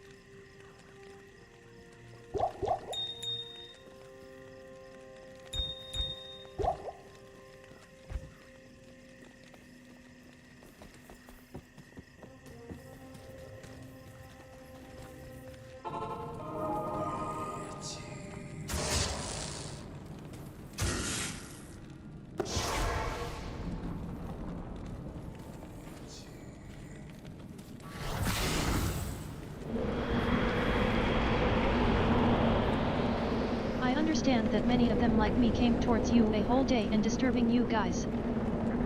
Oh, you're not disturbing me. I'm not worried about it. I'm just, usually when people ask me about graphics and stuff, they're like, bots or scammers.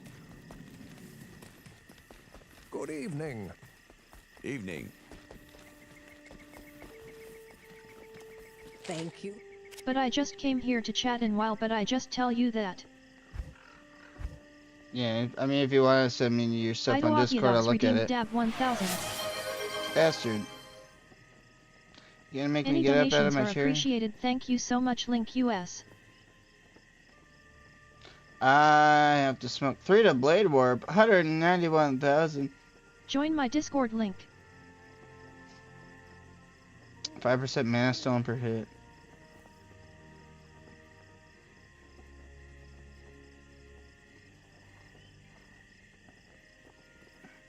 I don't think Blade Warp is worth it.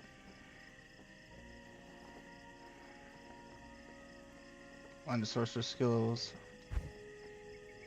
Alright, I'll smoke in 1 second, dogs. Give me 1 second. I gotta talk to Anya. You have proven. Thank you, hero. Neelitha. What does she give me? I'm rolling up now. Oh shit. Oh, fucker. Impossible.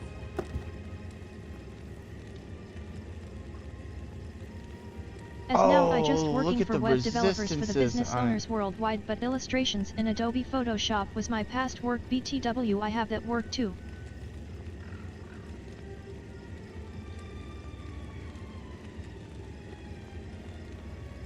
Okay.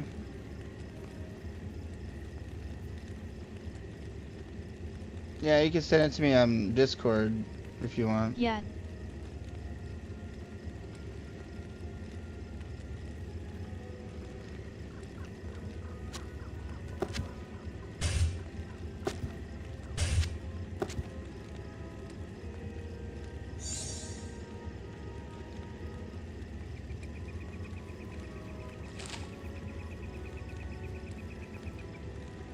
So now I just need some more lightning resistance. Sure, I can share you.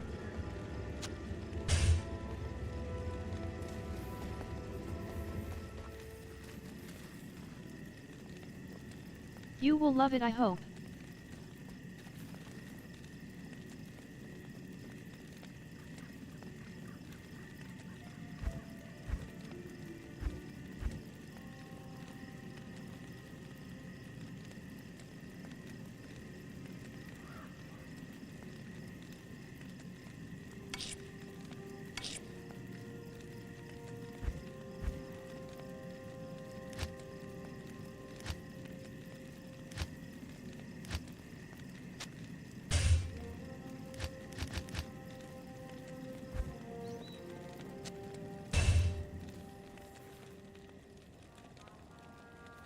Tell F.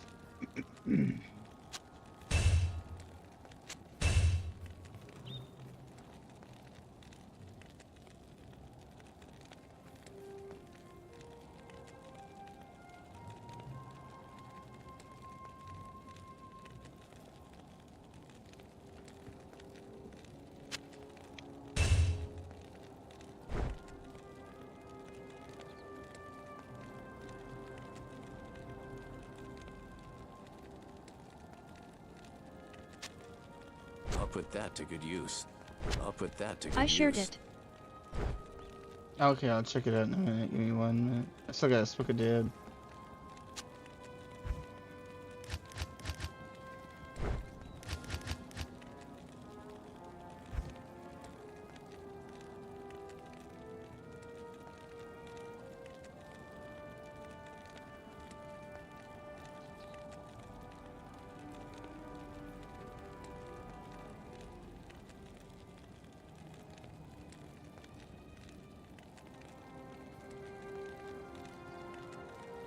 Yeah, it is understable for me.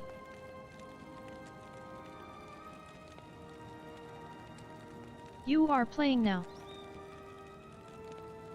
Yeah, I can still check it out. It'll only take a second.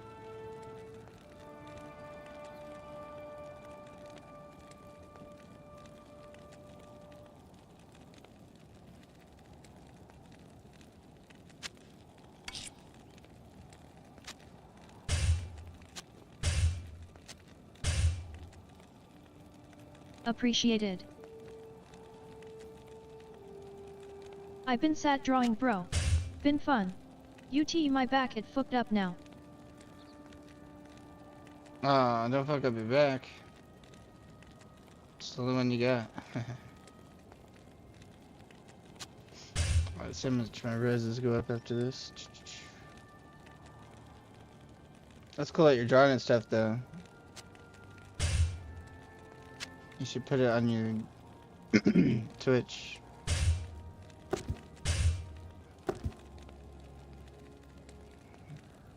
I just need 7 lightning resistance. And wish you all the very best for your future endeavors too. Thank you, I appreciate that. I appreciate that. I hope you have good success in your future too. It's very nice of you.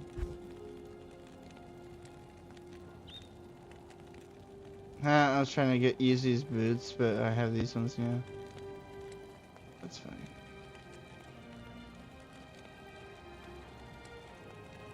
Thanks, dude.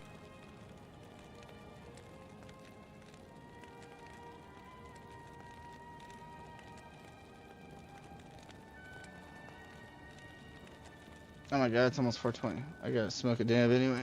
I'm smoking, dog. I'm smoking.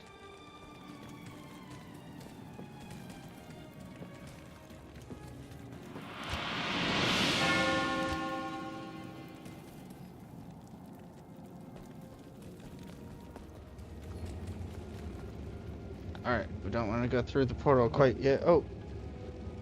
I got a skill point too to use. I'm at level 29. Yeah, so we're gonna want to put this here. Smoke it up. And then I can unlock the abyss, the next level. Hell yeah. Smoking in the boys' room. We're level 29. We got 502 health. Yeah. I'm glad I respec my character because I fucked up my skill point things. Because I didn't really know what I was going to do. Please like the stream, thank you. But now I have a purpose and a goal, and I know what I'm going to do today for everybody.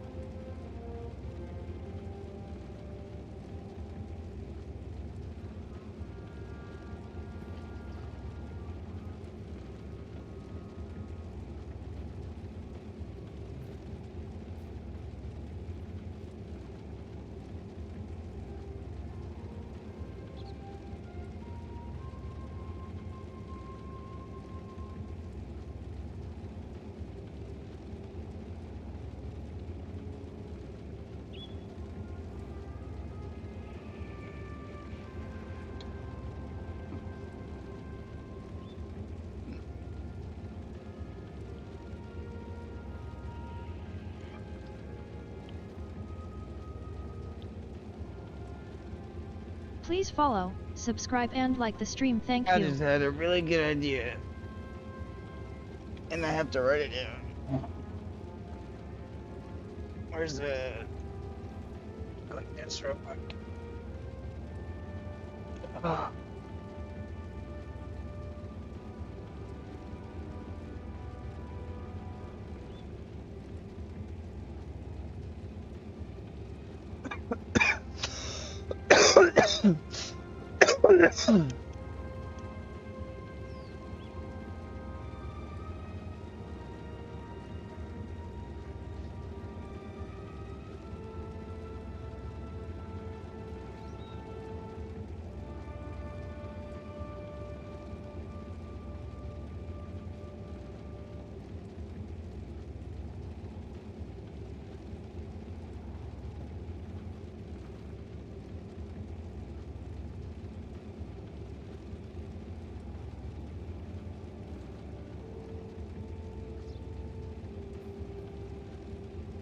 Incoming at break.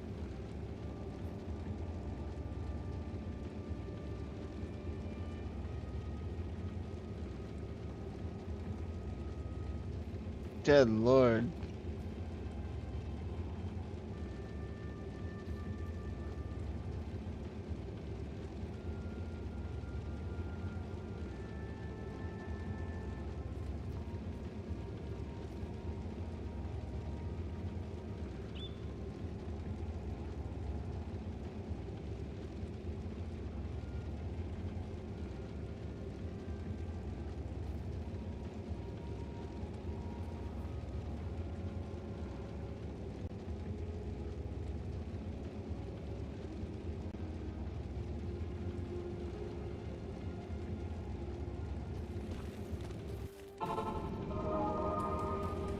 This is a dismal place to abscond to, Nilathak.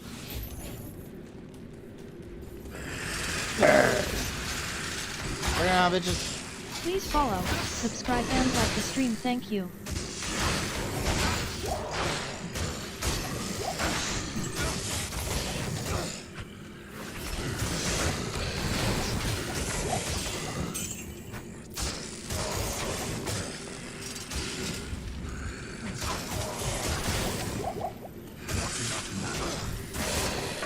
Not enough mana.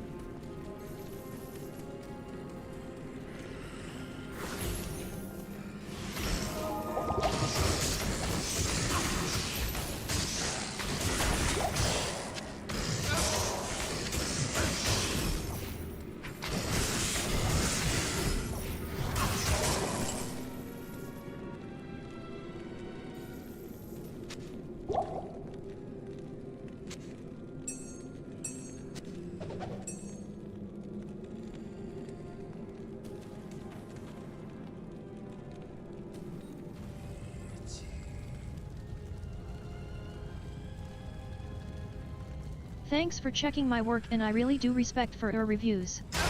Thanks a lot.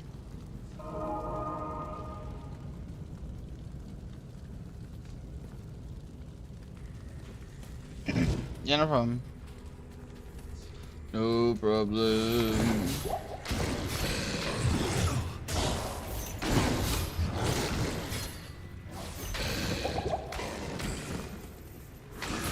I do what I can.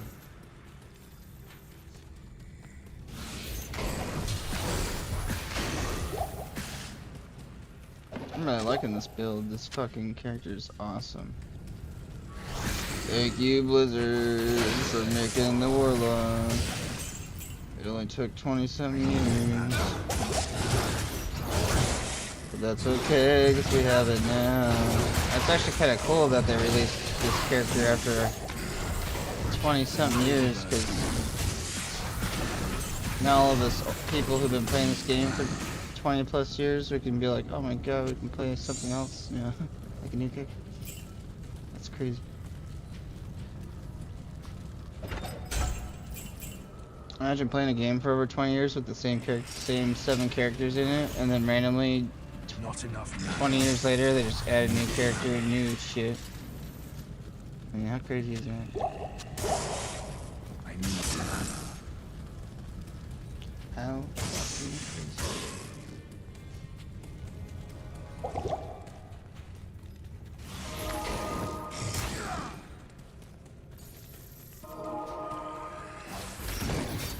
This chain is fucking nuts.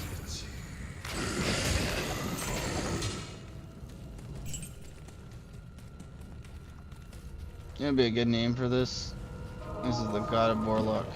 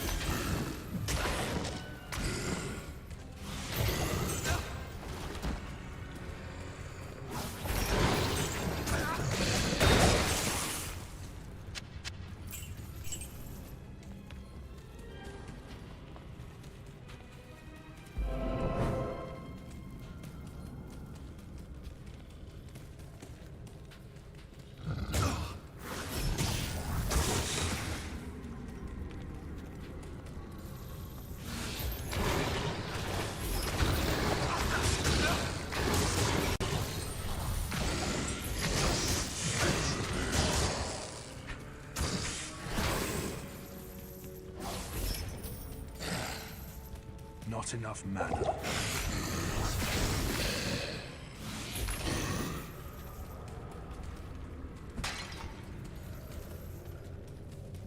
I am overburdened.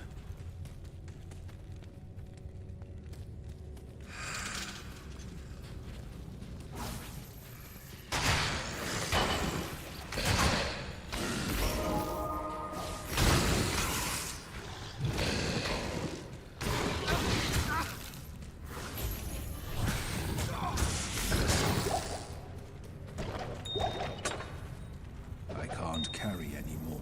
What are you talking? Oh my god, it's 420. I can't carry anymore. Wasn't that the whole point of making?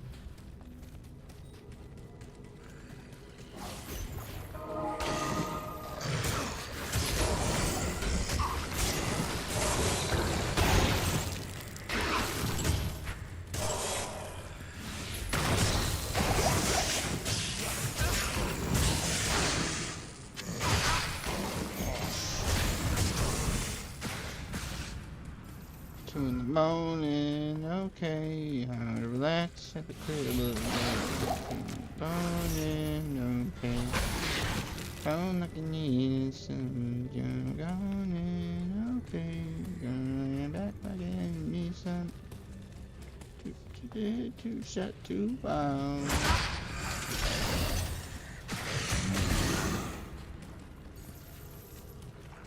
I need mana. I can't carry anymore. You will carry more, you son of a bitch. It's not about you.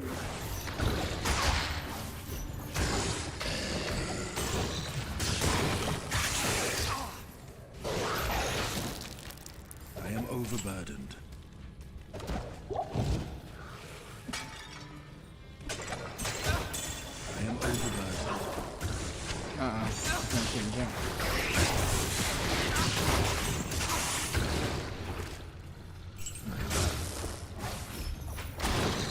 I didn't know you could run with the chain and like touch people with the chain and it hurts them.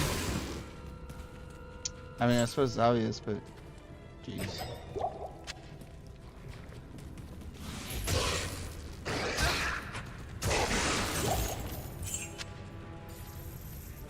That is a lot of damage. Thanks. You're welcome. When you're ready, come and get it. Na, na, na, na, na, na. Oh yeah. I'm the only one that makes them, and I'm not carrying one team, we're not open. I am not carrying one that's interested, we're not open. We don't run without each other, so no. We can't find qualified people to work. They want to come, get a paycheck, and not work.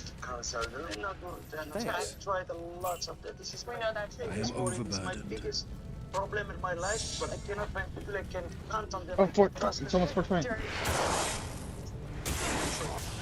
A few hundred. Yeah. So, other than an issue with me, what's wrong with this bloody restaurant? What's wrong with this bloody restaurant?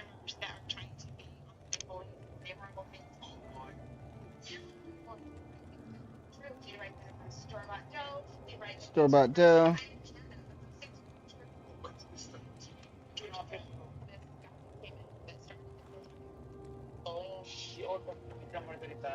Yeah, the pizza margarita.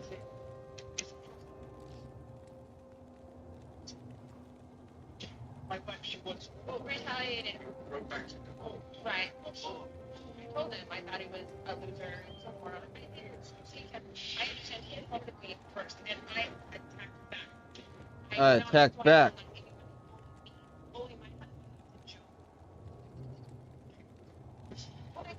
They called me crazy Amy B because I stood up to them, and I need people who respect you. Interesting. Who know that you have strength in the kitchen and want them to listen to you and not the online bullies. And if your words that you're saying that our food is good.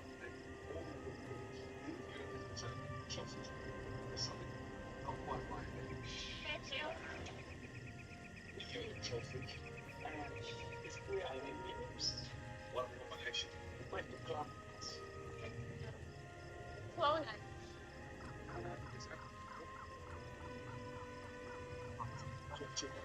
Well, we have 3 little boys. Oh my god.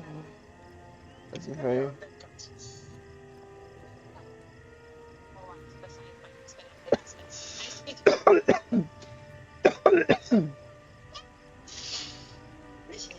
First time. You are. Do your thing normally. I will. I will. Yummy, yummy, yummy, yummy, yummy, yummy. Stay a while and listen.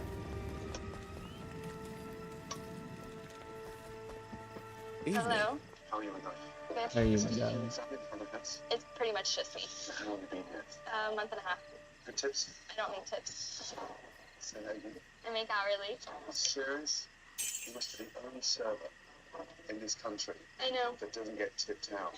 So where do the tips go? The owner.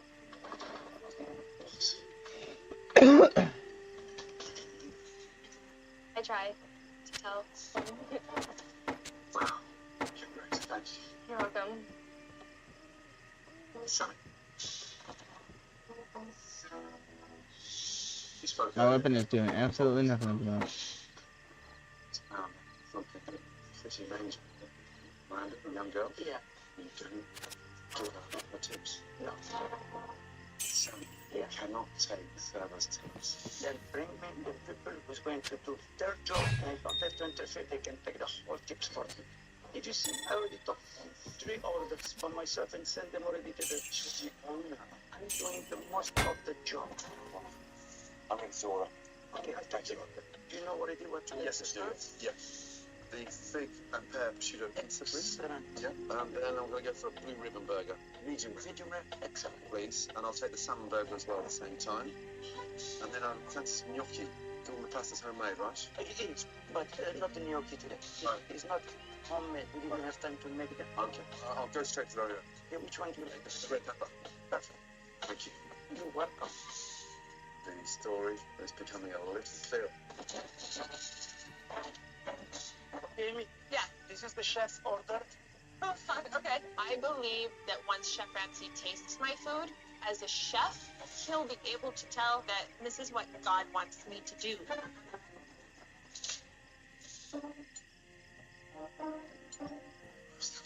Doorbell keeps on going for 2 minutes. Miranda, what is that doorbell on the side of the wall for? Whenever we have dirty dishes, we ring it, and then the buster comes and grabs the dishes from there. Why would you walk round to put the plates in the pot wash? The first time in my career, a pot washer has a doorbell. Oh, ding dong. The large or the small? Small. White sweet cheese pizza. Ah, the cheese pizza. Sally. Yeah. Does Miranda use the POS system? No, she does not. It's nobody's. I'm the only one who uses it. Yeah. But the quicker you teach her, the quicker you can take her back. Right. I will teach her when it comes the time. I will teach her. Miranda, have you ever worked in a POS system? Yes, at every job that I've worked at. Every job. And how many jobs have you had before you worked at ABC? A lot. A lot. She doesn't need training. She knows how to do it. Thank you. Oh, It's yes. Thank you. I get you, class. The fig and pear and prosciutto pizza. Well, the crust is supposed to be good, but it's not that crusty. It's very, very sweet. My dough's raw. After all this wait. Wow. That is so sweet. But that's not the issue. The issue is the dough is raw. I feel it's not raw. It's dough.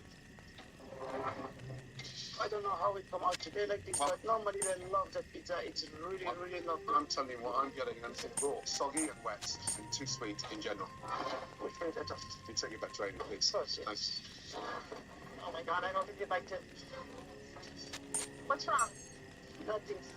I feel like Sammy sugarcoats a lot of what happens in the restaurant. So Amy gets this feeling that like everything she's doing is correct, everything's right. Don't worry, everything is okay. I'm not worried. I know Sammy's going to say something. Okay. I know my wife, she doesn't take the criticism. She will be shaking, then she said, that's it, I'm leaving. Just, I'll tell you all about it after. Just relax and do like you do normally. Oh my God, I'm going to freak. Chef Ramsay has been sitting at the table for well over an hour. Nothing is raw. And so far, all that he has sampled is an undercooked pizza. I thought you were telling me if you like the pizza. You didn't tell her the dough was... Not yet. I know my wife, she get nervous. Scared to telling the truth? Do you want to tell her? Come to you tell her. I just wanted to know, so she chats in the kitchen. You want to tell you, come with me, you tell me. That's it. And so far, undercooked pizza. I know you've been wanting. I want to start eating my ticket. Oh, okay. I'm going to tell her you're starving. I'm going to tell her you're starving. Okay. She'll move. Yeah? She'll move. You know where that goes? Yes? Okay. Thank you. Wow. Green cheese, mushrooms, marinated, garlic aioli.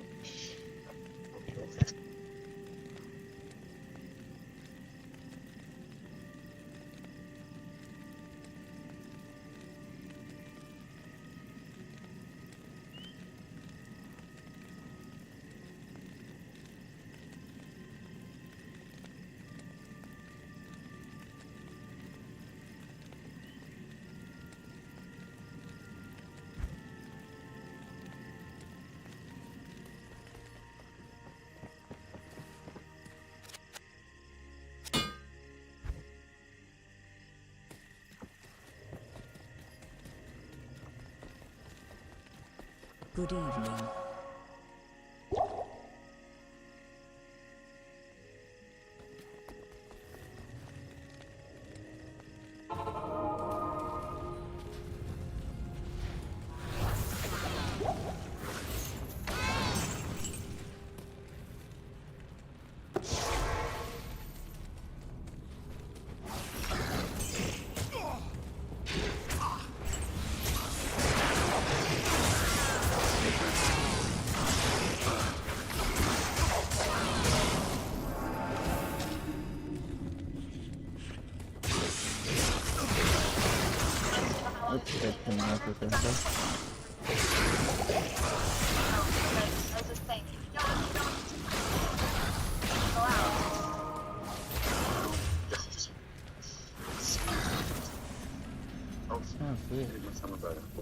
Wow. Don't go this way, don't go this way. God. Sweet, spicy.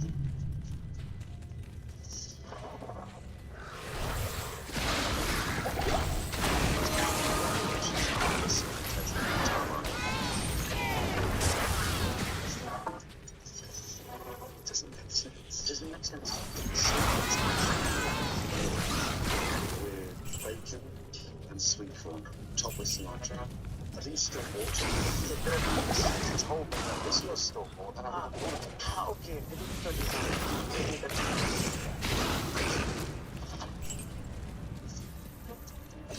Oh, this thing here. This is what I've been waiting for. It's like salmon cake, crab cake, burger. It's overcooked. I mean, it's not good. Although it may be good for those big ones. It's like eating a flying cat. It will take some.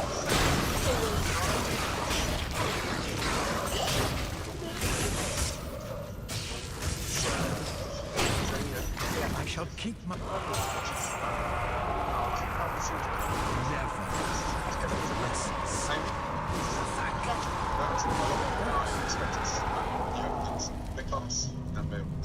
What kind of sweating tonight? Is that all he dropped? Okay.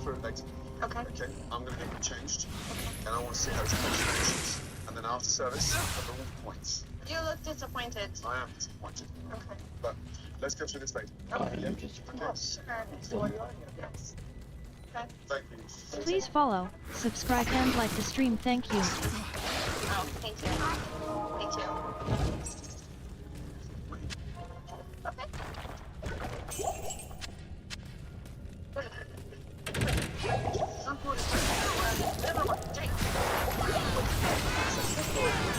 Concerned with his opinion?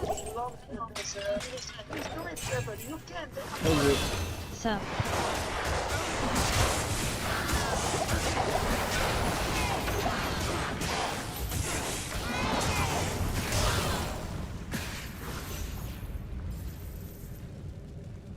How's your day going so far? I am overburdened.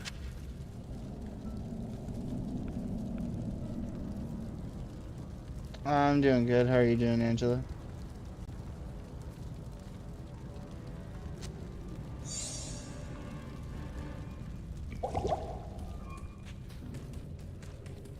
Yeah, hold up.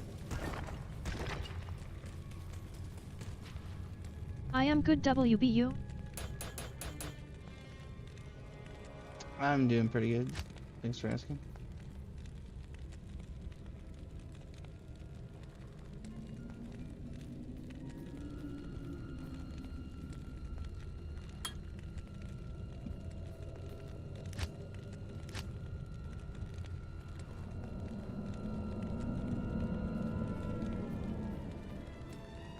What's your main game?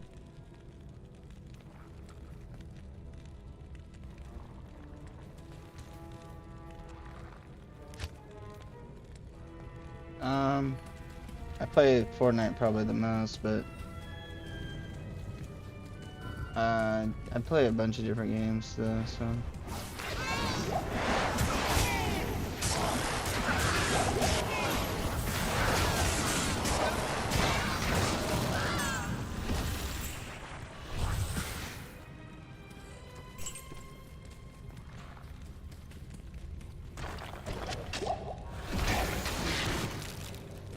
Great, have you ever tried Tekken? No. But I played Mortal Kombat and Street Fighter.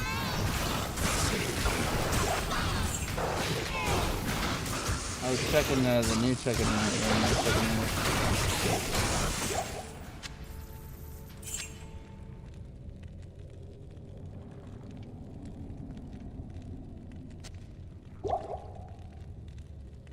These are all healing potions.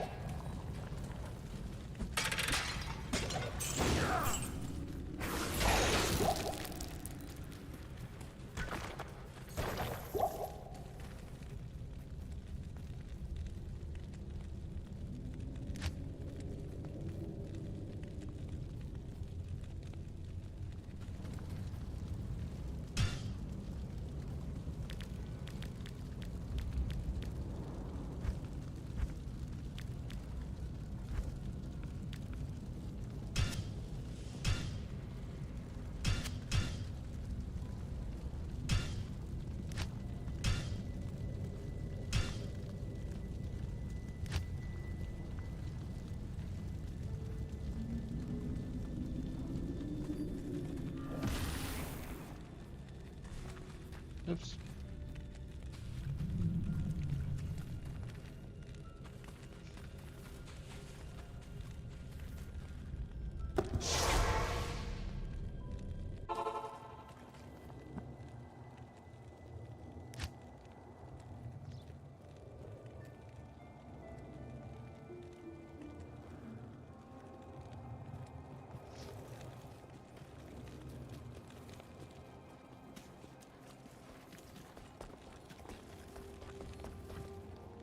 Yes.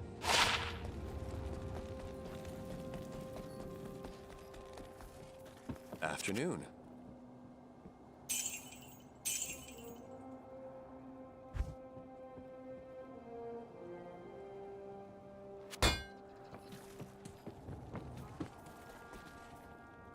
YK, my main is DBD and Tekken.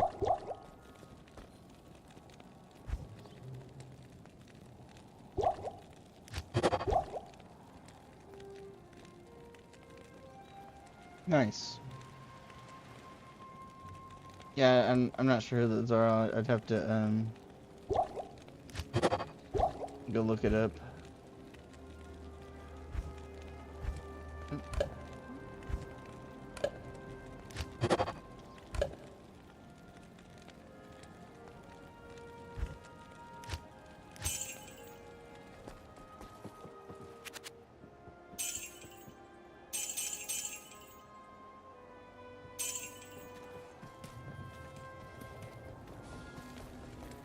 Good afternoon.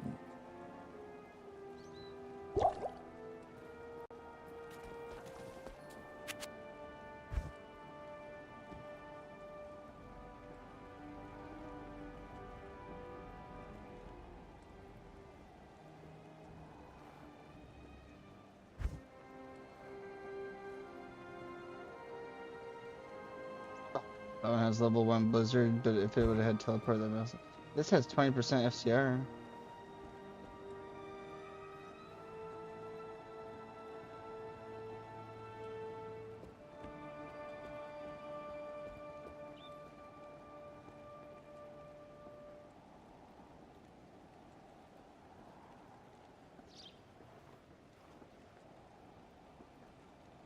I think 20% FCR is really good. Holy shit.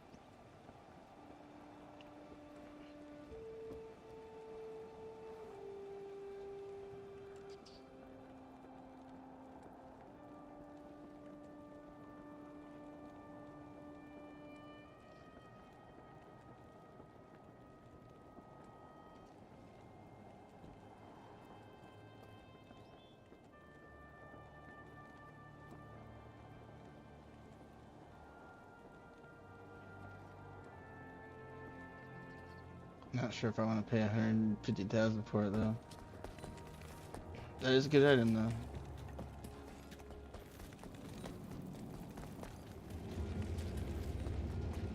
You have stopped.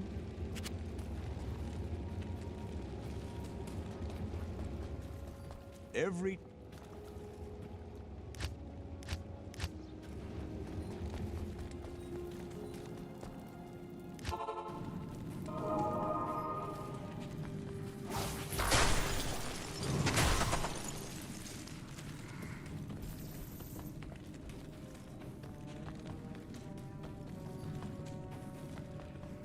Bum, bum, bum. So, back, because I can't talk to them. Why is that? You're a husband and wife. Yeah, it's not as if you're sort of manager, assistant manager. So why can't you go and tell your wife? Because, sweetheart, pizza, fucking wake up, it's undercooked. I don't think your pizza was undercooked. I checked it when I took it out of the oven, just like I do every other pizza. And to me, it was crispy on the bottom. When I cut it, it was crunchy.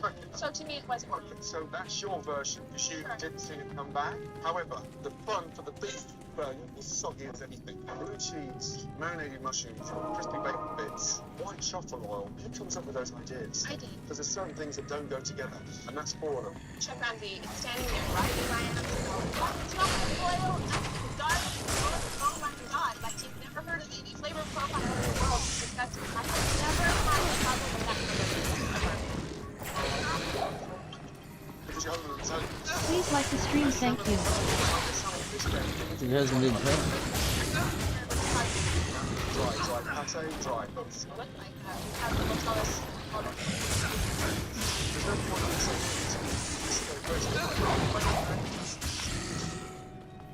The raviolis, we keep them from frozen. Yes, we do. Do you know you can make these better? What? Yeah, I can make them from scratch. No, take them off. Oh, yeah, the first time I did close my doors. What do you want me to sell? These are store-bought, wrapped, frozen raviolis. Not happening.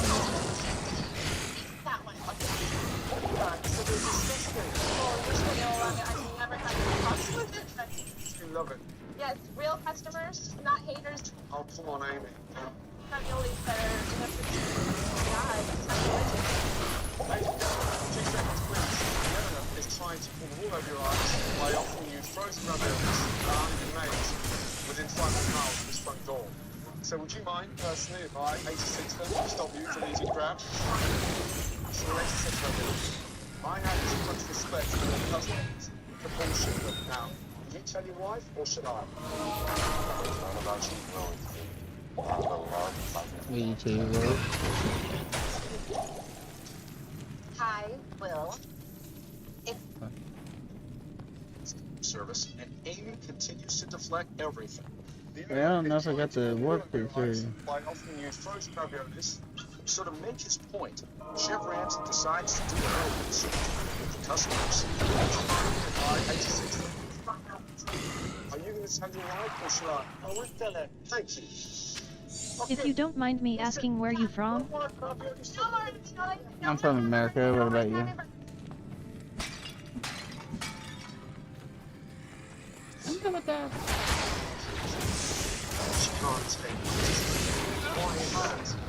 I am from USA, Montana. Are we used to waiting on something? Yeah. What is it that you have? Yes. The hot sauce stuff? Yes. coming. Can you look on B4 and see what else they had? They should have customers. Cool. I found a unique.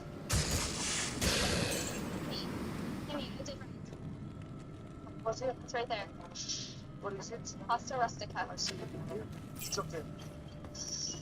Yeah. 4 beefs. No, 5 beefs. Yes? You don't need to question me, Katie. You can go home right now.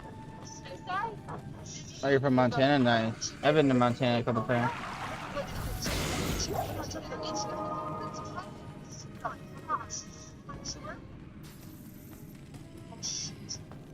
Maybe.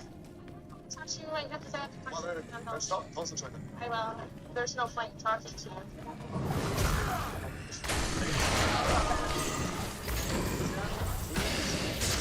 Had a snail's nose. And it doesn't appear to be worth the wait. We can take this back to you. Did I tell you? A customer doesn't like the photo, but we just have to cut this back. I mean, no one can do that. Just ignore him. I ignore everything that's happening. Stop. Thank you. It's me. That just comes back to the table. And it goes straight into the office. I like it. So, I didn't like it. What are we going to do about it? It's going to be finished today. The kitchen needs to know. Okay, then I will go. Thank you. Okay. Listen.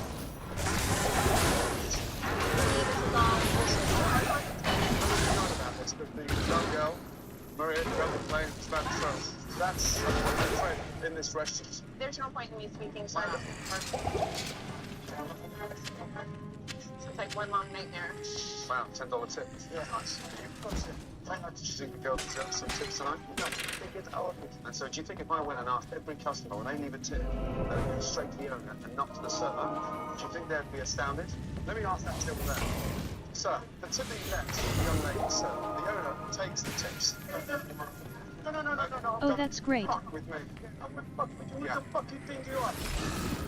Oh my god, it's I'm fed up. I'm getting sick tired of your bullshit. Well then fucking answer my question. Then fucking answer my question. Tell the customers they're going to get a tip. No, they don't. Fucking BTW, I am curious about something. Can I ask? Angela Matthew 1 just reached level 1. If you don't mind. Oh my god. Yeah, we're close. We're close in the kitchen. You can go. For sure.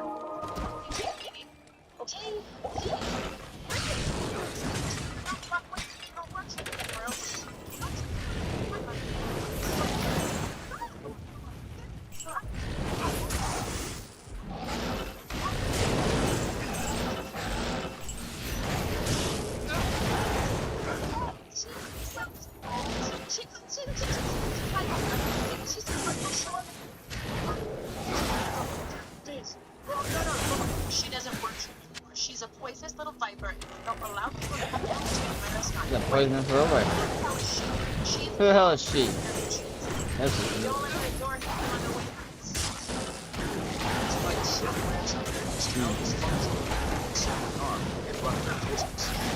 You do not work here, including firing Katie for simply asking a question. Now you just pause.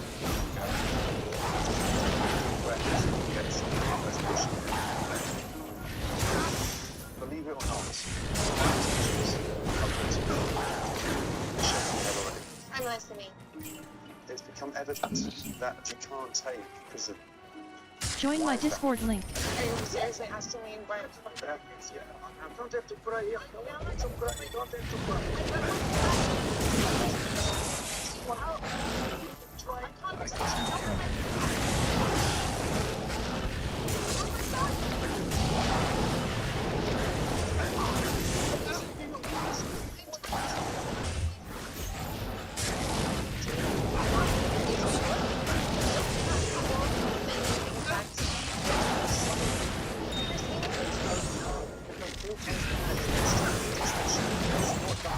Issue is you've been avoiding everything. behind your back are the most amazing desserts. And then you're feeding store-bought shit raviolis that you're never going to convince me or a customer that they're good. The sauce is delicious. The ravioli. If you don't mind, I will add it you on personals What I'm dis. struggling with is that you've convinced yourselves that it's right. It's not. Debit card that plays by your rules. Earn up to 5% cash back with unlimited cashback offers. No monthly fee, no minimum balance, and access to 40,000 Damn, I should have used that. money past ATMs. That is a Add wonderful your mobile base. wallet to use your balance instantly I'm getting in lit store up. and online. Go ahead, pick your card. Pick a card, pick a card.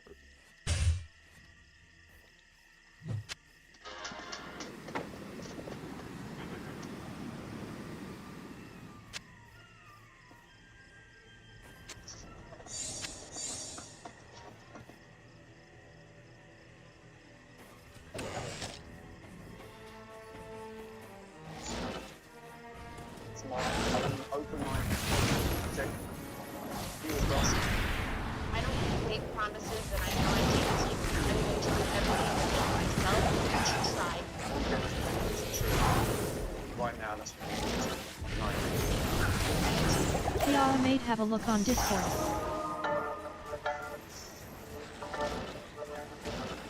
after one of the most difficult days he's ever Alright, I will in a bit. Give me some time.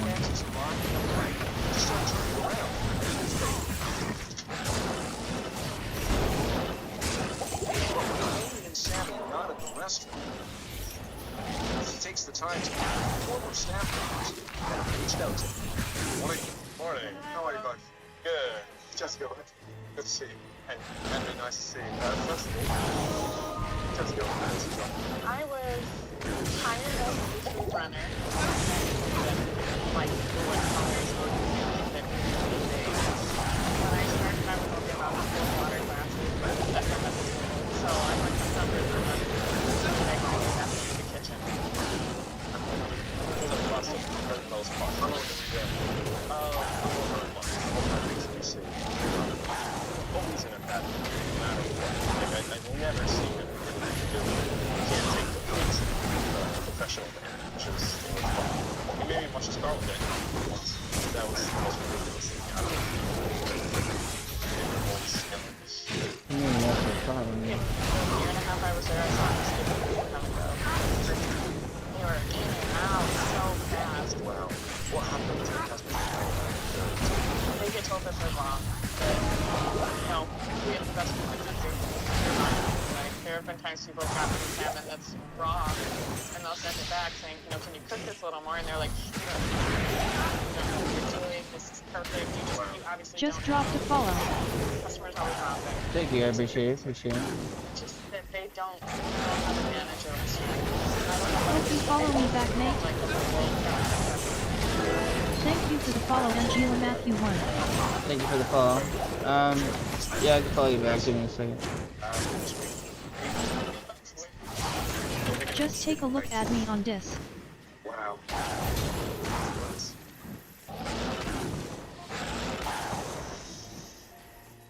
I can't carry anymore. Morning. Morning. Morning, Sammy. Today is a new day. I can't. I'm very happy.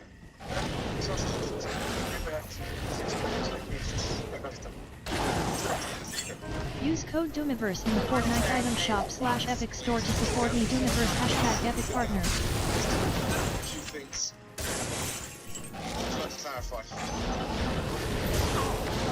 What I have a problem with were the comments you were saying to me last night while I was trying to focus on the food. That's fine. Okay. Let's go back. Delivering this.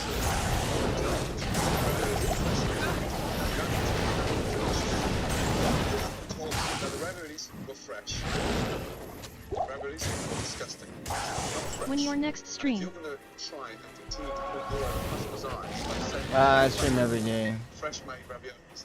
I will join for sure. Thank you, thank you. You're gonna sit there and argue, but you're not prepared to understand that I'm here to show you what's right, and you can't take that. I can't. I'm ready for that. I have no problem with the food. I told you about the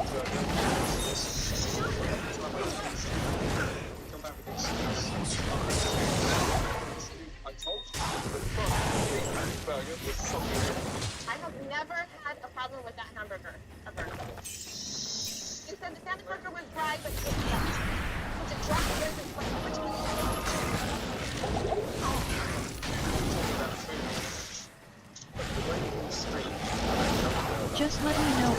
start streaming.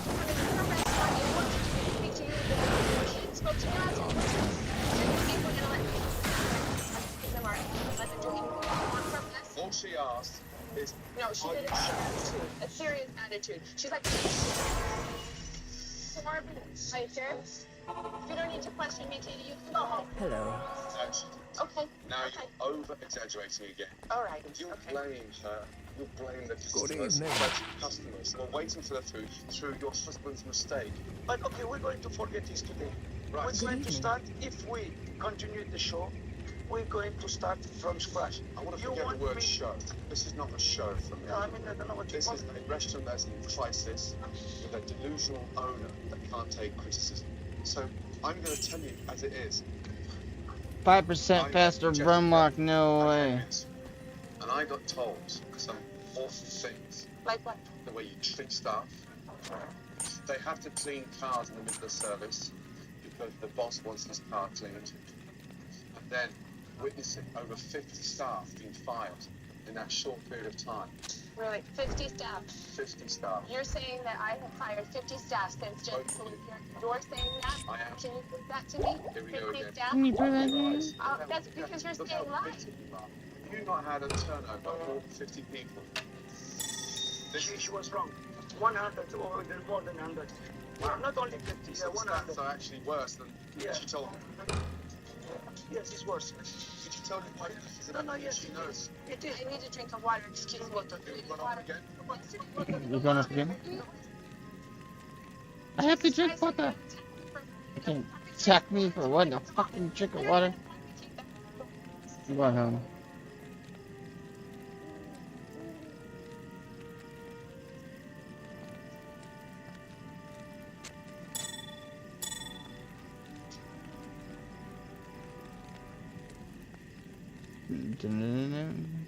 Never sue the other driver after a car accident. There's a better way to get checked out or pay expensive upfront legal fees. Listen, if you've been in a car accident, No, please, I just got a fancy even as a thing. passenger, you could be owed a significant cash payout. While most victims are struggling with insurance companies and lawyers, others are receiving 6- and 7-figure payouts without ever stepping foot in a courtroom. Here's how to never have to worry about money after a car accident.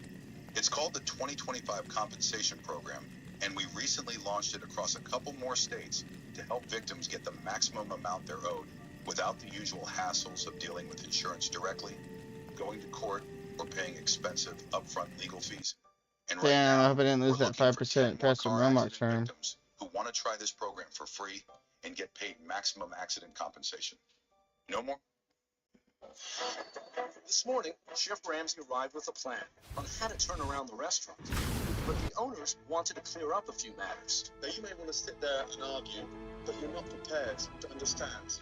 I'm here to show you what's right. Unfortunately, they are still not prepared to listen to what Chef Ramsay has to say. Excuse me. I need water. Can I have to drink water?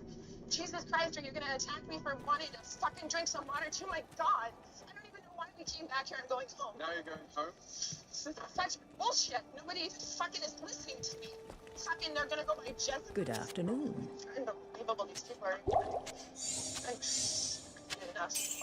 Come here to be abused. My own restaurant. I want to go home.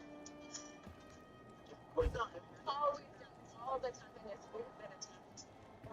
Attacked? I've attacked. Why are you behaving like this? Because I'm insulted. You verbally insulted me yesterday, and I held my tongue out of class. I didn't tell you the truth. I didn't say nasty things to you. Really? But really, I didn't really. I told you about the burger, you refused to listen. You don't understand. You're judging me on you coming in here, disrupting the entire service. I've been doing this. Disrupt? You did disrupt us last night. How can you focus What about my lunch? when you're standing here and talking to my husband? What about it? Who disrupted you then? Everybody. What are you talking about? Blaming everybody again. I do my best so our business doesn't close because we can't find qualified people. Can you go get Miranda and this little shitty bring them here and let me see how they work? Will you do that? Of course. Do you know what? Can I help you? They're scared. Embarrassed, but unfortunately, you convince yourself in your little Amy's world that everything you cook, touch, send, it's perfect. I do not. What?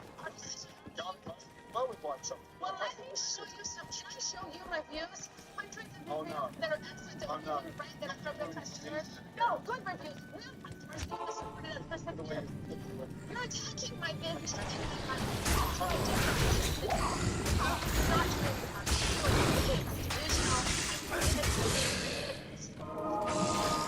Can we talk about what we speak about? Please. Yeah, let them just, yeah, let them just talk. I don't know.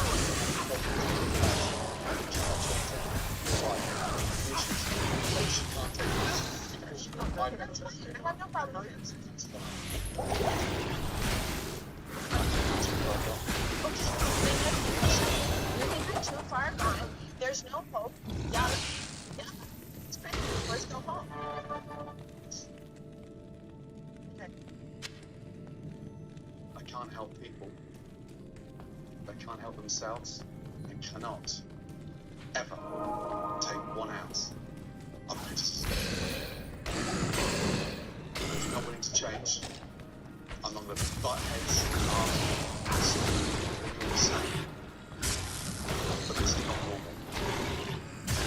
And it's not normal for a restaurant staff, it's not normal for a kitchen restaurant to have 65 items on the menu, and it's not normal for the level of animosity that you build inside this My restaurant. battery's down on my headset.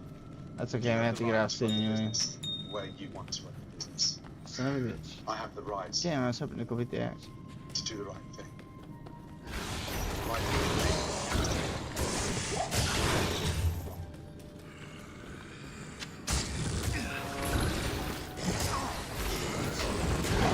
Wow.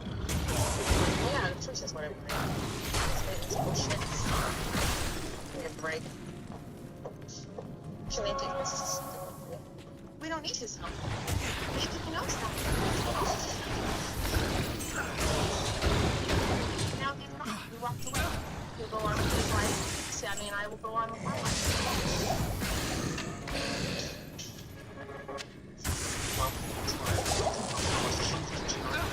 I've met 2 others who could not help. So I did it. It was they who listened. A short period of time, something and go through over 100 years. Sammy and Amy continue to blame everyone else, yet their biggest problem is themselves. And I know the changes they would have made would never been mistakes. That's why I decided to do something I've never done before. It's such a shame.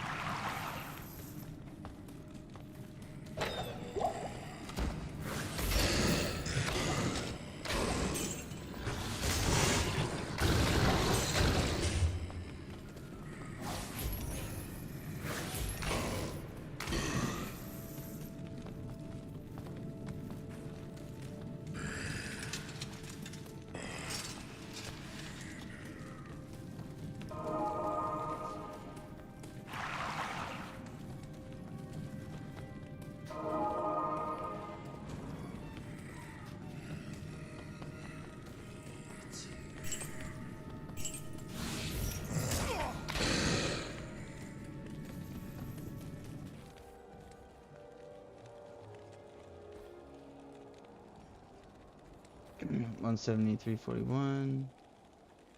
452. 184.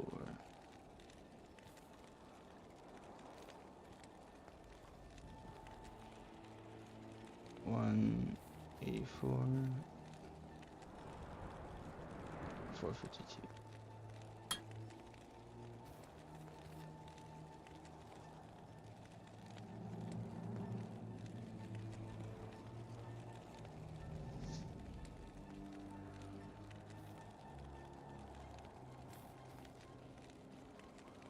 Did that go down? That's weird. This one said 184.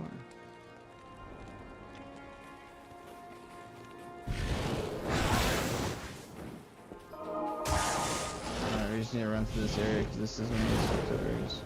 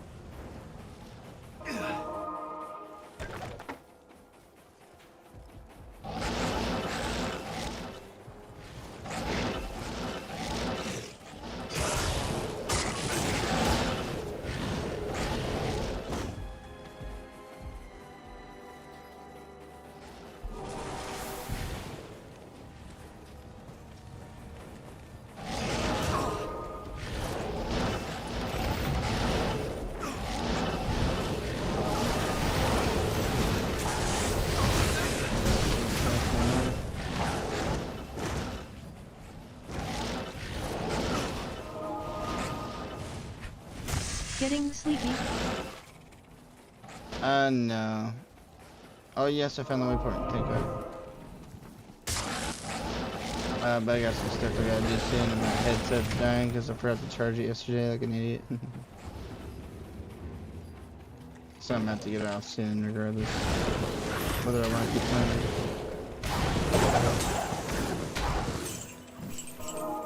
Unfortunately.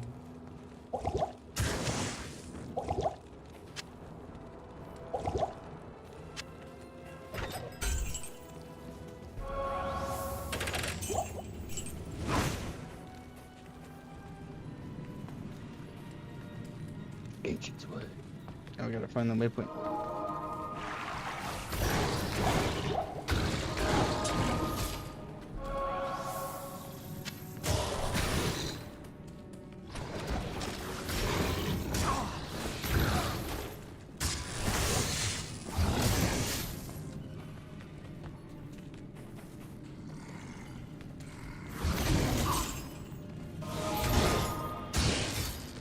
I know, I keep forgetting to use my skill.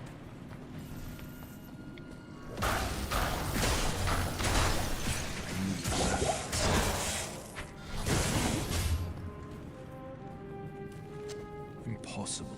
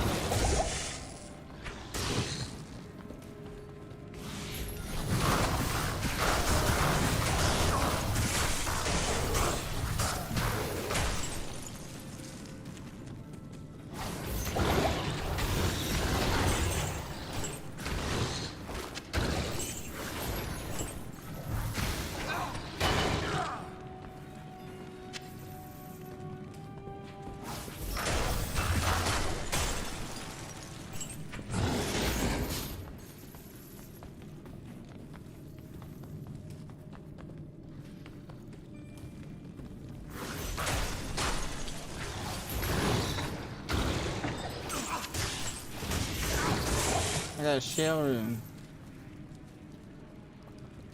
Nice,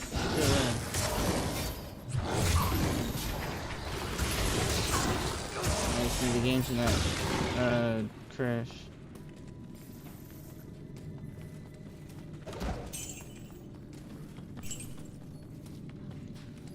Oof.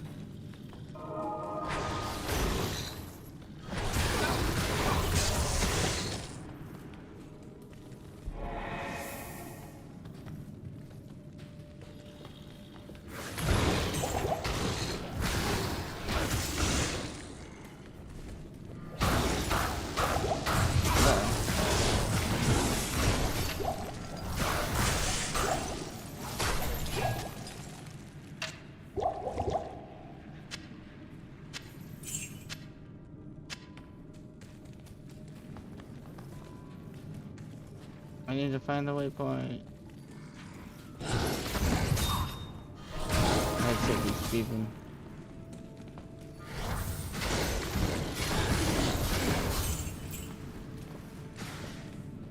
Not enough mana.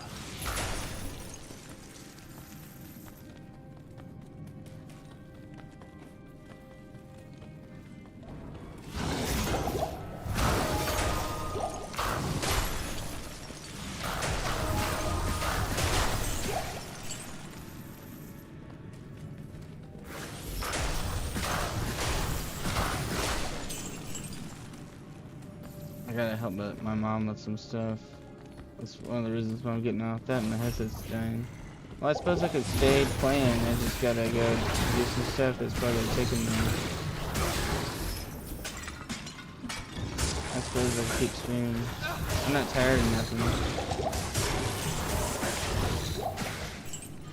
I just felt bad that I was gonna be gone off my stream, or like AFK for a bit, but it won't be the first time. Oh shit, I didn't realize it was tissues.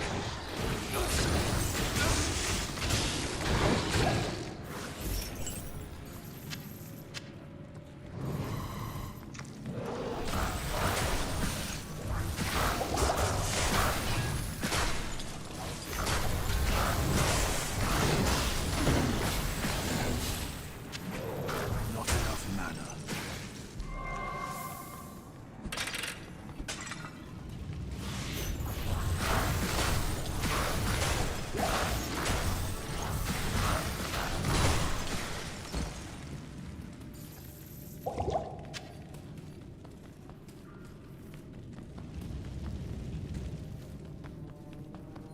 Incoming at break. I can't. Oof.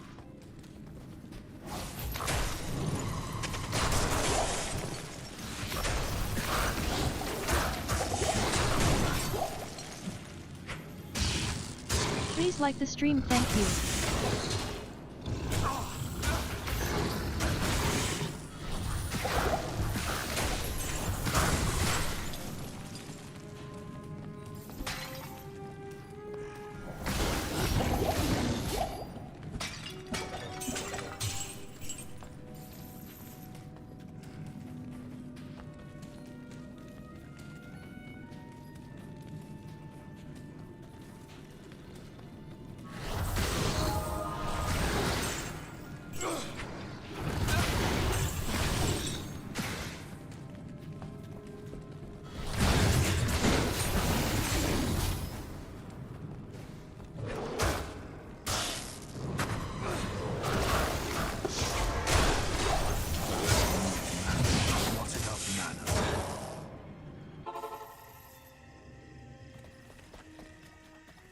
Good evening. Yes?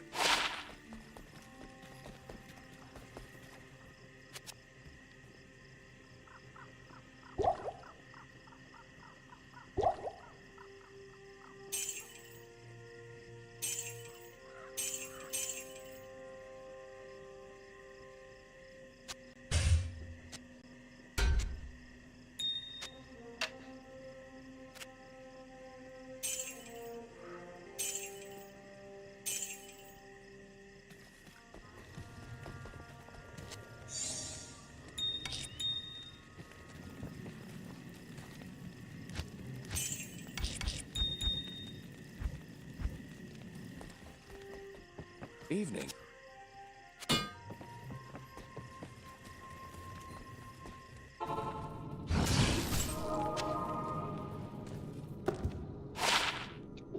Fight for a life. That's a crazy one.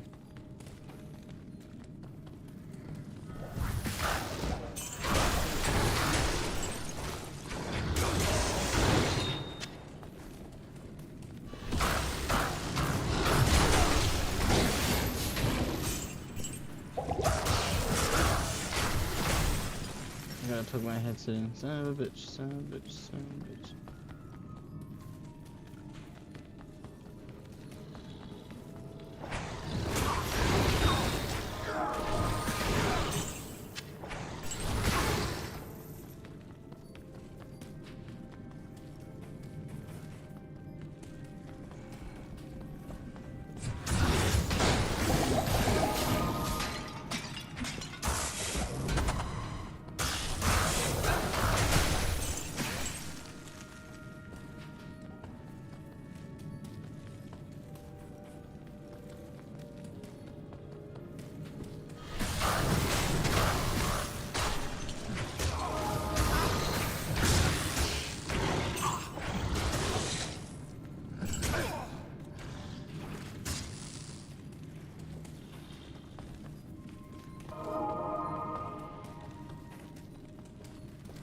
Is that the waypoint right there?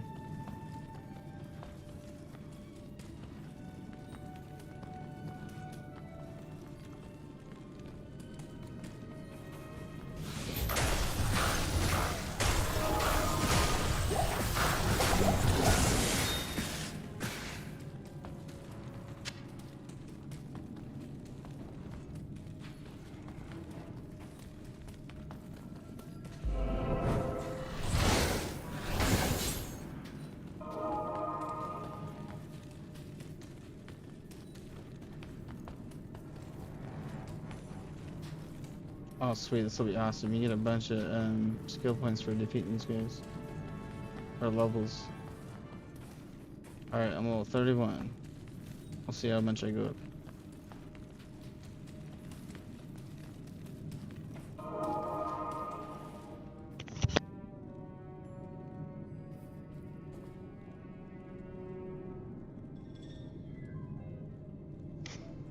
Fuck, I'm not gonna be able to plug in my headset. I'm gonna have to...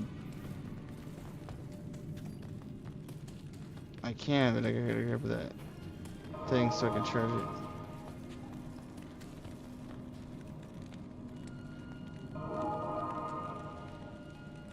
I'll have to dust Please it follow, off. It's got subscribe and like the stream, thank you.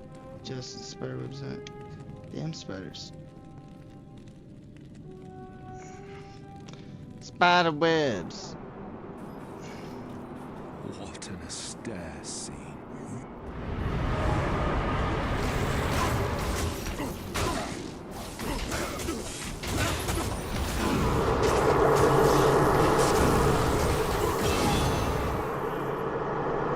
That was easy, holy shit.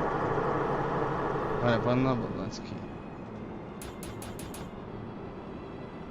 I almost have 600 health.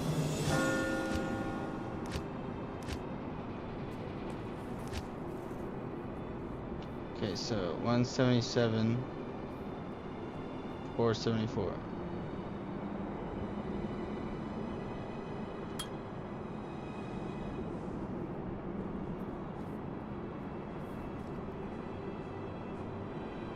Nice.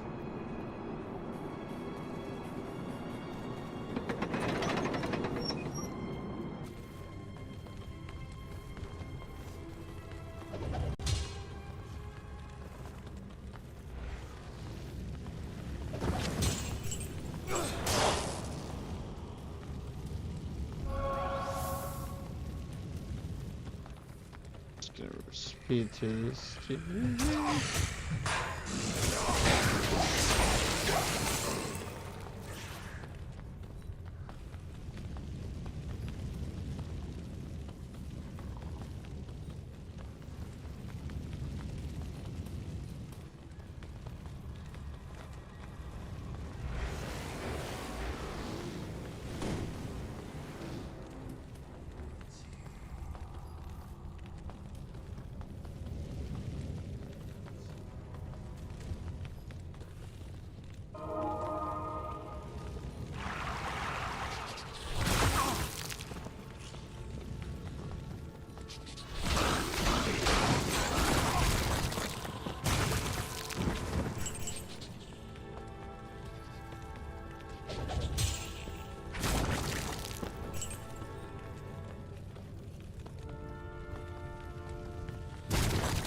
Fuck, it's gonna die on my headset.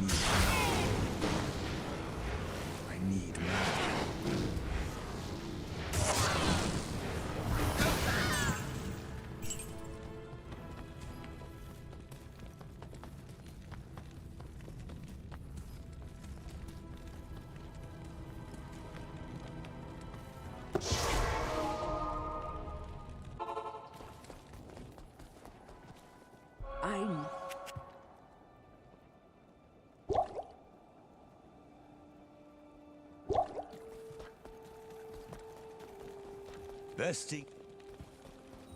You.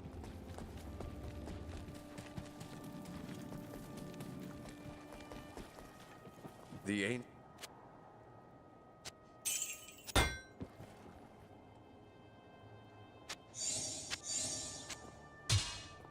What do you need?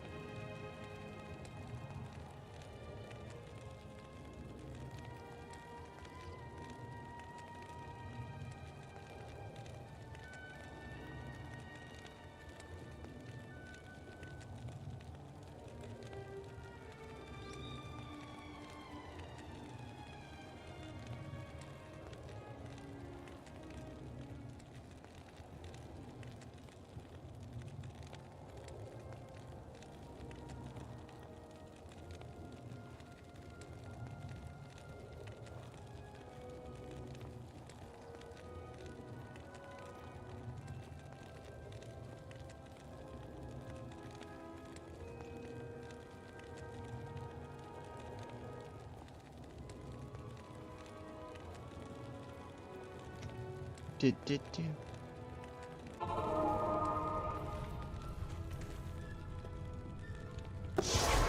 Alright, hopefully the game doesn't crash.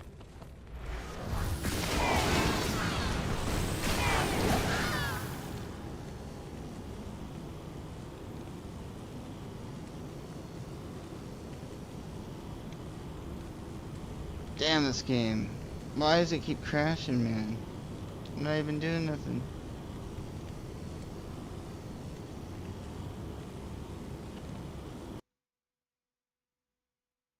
Damn it, I was right there. That's so depressing. I was literally right at the fucking end.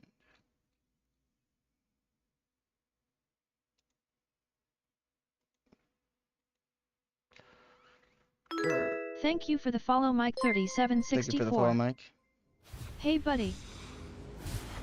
What's up, Mike? How you doing? Damn, that really sucks.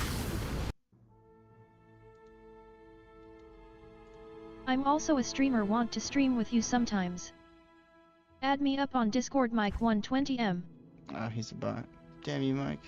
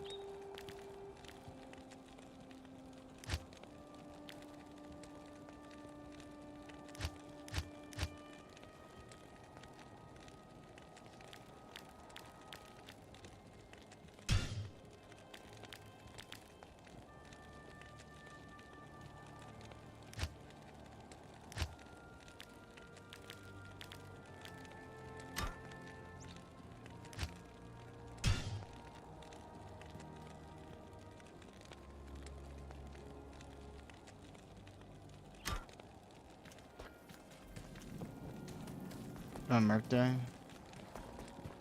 Yes.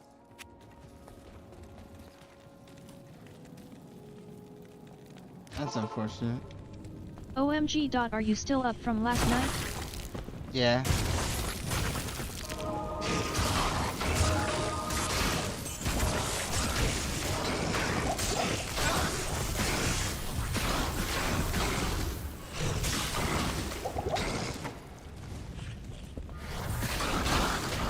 I was thinking about getting off once I beat this game in normal. I'm like 10 minutes from I'm gonna go to bed soon. Or I'm not going to bed soon, but I'm gonna get on. Please follow, subscribe and like the stream, thank you. I'm just trying to beat, I gotta beat Bale real quick. My game keeps crashing, otherwise it would have been done already.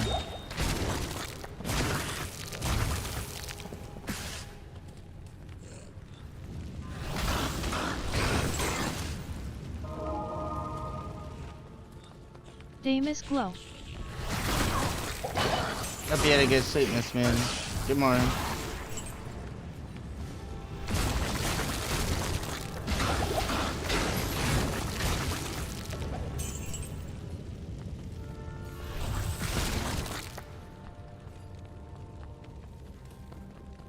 Alright. Doing is too powerful.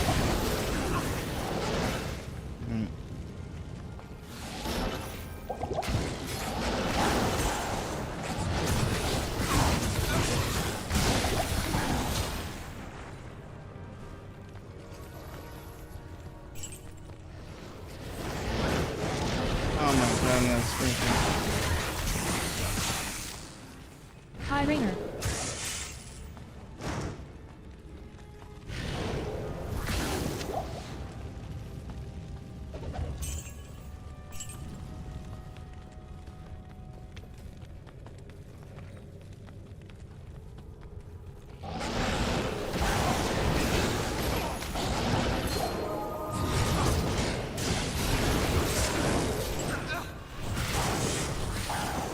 I wanna be the very best.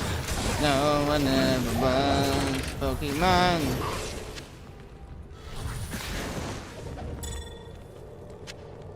Oh,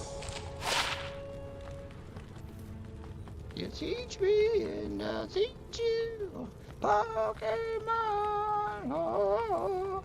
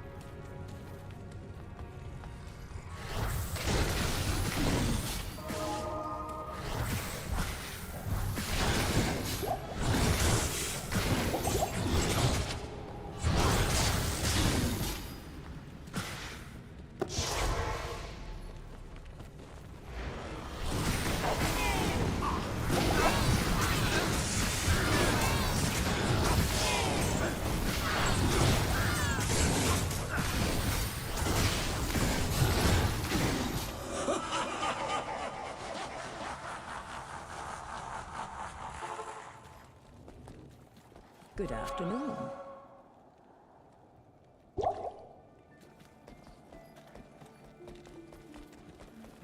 Good day.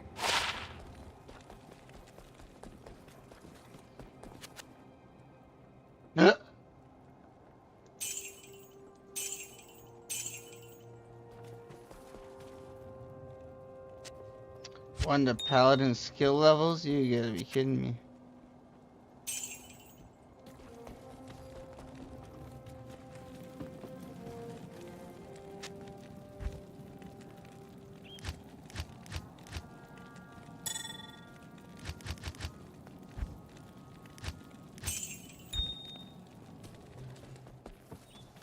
Afternoon. Join my Discord link. Alright, don't crash game, please.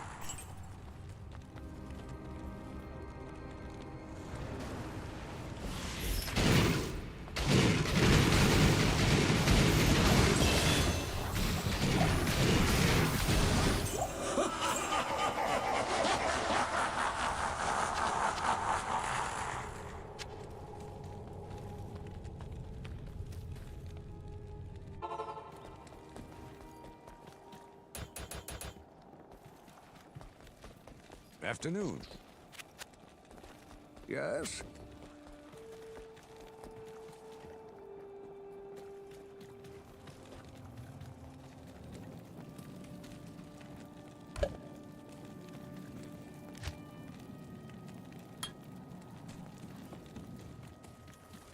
All right, level 34.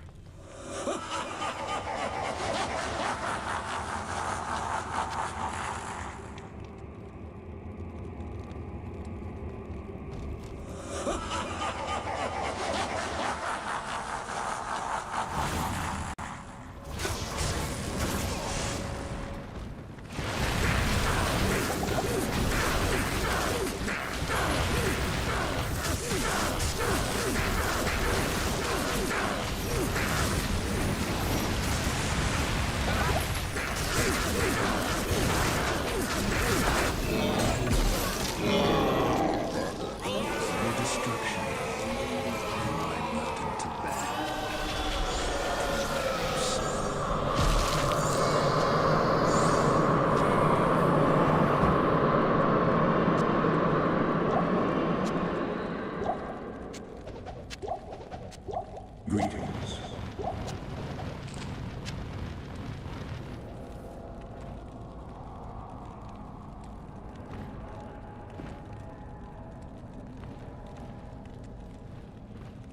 Clip being created.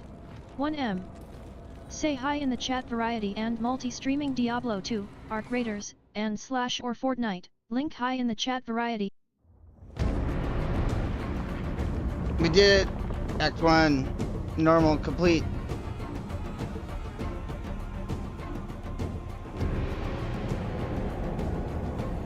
I've been streaming for 14 hours again. Jesus.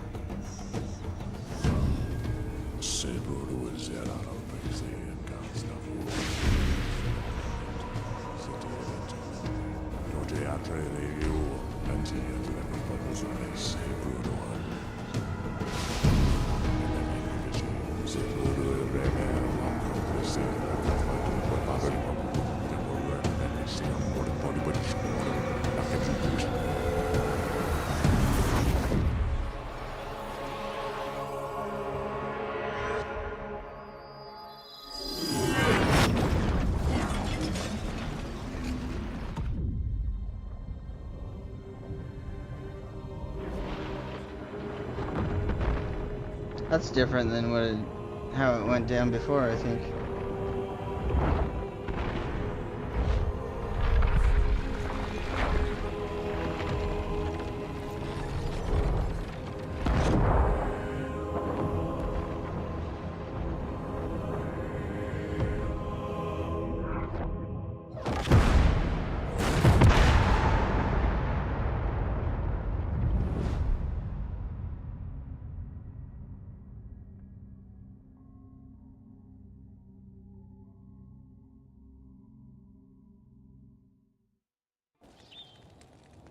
Congratulations, Doomiverse. You'll henceforth be known as Slayer Doomiverse.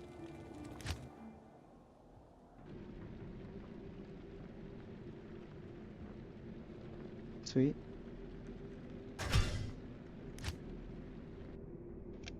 Alright, let's see what loot we got. Good day. No. Well, there's a good day.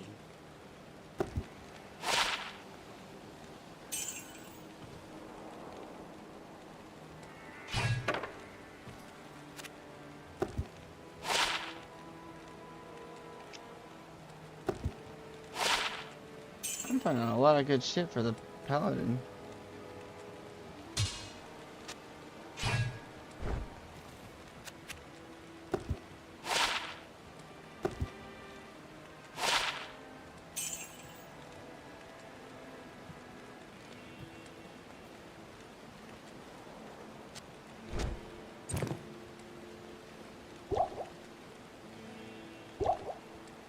Let's go. Damn, I had an awesome sword for the paladin.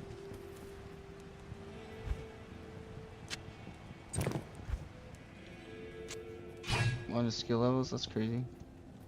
Card's still at 37, damn.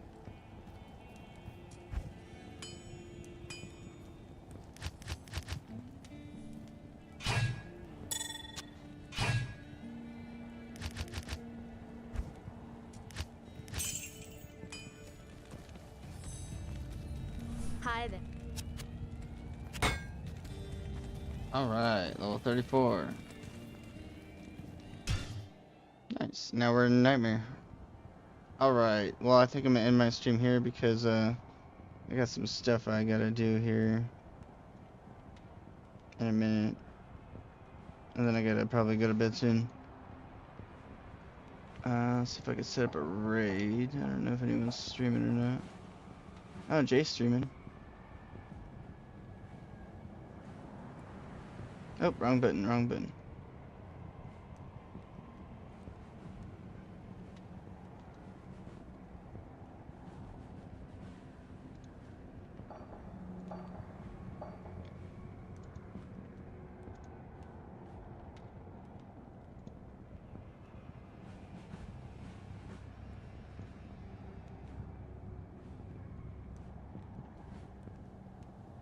Alright, we're good to go.